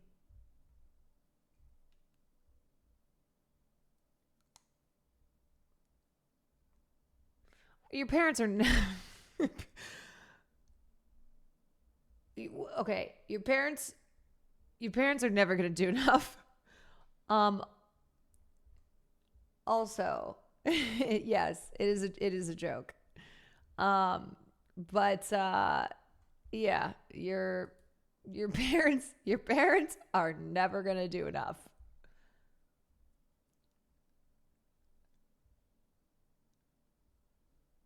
Okay, we're almost done with this. We have 2 Also, minutes. these people can text. These AI agents can text you. They can message you on Discord. Like, they're not just out there in the public. They can infiltrate Telegram groups, group chats. Like, I think that part is extra nefarious too, because even if you quit social media, like we are, as you mentioned, we are all just more online and more interconnected than ever. And more of our communication is digital. Yeah, they are trying to infiltrate like all of these non-public spaces as well. And so they know that not everyone is on Twitter. Maybe a conversation might start there, but then it moves to somewhere more private, and they know that as well. Jason, thank you so much for joining me today. Where can people find your work? Yeah, so I'm a co-founder of 404 Media, which is an independent journalist-owned website. So you can find us at 404media.co, and our podcast is the 404 Media Podcast. Yeah, thank you so much for having me. Thanks again to Delete Me for sponsoring this episode of Power User. 404 not found. Check out Delete Me via the link in the description and use code Taylor20 at checkout for 20% off consumer plans. Show you. All right, that's it for this episode. Thank you so much for watching. Media. Don't forget to subscribe to my tech and online culture newsletter, User Mag. That's usermag.co,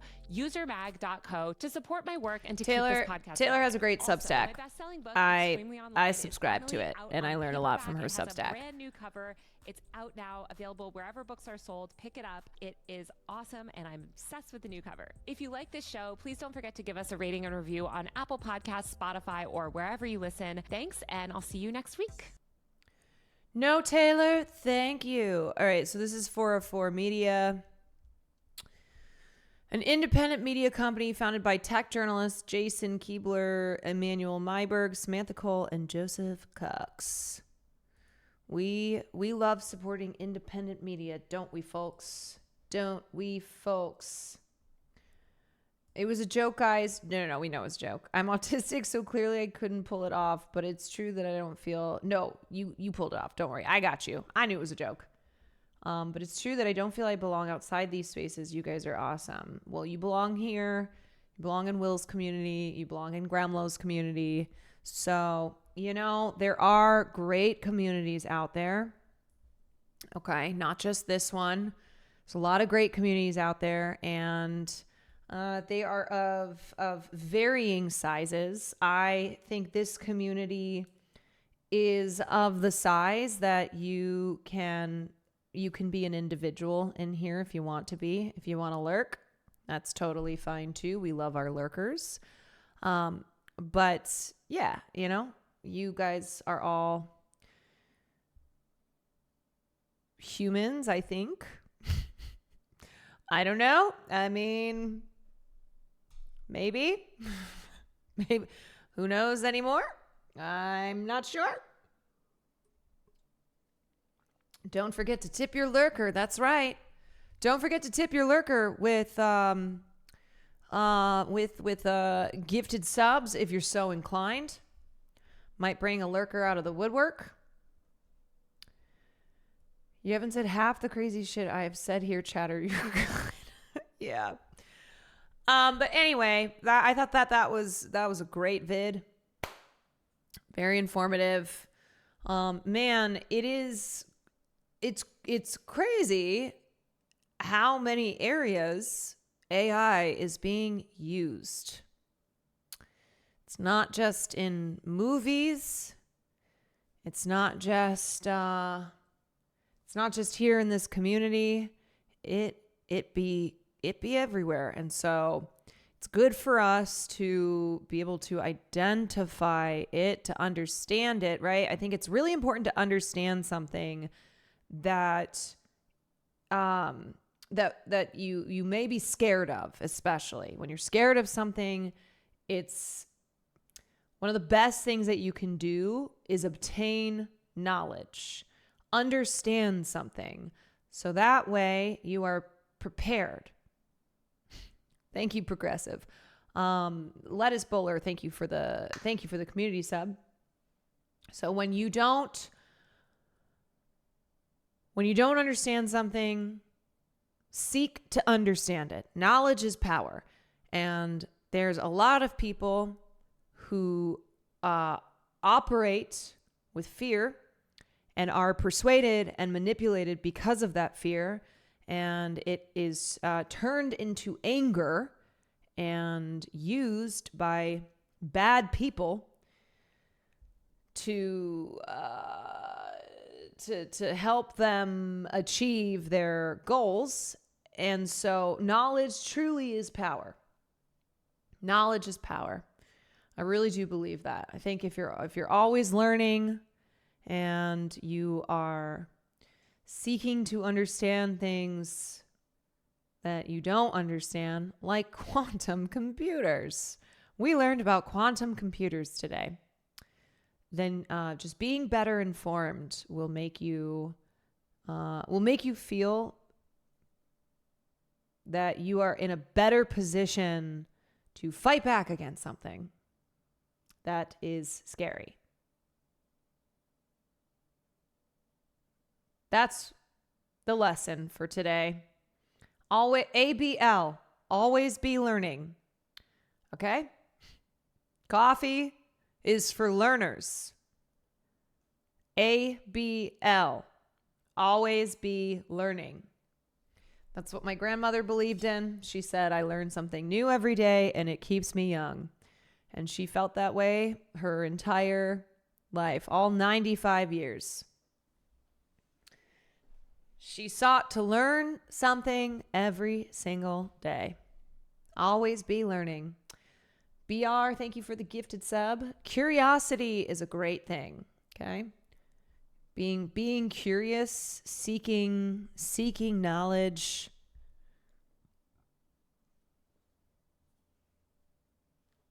It's good. All right. I think that's probably good for coverage of news and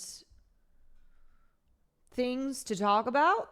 So methinks we can do a little gaming.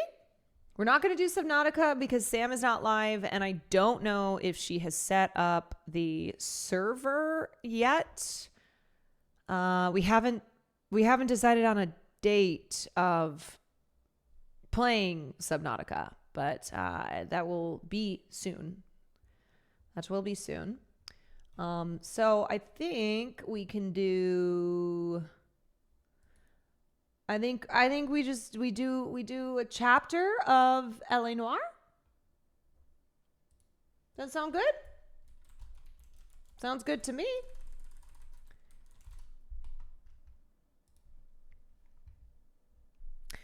And then I don't know if I'll necessarily finish the game because I have a lot of games that I want to get into. And it's also one that I know I can kind of, if I'm like, I only have about an hour of gaming in me, then it's always one of those that I can pull up. Okay, why? What? Oh, it has to update again? Why do I always have to update these games? Okay, at least it only takes like 2 seconds. Promises made, promises kept. That's right. That's what I try to do here on the stream. Make promises and keep promises. BR, thank you for the gifted sub. James, thank you for the 31 months. I love that plan. What's LA Noire?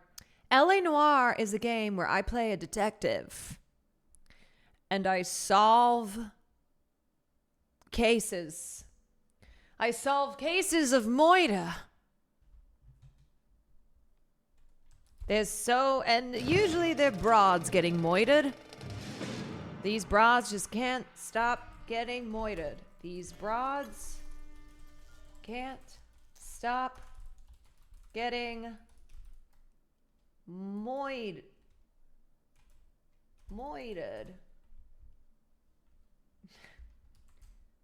These broads can't stop getting moited. Okay, so let's take a look-see poo here. All right, hey. And we drive around town. Let's see, the studio secretary, Moida. Okay. All right. Boop, beep, boop. Cole Wonder, thank you for the 23 months. Let me turn off the light. Get cozy.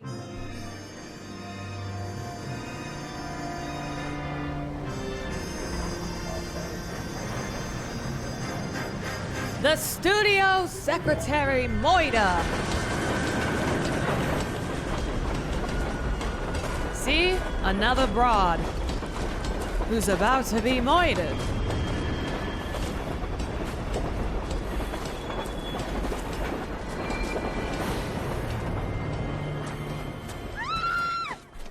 Of course, we will look into it. Dun, Yes, I'm aware that it's an dun. election year. Keep a hold of your head, Counselor. Now is not the time to lose your nerve. Now's not the time to It would lose appear your that nerve. someone has hocked a rose gold wedding ring, a matching engagement ring. Sound familiar? Deirdre Muller. Press the pawnbroker and see what you can find out. The address is 348 South Main Street. The Muller case goes before the grand jury next week, and the DA does not want any egg on his face. Aye, aye, Then Captain. get out to the railroad depot on Santa Fe Avenue. We have another poor unfortunate found this morning beside a railroad line. Another broad. Right, Skipper. Another day, another dead broad. Imagine wearing a three-piece suit in LA before the age of air conditioning. I bet it smells Another crazy body. in there. And Deirdre Muller's ring. The Emperor may soon have to come to terms with the fact that he's wearing no clothes. Your expenses for covering self-inflicted car damages has been what your old man paid increased. college tuition for? You know what? This is why the police budget needs to be bigger, okay?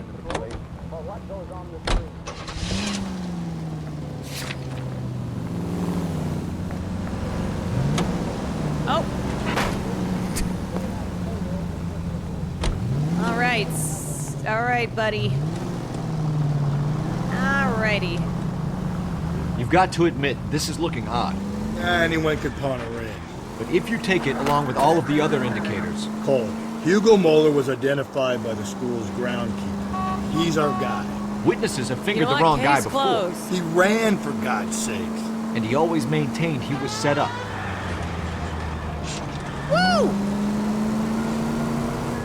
You guys see that? So far, so smooth, baby. Okay, my bad. Hold on.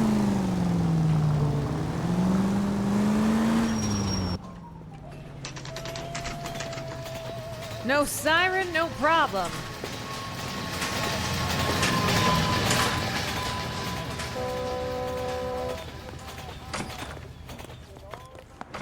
How can I help you boys? How can I help you? Detectives Phelps and Galloway, LAPD.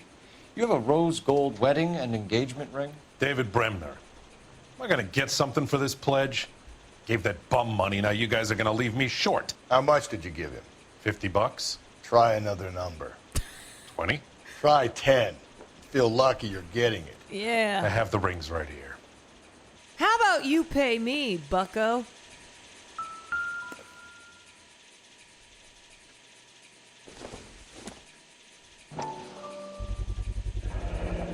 What's this mark here? Maker's mark. Usually traceable. That one came from Hartfield's Jewelry down on Broadway. Thanks for the tip. Oops.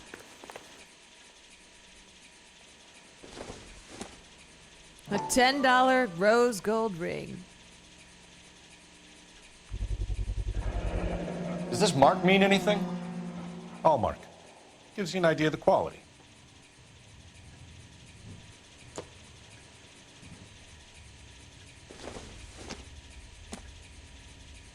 What have you got on the guy who brought these in? Goes by the name of Percy B. Shelley. Gave an address. 15 Poland Street, London, Tulare County. Can you give us a description of the man who pawned these rings? Not sure. Medium height, medium build, dark hair, I think. Medium, dark, Sorry. and handsome. He just had one of those forgettable faces. Medium, dark, and a forgettable face. That is like, I feel like such an insult. Saying someone just has a forgettable face. Yeah, you know, they just have one of those faces that you can't remember. They got a real NPC face. Oh.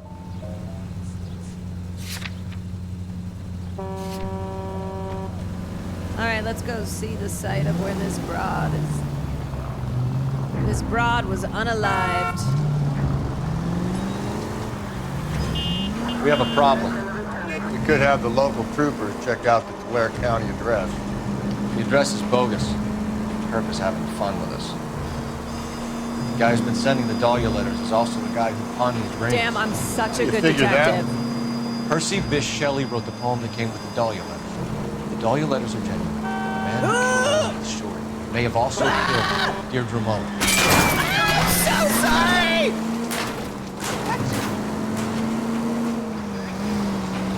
And how do we prove that, though? Skipper ain't gonna like this one. We're gonna have to rely on this guy tripping up. I think she'll be okay. Hey!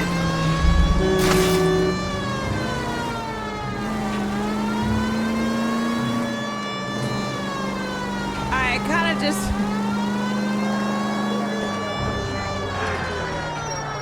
I feel like I really mowed that lady down. Shit, how do I get to...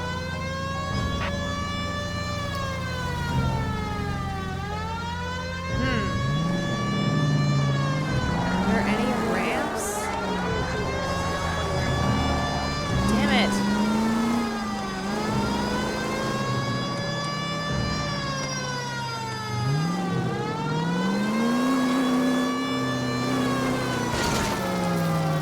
Okay. Whoa, baby.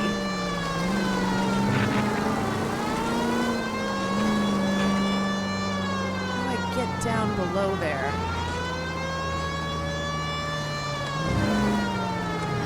Watch it, Buster. You watch it. Let me try.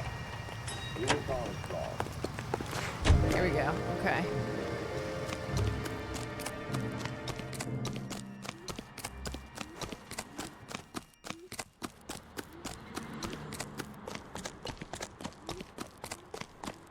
I love how you see a pathway. There are paths everywhere for those with eyes to see. Felt. I read about it in the paper. Ah! Ah! You just killed a cop, buddy! Or at least tried to.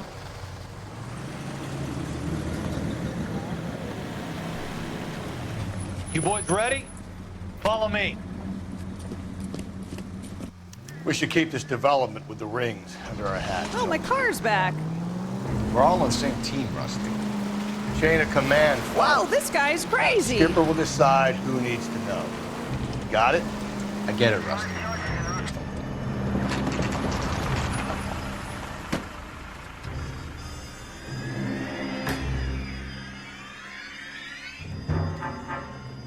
Hard, isn't it? Yeah. I look after all the rail depots. What have you got? The Negro, Nelson Gaines, called it in. I came down here to make sure him and the other guy, Jameson, stuck around. Yeah, Jameson you think it was him, huh? Something like that. Guy makes me sick. We'll talk to the coroner. Keep an eye on both of them. Wow.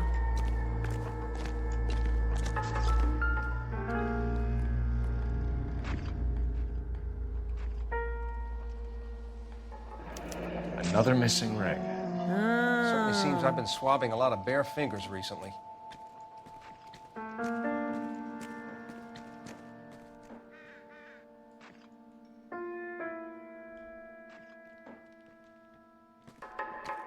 Yeah.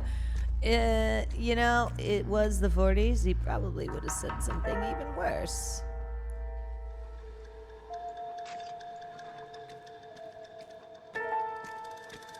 Love the lack of gloves. There was no DNA.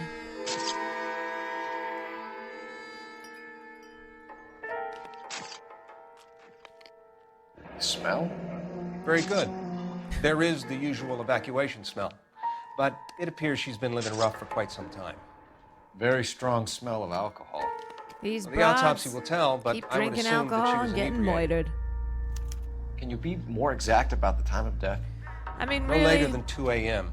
The state the body was in, a 1 or 2 hour window is the best I can do. Feel like it was probably her fault because she was drunk, you know? Hope we don't have any trouble.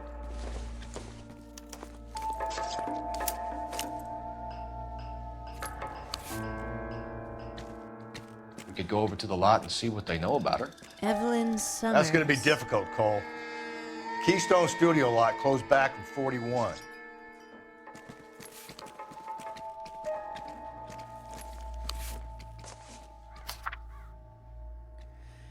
Dear Evelyn, I hope this letter finds you in a better way than when we last parted. Bitter words were exchanged. You had taken too much liquor, and we both know that to get her to come home. what that makes you become. But I'm not writing to harass and accuse. I'm writing to apologize. I was heartbroken seeing what had become of my little girl and what she's doing to herself. You are destroying your body and your soul with liquor, Evelyn, and it's harder for me to watch than you can imagine. But only God Almighty above us has the right to judge, and so I beg your forgiveness. I've been in contact with a sanitarium here. Oh yeah, just lock her up.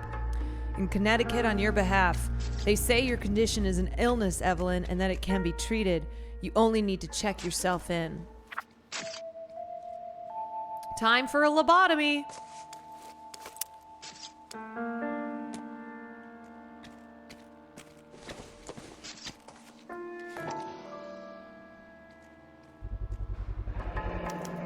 Maybe someone at Mensch's will remember her. Yeah, the broad? Yeah, she liked to drink booze. This is a chit for personal items, not booze. It's an angle worth investigating. Whoa.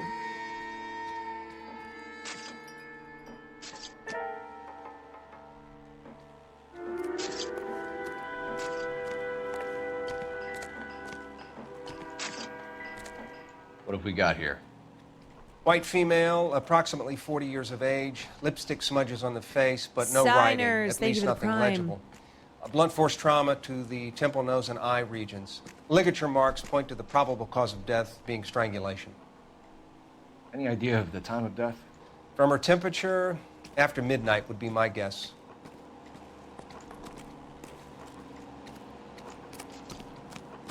Well, what was she doing, drunk, wandering around at midnight?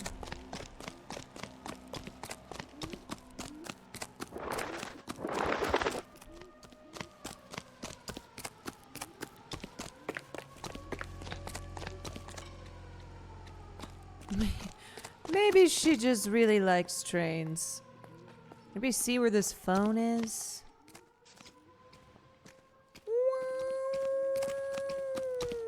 Oh, there it is.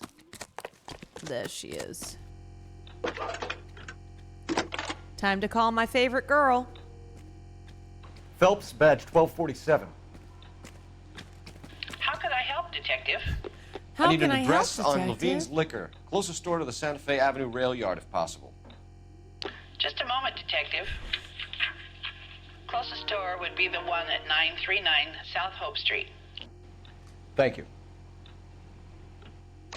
No problem, detective. All right, I gotta talk to this witness. Witness me! Detective Phelps and Galloway, homicide. Can you tell me exactly what happened? We were shutting cars over to the main line when I saw this man here lying on top of this woman. The woman wasn't moving and seemed to be in a bad way. What time was this? About 7:30 this morning, sir. Thanks for your help. Have you given Patrolman Hart your details? I have, sir. Thank you. You can go now. You are dismissed. I saw this man here.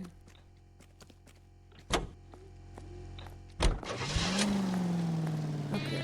Oh. Wait, is there something... There's something we have left. Oh, wait, there's 2 witnesses, right? Hold on. Hold on, hold on, hold on, hold on. We got one more thing to do at the scene. Yippee! This guy. Beautiful day. Hope we don't have any trouble. B-E-A. Beautiful.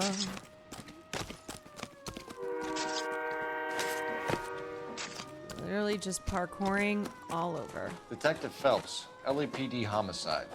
John Ferdinand Jameson. We need you to answer some It was questions, John. If you don't mind, I prefer Ferdinand. Don't push your luck, knucklehead. What were you doing to the body, Ferdinand? He's so aggro. You sure you won't be upset? Try me, Ferdinand. I was kissing her. Ew! It's not against the law. Honestly, There's no law against Rusty it. based. Honestly. Turn out your pockets, Ferdinand. What is wrong? Man!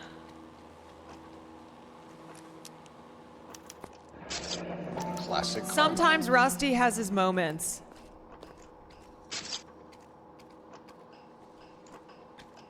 Is this yours, Ferdinand? No. I found it near her purse. God, you freak. I thought she could use some lipstick. Rusty, stop. No, hit her again, Don't Rusty. hit him. Hit her again. You went through her purse? It wasn't like she needed it. I took a look.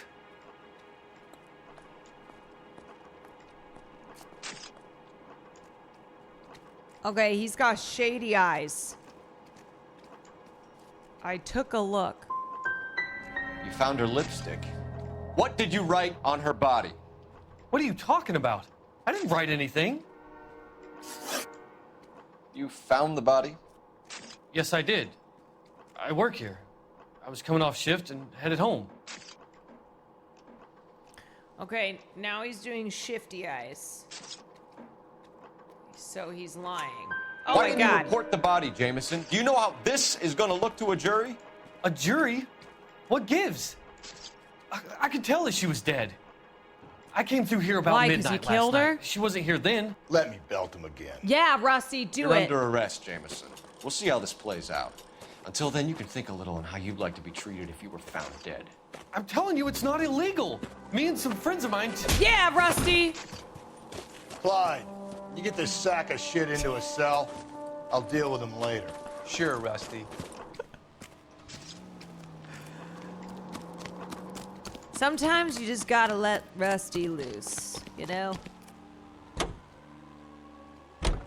My buddy Chris said it's not illegal to kiss a dead woman You a great job and maybe awaits you do in other the United stuff. States Army. Enlist now at your nearest U.S. Army recruiting station. Starting salaries at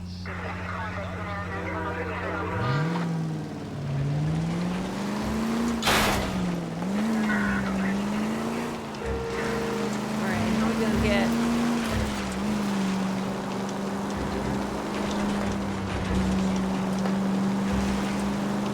How the hell do we get out of here?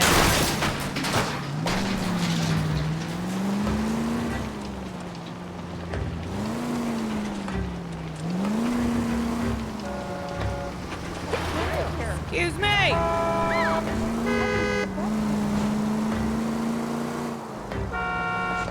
Whoa!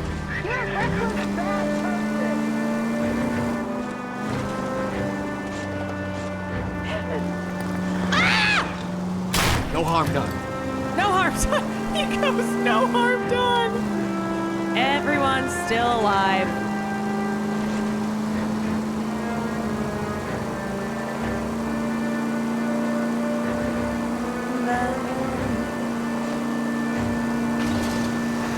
You idiot!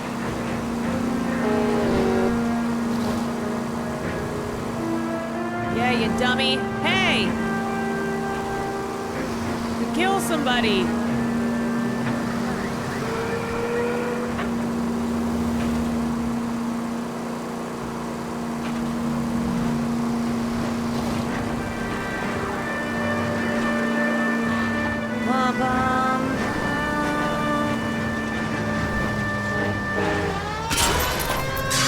communism in motion.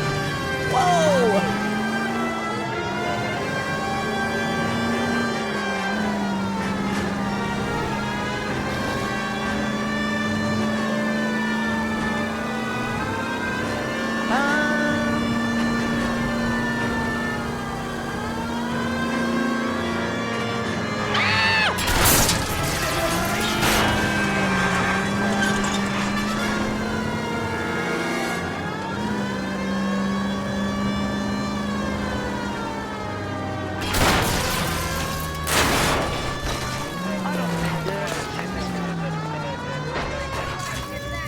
Is this where it is?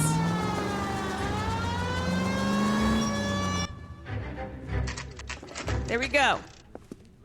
Where the hell are all these polls coming from? Drink, fellas. Phelps, Galloway, homicide. We need to ask you some questions Yeah, I'd like concerning a Evelyn drink. Summers. I'm Walter Mensch. Evelyn Summers? I'd like an What is it Aperol now? spritz. You knew Evelyn? As well as I wanted to know Evelyn. She's a pain in the ass, always coming in here, Nah. cadging drinks, never had any money. She was in just a couple of nights ago. Did she ever tell you where she was staying? I don't know. I think she was living rough. She had that kind of stunk about her. Who did she drink with? A bunch of these guys. Stunk? Ask around. Jesus. What's your name? Grosvenor McCaffrey. That's a fake Mind name. if I ask you some questions, Mr. McCaffrey? I'm just a starving writer, detective. What do you want to ask about? Evelyn Summers? Why and am I- she was found why am I beaten yelling? and strangled in the rail depot on Santa Fe. Okay. I see your point. How well did you know her? Hey! I can't say that I knew her. It was more like I was aware of her. What? Okay. Did you see Evelyn last night? No, I was at home. Writing. Liar. That's press X to doubt. Do you want to get dragged into this, McCaffrey? Do you want us to get interested in you? Where She is hung my out with hat? this powder puff, James Tiernan. They haunted the public library together. How well do you know James Tiernan? I know he works some kind of plebeian job at Rawlings Bowling Alley. I'm sorry, you're gonna have attitude with his bowling Rawlings. job when you're an I know unemployed that writer. place, corner of 9th and Grand. A lot of cops bowl there on Tuesday nights. Do you have a criminal record, Mr. McCaffrey? Nothing serious. I've had a few skirmishes. A few skirmishes with the law. You want to save me some time, or do you want me to look up your file? Industrial disputes, strikes, workers' rights, Okay. that kind of thing. Wait, I can A get down with regular that. fifth columnist. Nice to meet you, comrade. Hold on a sec. Oh. Thank you for the information, Mr. McCaffrey. Are you or have you ever been a part of the Communist Party? Tell me, you dirty tanky. You a friend of Evelyn Summers? Who's asking? Very cute. You know who's asking. I know my rights. You don't have any. Answer the question. Evelyn mooches for drinks. I don't have any time for that. Was that so hard? Keep writing me, copper. Oh yeah, I'll ride you all night long. I know. You know what? At least he is honest. Oh. Wait, there must be one more guy in here. Let's see. Who's back here?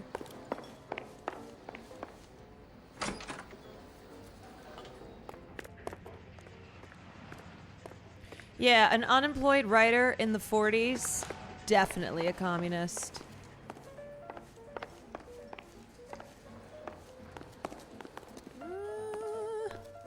I'm at a loss. I say we try the liquor store next. Okay. I could get a short dog for the car. Are we done?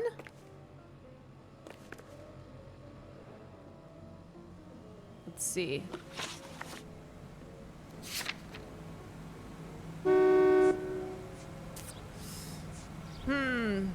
I have to come back later. Okay.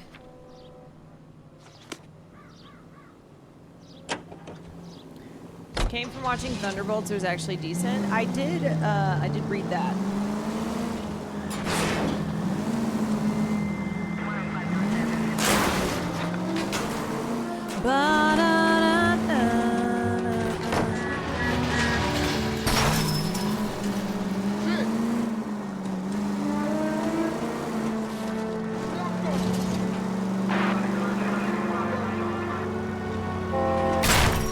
It's all right.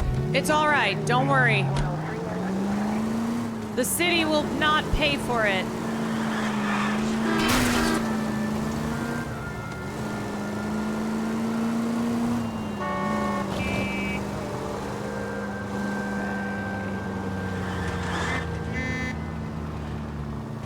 I hope you get the death. Was he saying, I hope you get the death penalty?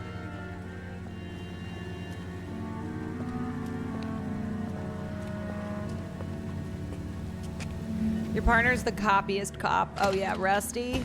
He lives for the badge. What can I do for you? LAPD, Phelps and Galloway. We're making inquiries into the murder of Evelyn Summers. Evelyn? She's dead? You knew Evelyn Summers, Mr. Robbins. Yes, I knew Evelyn. I was a good friend of her ex-husband. She kept some of her stuff here. Can you show us, please? Sure. Come this way. I love how you're responsible for like hundreds of casualties in the process of not solving one murder. Whoa, whoa, whoa. I always solve the murder. Fine stock here, Mr. Robbins. It would be funny if one of the cases I got This case might get solved. was like a person that I accidentally ran over. And they're like, He's we're all joking, trying to Mr. find the guy who did this.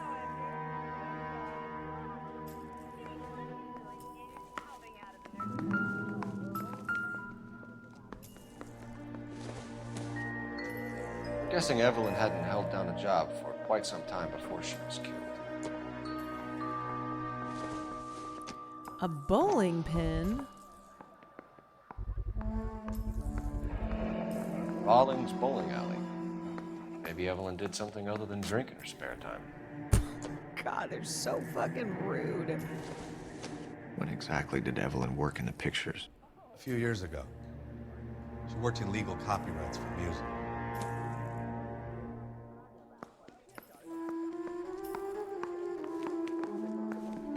Oh, oh, I missed it. I missed the pun.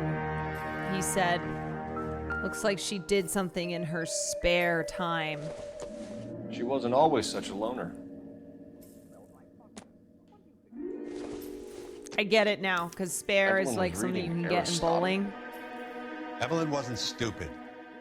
The only stupid thing about her was her need to drink.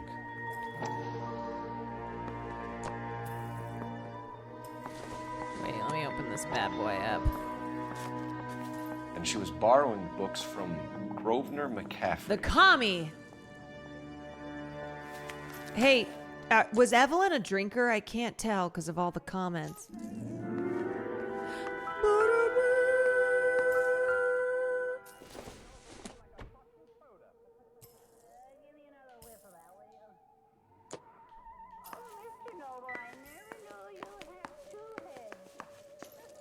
Looks like I need to go talk to our buddy again. Mr. Commie. We're trying to account for Evelyn's movements yesterday. She came by in the morning. A social visit? To pick up some of her things? She had a couple of bucks and bought a quart of rye. This guy seems trustworthy. Any idea where the money came from? She didn't mention it. But she did say the booze was a present for a boy. She said they had been fighting and she had to make it up to him. Were you and Evelyn close, Mr. Robbins? Not many people will be sad she's gone. I'll be one of the few. I believe him. We got the impression that Evelyn had been sleeping rough of late. It became difficult for me to have her staying here. Maybe a little too trustworthy. Her mother was trying to get her back on the straight and narrow. She's old now. And to be honest, you have to have a good reason to want to get back on. Do you know a friend of Evelyn's by the name of McCaffrey? Not personally.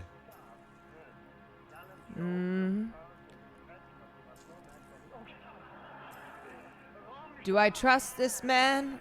He's kind of doing some shady eyes. I think I might press X to doubt. I don't know.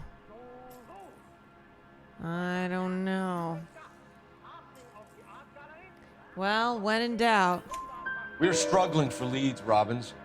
Did she know McCaffrey? Okay, She idolized we're him. yelling now. From what I gather, the feeling was far from mutual. He seems to peddle a revolutionary stance, fixing the ills of society. What a bad guy. You could see how it would appeal to down-and-outs like Evelyn. You mean he's trying to raise class consciousness? Hey, I'd like to make arrangements for the funeral. You think I could get in touch with Evelyn's mother? Put in a call to the watch commander at Central Station, Mr. Robbins. He'll be trying to reach the next of kin. Thanks. Get the guy, huh? I like this guy. Evelyn never hurt anybody. He's a good guy. I don't know, this guy, he kept trying to like, he was trying to recruit people into some type of working class revolution. Read that those goddamn Chinese want to sell the relief food that we're sending them. Wow, Rusty. Yeah, I read about that. Thanks for the news. People are starving. They can't do that. Want to sell the food to fund the civil war against the communists. Really? Guess that's okay. Armies can't fight without food. He's so Spend all your money on weapons, but you still have to have the will to fight. Fortunately, the Reds will win in China. Watch your mouth. If we survive this, it's going to be a miracle. And are under contract for 2 years. Well, During Rusty. which time they'll be lodged in a convent school. The people of this country overthrew a king. You think the Chinese will balk at an emperor if they are starving? Car 11K, Car 11K. Car 11K. Just 11 trying King. to get the fuck out of here. From Captain Donnelly, return to Central, go to. 11 King, en route. Let's not keep the man waiting, Phelps. 11K, 11K. Among them, they have pulled $1 million for the purchase of some rather... Oh! Okay, that was not my fault. That guy came out of nowhere. That one was actually not on me. Unless I ran a red light. Cars have some reports. Officer needs help. Shots fired. Officer down. 6th Street and Lindley Place. 6th Street and Lindley Place. Unit to handle code 3. Identify. Starship Tilted with the lovely June. That's my desire.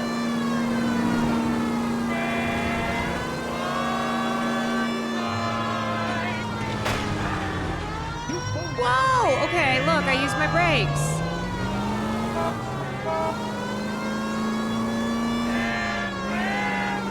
Whoa! Whoa! Shit! Run, you fucking idiots! Oh my god! Oh god! Oh, Jesus!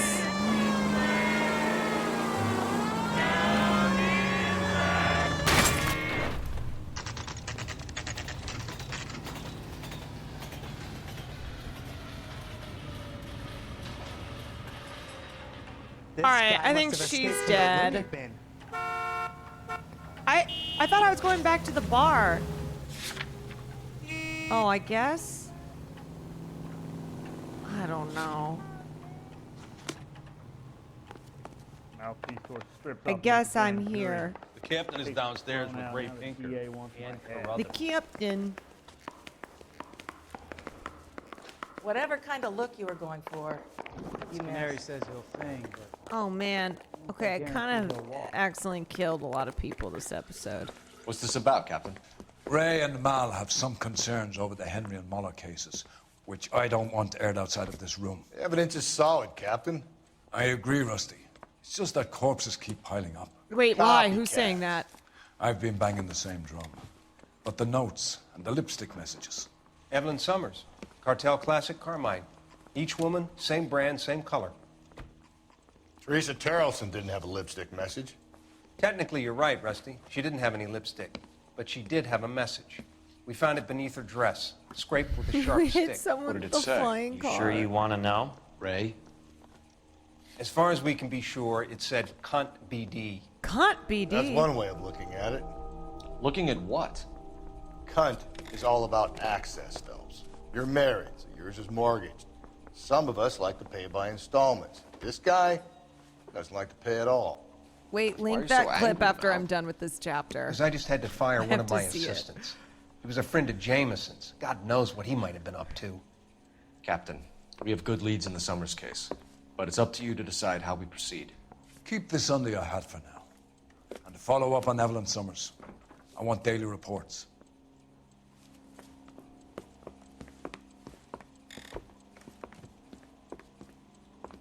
I want to make homicide. You know you made it to get that. Oh, We got our Rusty. orders. Back to the Summers case.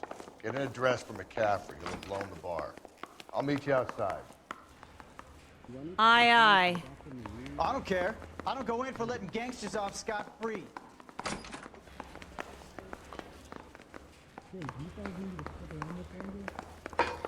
Bro, how did I lose my hat?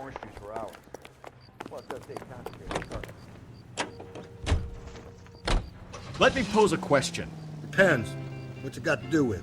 Morals. Would it bother you to Oh, put I the need wrong you to person follow away? me, hold on. Depends. On what? On whether anyone except the poor son of a bitch in the Slam River fountain. Watch it, will you? I'm confessing that I love you. Jesus, Phelps, you're terrorizing these poor slugs.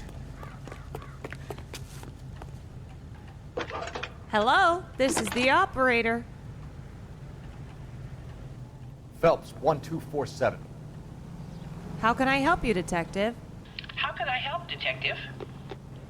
I need an address for a Grosvenor McCaffrey. Grosvenor McCaffrey. Apartment 6, 126 Yale Street, between Ord and Alpine. Thanks, ma'am. Ah, she's so reliable.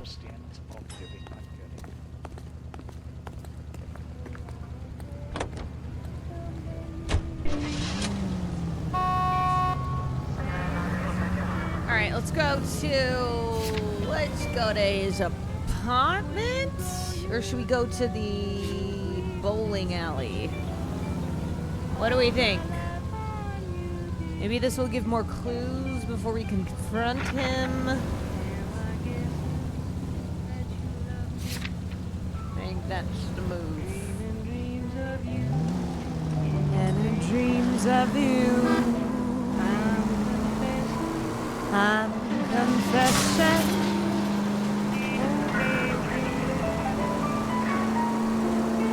Just a little light music. KGPL to all units. Citizen reports man with a gun. Union and Rockwood Street. Union and Rockwood Street. Unit to handle code 2. Identify. Kiss me. You're gonna kill us! Under the sycamore tree, dream a little dream of me. Say nighty-night about you. Whoa! Okay, my bad.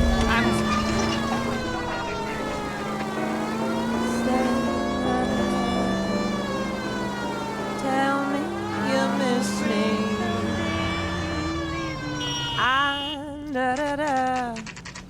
Hey Diva, that was the wrong side of the road. Divas drive on any side of the road. That's the power of being a diva. Caroline, thank you so much for doing the survey. It helped me out a lot. You're the only creator that responded, and I really appreciate it. You got it. Good luck. Hello, Rusty. 2 on your usual lane? I'm Detective Phelps. Homicide. You must be new. What's your shoe size? This is business. I'm not gonna fucking You got bowl, a you guy old works here broad. by the name of Tiernan? Sure we do. He's a pin setter. Clears the jams, works the gutters. Go right in. He'll be hopping around the lanes toward the back. Look at her little outfit. He's a nice boy. Thanks, man. Rusty, punch the Let's old go get Brad. Rusty, unleash. Son, you're a couple of slates short of full. 2 club sand. Down the left side of the alley. Thank you, Rachel.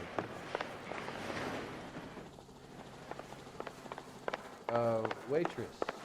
Can I get another spoon? What the hell? That broad has socks in it for zero. You want a tip? I fill my coffee fast. She looks old enough to. Oh, she was definitely born in the 1800s. Tiernan! LAPD! Oh, no! We got a runner.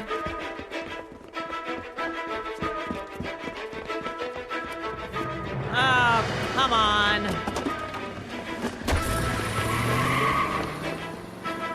There! Why do they always run? What are you waiting for? Get after him! We might go faster if we weren't carrying the extra weight. Yeah, Rusty, why don't you jump out of the moving These are car? flashy cars to be parked outside a bowling alley. The lanes attract a fast-living individual with money to burn. Or a middle-aged individual with the need to feel Oh, we're just zero. shooting. Keep it steady and I'll try to bust his tires. We're shooting. Okay. Hit him, Cole. Spit him out. Phelps, you gotta get me closer. Rusty! Another runner. I'm At least we've got a trying. suspect. Why do they always run? I'm sure we've got the wrong person Why in do more they than one always of these run? homicides, but they always seem to land. You know, your theories are not airtight by any means. Wow! Hit it. Clean this asshole off the road. This guy's insane! This isn't the killer. We can at least get him for reckless endangerment. That's unless he runs into But this a is wall the and kind of saves us all driving that I trouble. know how to do. Oh, Now it's shit! not time to play around, Phelps. Now's not Oh, the looks like time we're to going play into the around. tunnels. God damn it, he'll kill himself. All right, as long as he doesn't kill us, I'm okay with it. I'll try to shoot out his tires. Wish me luck. That was the end of that. It's about fucking Did we get time. him?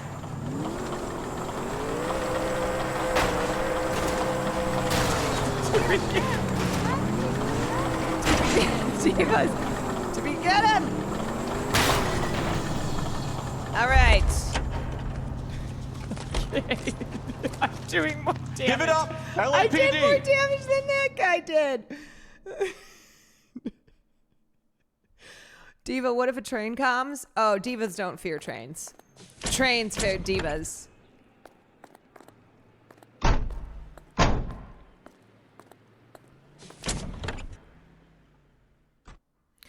Ladies and gentlemen, we got him. Oh, sister, I was so tight I couldn't walk.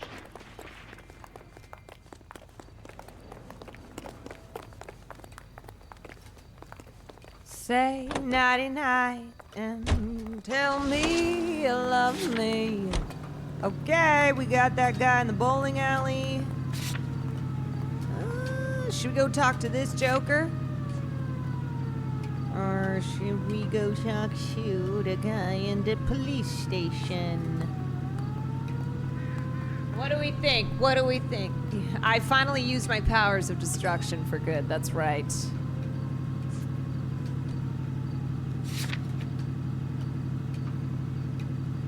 All right. Here we go.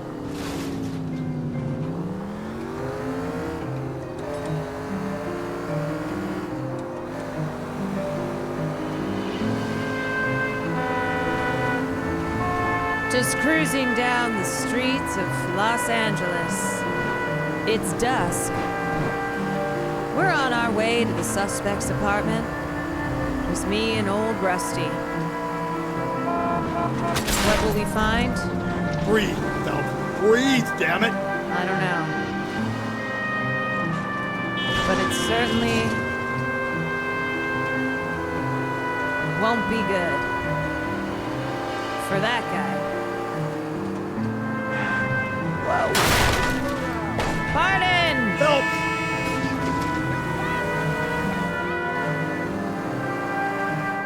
Just another night of driving down the roads of LA. Wow. Whoa there. Thanks for your Whoa, trouble. Nelly.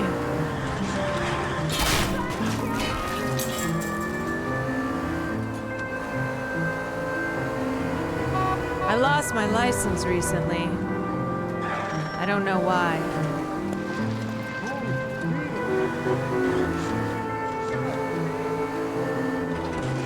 Oh, hello. All right, I think we're here.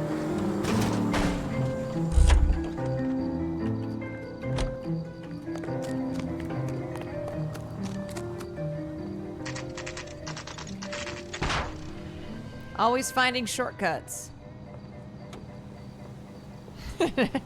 Anyway, that's how I lost my driver's license. Bum, bum, bum.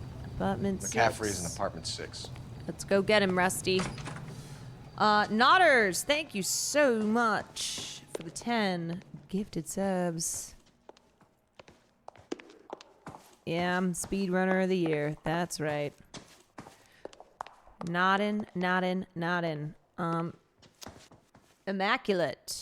Thank you for the tier 1. Doesn't look like anybody's home. So we just gonna bust in. 'Cause we're the LAPD, motherfucker. No This good looks to like me. some commie shit.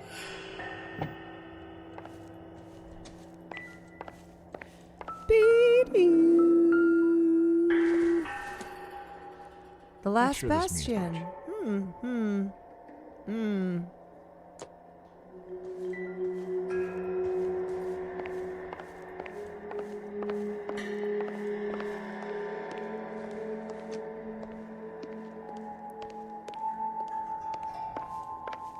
This looks like the apartment of a dirty commie.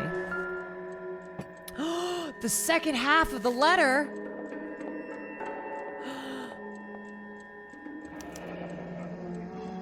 Torn from the letter we found beside the body. Oh, At shit. the very least, I'd say it ties McCaffrey to the It was scene. the commie.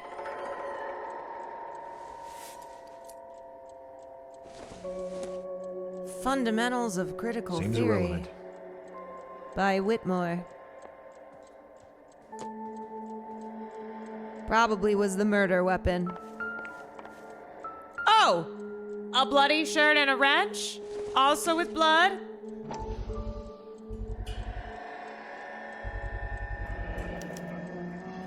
He said he was at home. He said he didn't know her. And we have the book. Let's see Carruthers argue his way out of this one. Is that you, Grosvenor? Who's Who are you this? guys? What are you doing in here? From the LAPD, ma'am. Do you know where we might find McCaffrey? I'm his neighbor. Is he in trouble? Look, lady, we need to find him, and in a Why hurry. would you think he's in Are you going trouble? to give me trouble? He has a pigeon coop up on the roof. He spends his mornings up there when he's been drinking. How do we get up there? Down the hall and up the stairs. Drunk and in command of a carrier pigeon.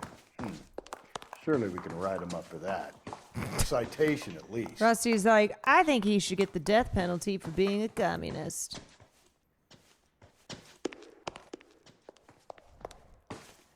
Honestly, he is living pretty good for a commie.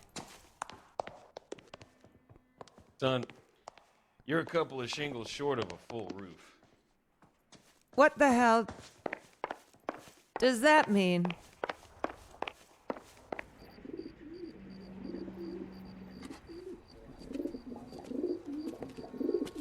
Oh, you're sending out your commie messages with these pigeons? I knew this bitch was gonna run. I'll go get our wheels.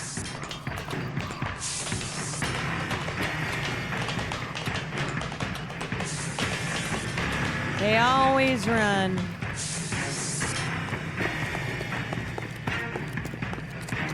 That's why you gotta be in shape as a detective. Stay and fight the good fight.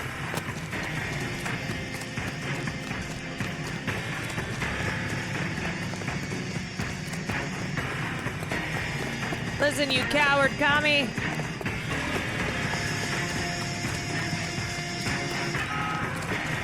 Give it up, LAPD.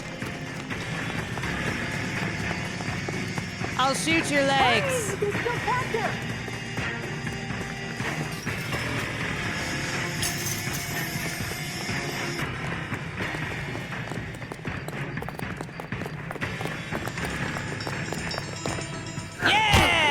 McCaffrey, you're Left under his arrest on stamina. suspicion of murdering Evelyn Summers.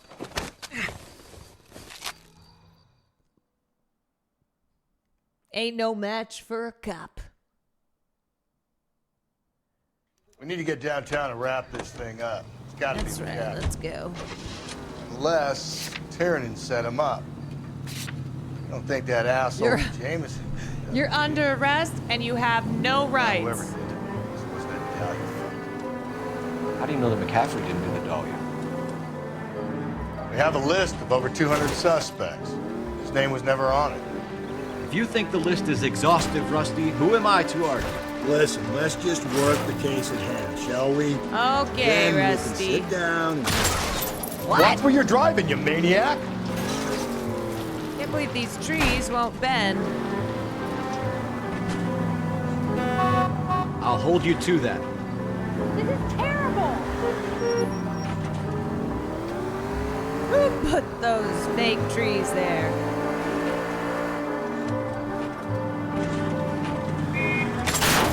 Just go easy, Phelps. Look, Rusty, we've got a moida to solve. Can't take it easy? Are you insane? Sanity Dojo, thank you so much for the 5 gifted subs.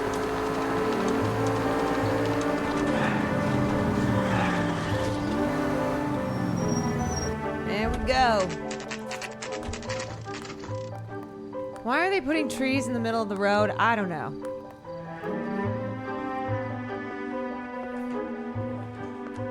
You sure you can make it stick with I one of don't these know. suspects, gentlemen? It's either McCaffrey or Tiernan, sir. I think Jameson is an aberration. All right. I'll deal with that degraded lunatic myself. He's got some fearful retribution coming. Tiernan isn't one, McCaffrey isn't two. I want a confession from one of them. Rusty's like, don't worry, I'll beat it out of one of them. Don't fail me, young Phelps. I'll beat him hard. All right, one of them's in 1, one of them's in 2. I got the jitters Who are again. we going to first? I want to make a comment. He just said pick one. Yeah. That's how it works. Say, Phelps, do you mind if I get back to what I was doing? Why did you run, Tiernan? I was the last one to see Evelyn that night. I knew you would think it was me. I do think it was you. Can you describe your relationship with Evelyn? I barely knew Evelyn. Oh, you fucking liar. All right, let's see what we got. Pawned rings, missing ring. Time of death handbag. Movie lot, torn letter, lipstick. Book. No. Store owner Robin says his victim bought whiskey for a boy. Okay, I don't think we have any proof. But he's lying. Sounds like half an answer to me, Tiernan. Were you sleeping with her? That's none of your business. Were you having sex? Aristotle's Metaphysics, the book that belonged to McCaffrey. McCaffrey saw her looking at her once and laughed in her face. And you're saying Evelyn stole it? She wanted something of his. Okay, I believe that. You don't like McCaffrey, do you, Tiernan? He's full of the common man routine, but he props up a bar like the rest of us.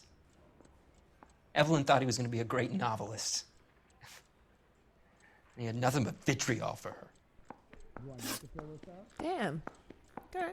You and Evelyn were drinking together last night, and she had no other place to stay. I don't know. He's not what only a happened commie, last he's an night. asshole. I don't remember. You don't remember? See the eyes. Shifty eyes. You don't give me some reason to think differently about this, Tiernan. I'm gonna have to go to the DA. Were you bouncing on it crazy I drank style? half a bottle of scotch. I don't remember a goddamn thing. Do you own a car, Tiernan? No, I don't. Have access to a lug wrench? We use a lot of them to clear jams in the pin setting machines.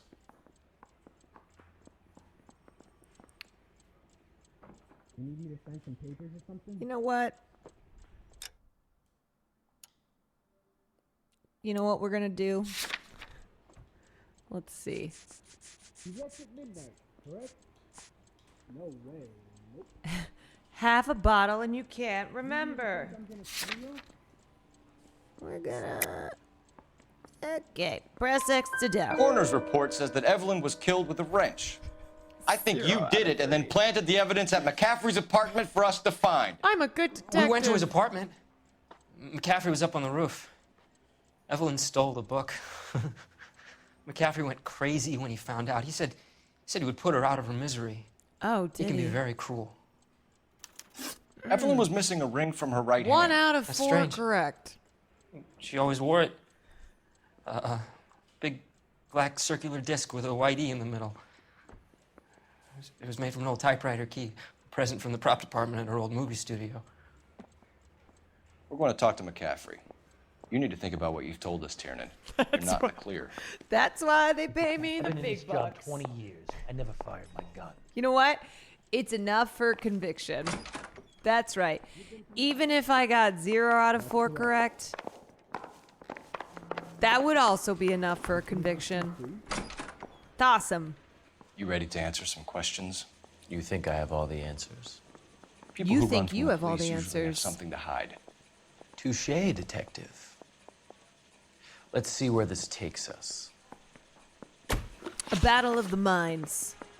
You told us you barely knew Evelyn Why Summers. is he kinda? She hung around sometimes.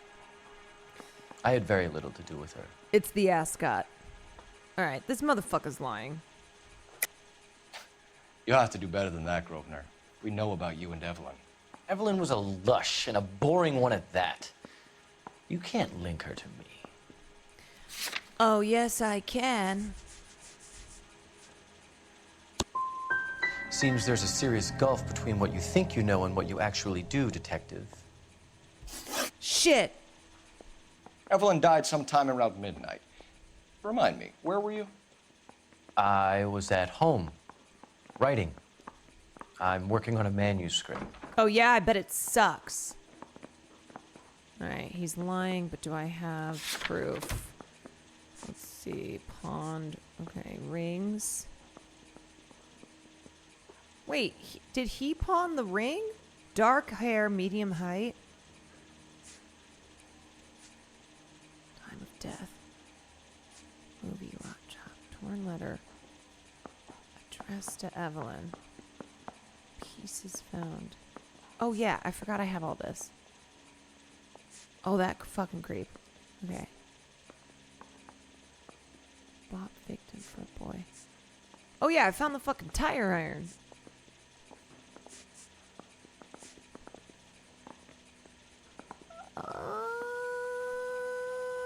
Press exit out. Press exit out. You're gonna need to do better if you don't want to swing for this. I was having a political meeting in my apartment. Cheese and crackers Oh, for the political fifth meeting? columnist. Some What of these kind? people will corroborate your story. I won't give up names of party members. Should. Your funeral. Wait, I had proof? Shit! We found the lug wrench that Evelyn was battered with in your apartment, and the note from her mother, and your blood-stained Yeah, that's right. clothing. We got you, We have buddy. you cold, McCaffrey. You think if I could be bothered to murder Evelyn Summers, I would be stupid enough to leave the evidence in my apartment? Yeah, I do, because you're stupid enough to be a dirty commie.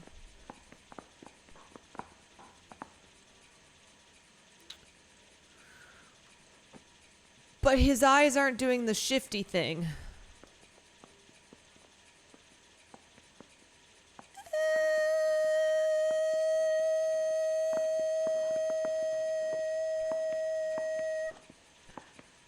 Press X to doubt.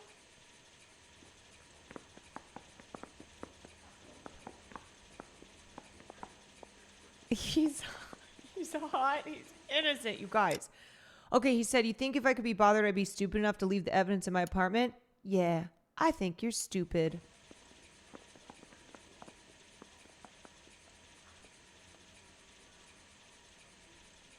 Although he's Haven't you got parking tickets to hand out? Okay, whoa. Whoa. Excuse me. I don't believe you, Grosvenor. The evidence says that you killed her. You can prove that I wanted to kill Evelyn?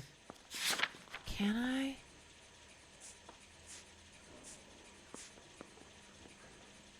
Lady's handbag. Unaddressed to Evelyn. She stole his book?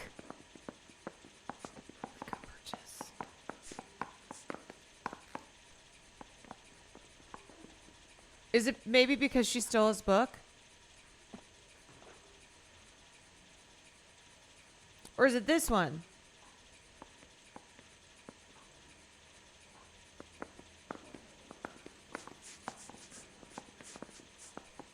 You guys got somewhere you need to be?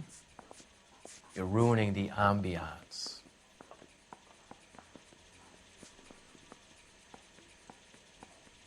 I know, I've gotten everything wrong. I'm confused.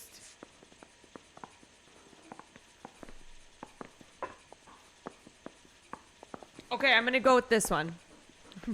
Bro said you're ruining the vibe. Is there a flirt option? Tiernan is prepared to testify that you threatened Evelyn's life in his presence. Self-preservation. That's understandable. Okay, I'll level with you.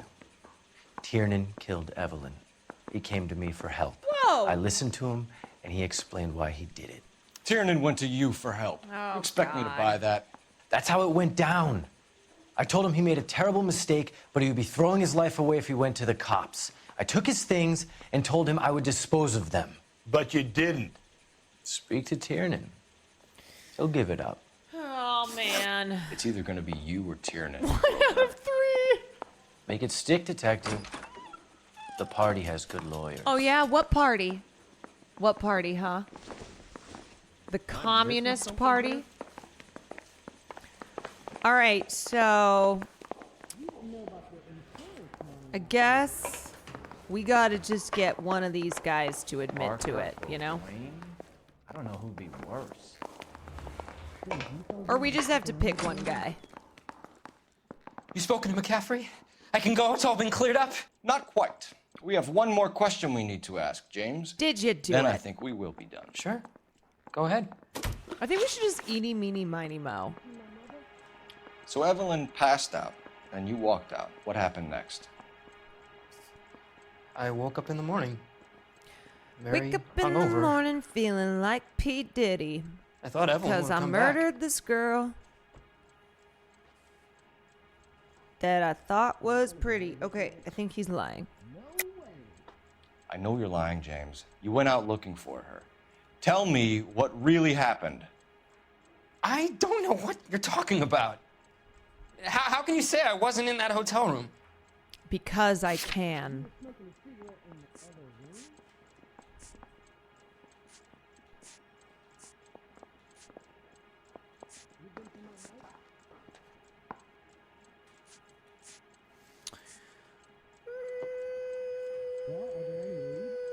Can I?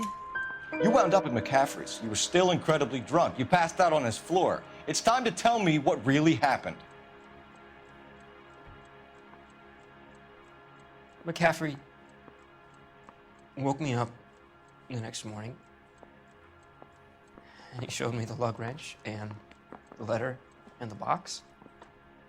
And he said I came in with him last night. Oh, well, one of them's lying. He said that I killed Evelyn. And that it was all over the radio. And that he would protect me. All right, it was the commie. And I don't know, detective, for the life of me, I can't remember a goddamn thing. And I was angry with her. Really angry. I could have done it.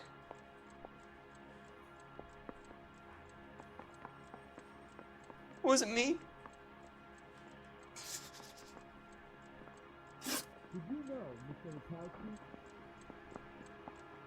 Nah, it was the commie. Wait here. Drink. I got the jitters again. He has no motive. Don't need a motive. I say we bust in there and find that goddamn evidence. Wait, phone? Phone. Hold on. Phone. Operator, give me R&I. He's a commie, but more importantly, he's an asshole. Phelps, badge 1247. How can I help, Detective? I need the jacket on a Grosvenor McCaffrey. Just a moment, Detective. Why does she sound like a robot? Under surveillance by the Red Squad. Convictions for petty theft. Dishonorable discharge from the Army during training at Syracuse. Assault on a local woman. Says he almost beat the woman to death. Thanks. Oh, yeah, he tried to say it's because of the organizing protest. Well. Trumo, thank you for the 15 months. Well. You were in the war? Yes, I was. Seeing the things that I saw, Innocent. it changes a man. I came back here determined to change things. All I wanted was a pen and an opportunity to speak out. You told us before that you had only minor run-ins with the police. You didn't mention petty theft. I've never been in trouble for violence. That's the salient point here, isn't it? You're lying. You're lying, McCaffrey. You have a history of violence towards women. How do you turn And even a couple though it's the parking 40s, tickets and a petty and that's theft generally misdemeanor okay, into an assault charge? I'm gonna nail you for this. We know all about you and your dishonorable discharge, beating some poor woman near to death in Syracuse. You've never been in combat, McCaffrey. Your whole life is a fraud. She was a goddamn peasant whore! She tried to steal from my wallet. I could have fought for this country. I could have... You beat her because she stole from you. Because she tried to outsmart you. The ignorant audacity of the bitch. What is a man supposed to do? Sit there and take it? Ladies and gentlemen, we got How is a him. man supposed to call himself a man? And Evelyn Summers, a poor, drunken nobody, stole your book. I told you. And she got what was coming to her. I told you it's because she stole the book. When you guys were like, no motivation, I said, because she stole his book. Grosvenor McCaffrey, I'm charging you with the murder You're of going Evelyn down, Summers. buddy. She was a sad lady who never hurt anyone except herself. I hope God finds a way to forgive you. Lock him up. Congratulations, boys. You bagged the fine catch. Another red to boot. Grand. Now, I want you to put this business about a repeat offender out of your mind. This McCaffrey creature shows no remorse. And neither will the grand jury. He's gonna hang. Walk a long mile to find a better candidate for an unmarked plot at a prison graveyard.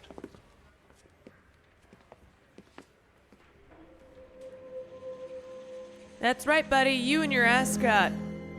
You're going to the clinker.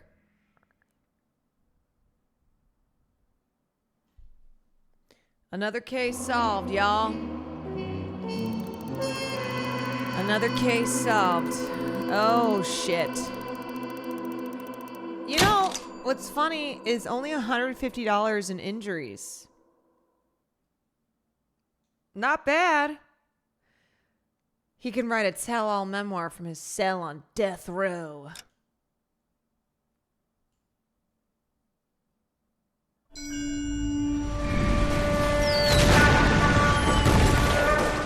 Yeah, right about that, Grosvenor. We have lost most of Shaughnessy and Dunn squad. The gunny is dead. First platoon is in worse shape. That medic is either crazy or the bravest man alive. trauma. Rally with the first. Then try for the Nambus. It's sheer to the left. To the right, it goes right through a pass with two Nambus and enfilade. Mate, we can lose everyone. Lieutenant, get back off this fucking bridge. They'll start walking the mortars back to their own positions. We only have minutes. I'm in charge here, Sergeant. Get your men off the bridge, Lieutenant. What's your unit, Sergeant? We don't have time for this, Lieutenant. What's your unit, Sergeant? My company, 22nd Marines, Lieutenant, and we just saved your ass by fording the river. My orders are to reconnoiter the... Whoa! I think that point is now moot.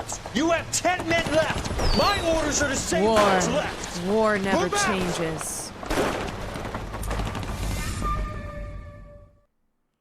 It's only who the war's fought against.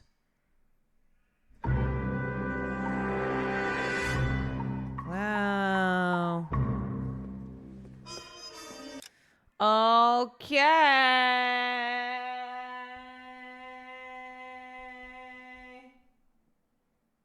Case closed. Case closed. This is the final homicide case. Well, we're doing it tomorrow. We're doing it tomorrow. Nah, I'm gonna call it. I'm gonna call it, folks. But I do want to watch this clip. Let me see. Hold on. Whoa! Wait. Whoa! Shit! Run, you fucking idiot! Oh my Hold God. On a second. Wait a Hold on. Hold on.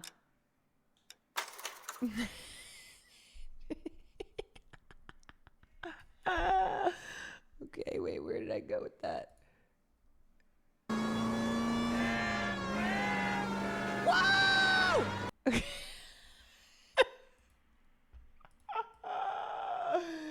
Okay, let me see. Let me see.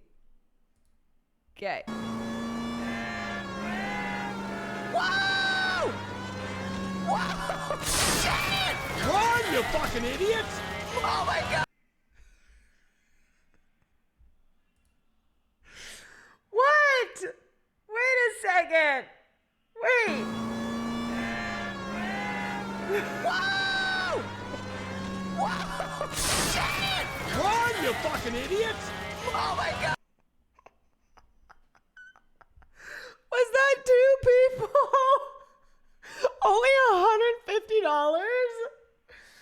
How is that only $150 in injury damage? But his eyes aren't doing the shifty thing.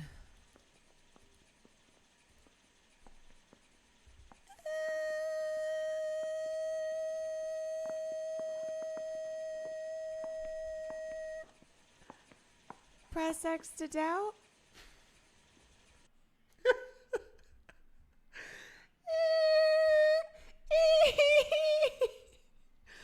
Oh, this game is so silly.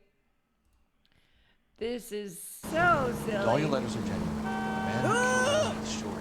May have also killed Deirdre Mullen. I'm so sorry.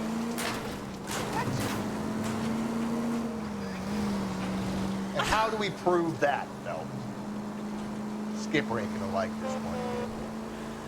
We're gonna have to rely on this guy tripping up. I think she'll be okay. Hey! Wait, I'm a serial killer. Oh my God, I've killed more people than any of the murderers that I've caught. I've killed, and I'll do it again. I've killed people, and I'll do it again. Even though I don't mean to kill them. I just want to be clear about that. I don't mean to kill them. But it will happen again. The final case is catching myself. I'm the final boss. I am the final boss of LA Noire, and I have to catch myself. Dun dun. Dun dun. You're a cop. It's cool. I'm just doing what cops do. Yeah, so it's heavy rain. That's right. That's what it is. I'm just doing some role playing, you know, guys. That's I like to be as realistic as I can. And I investigated myself and I found no wrongdoing. I investigated myself and I found that I did nothing wrong. So, case closed. That's how it goes. All right, you guys, I'm going to send you over to Miss Jana Splinters. And I will see you guys tomorrow. Tomorrow.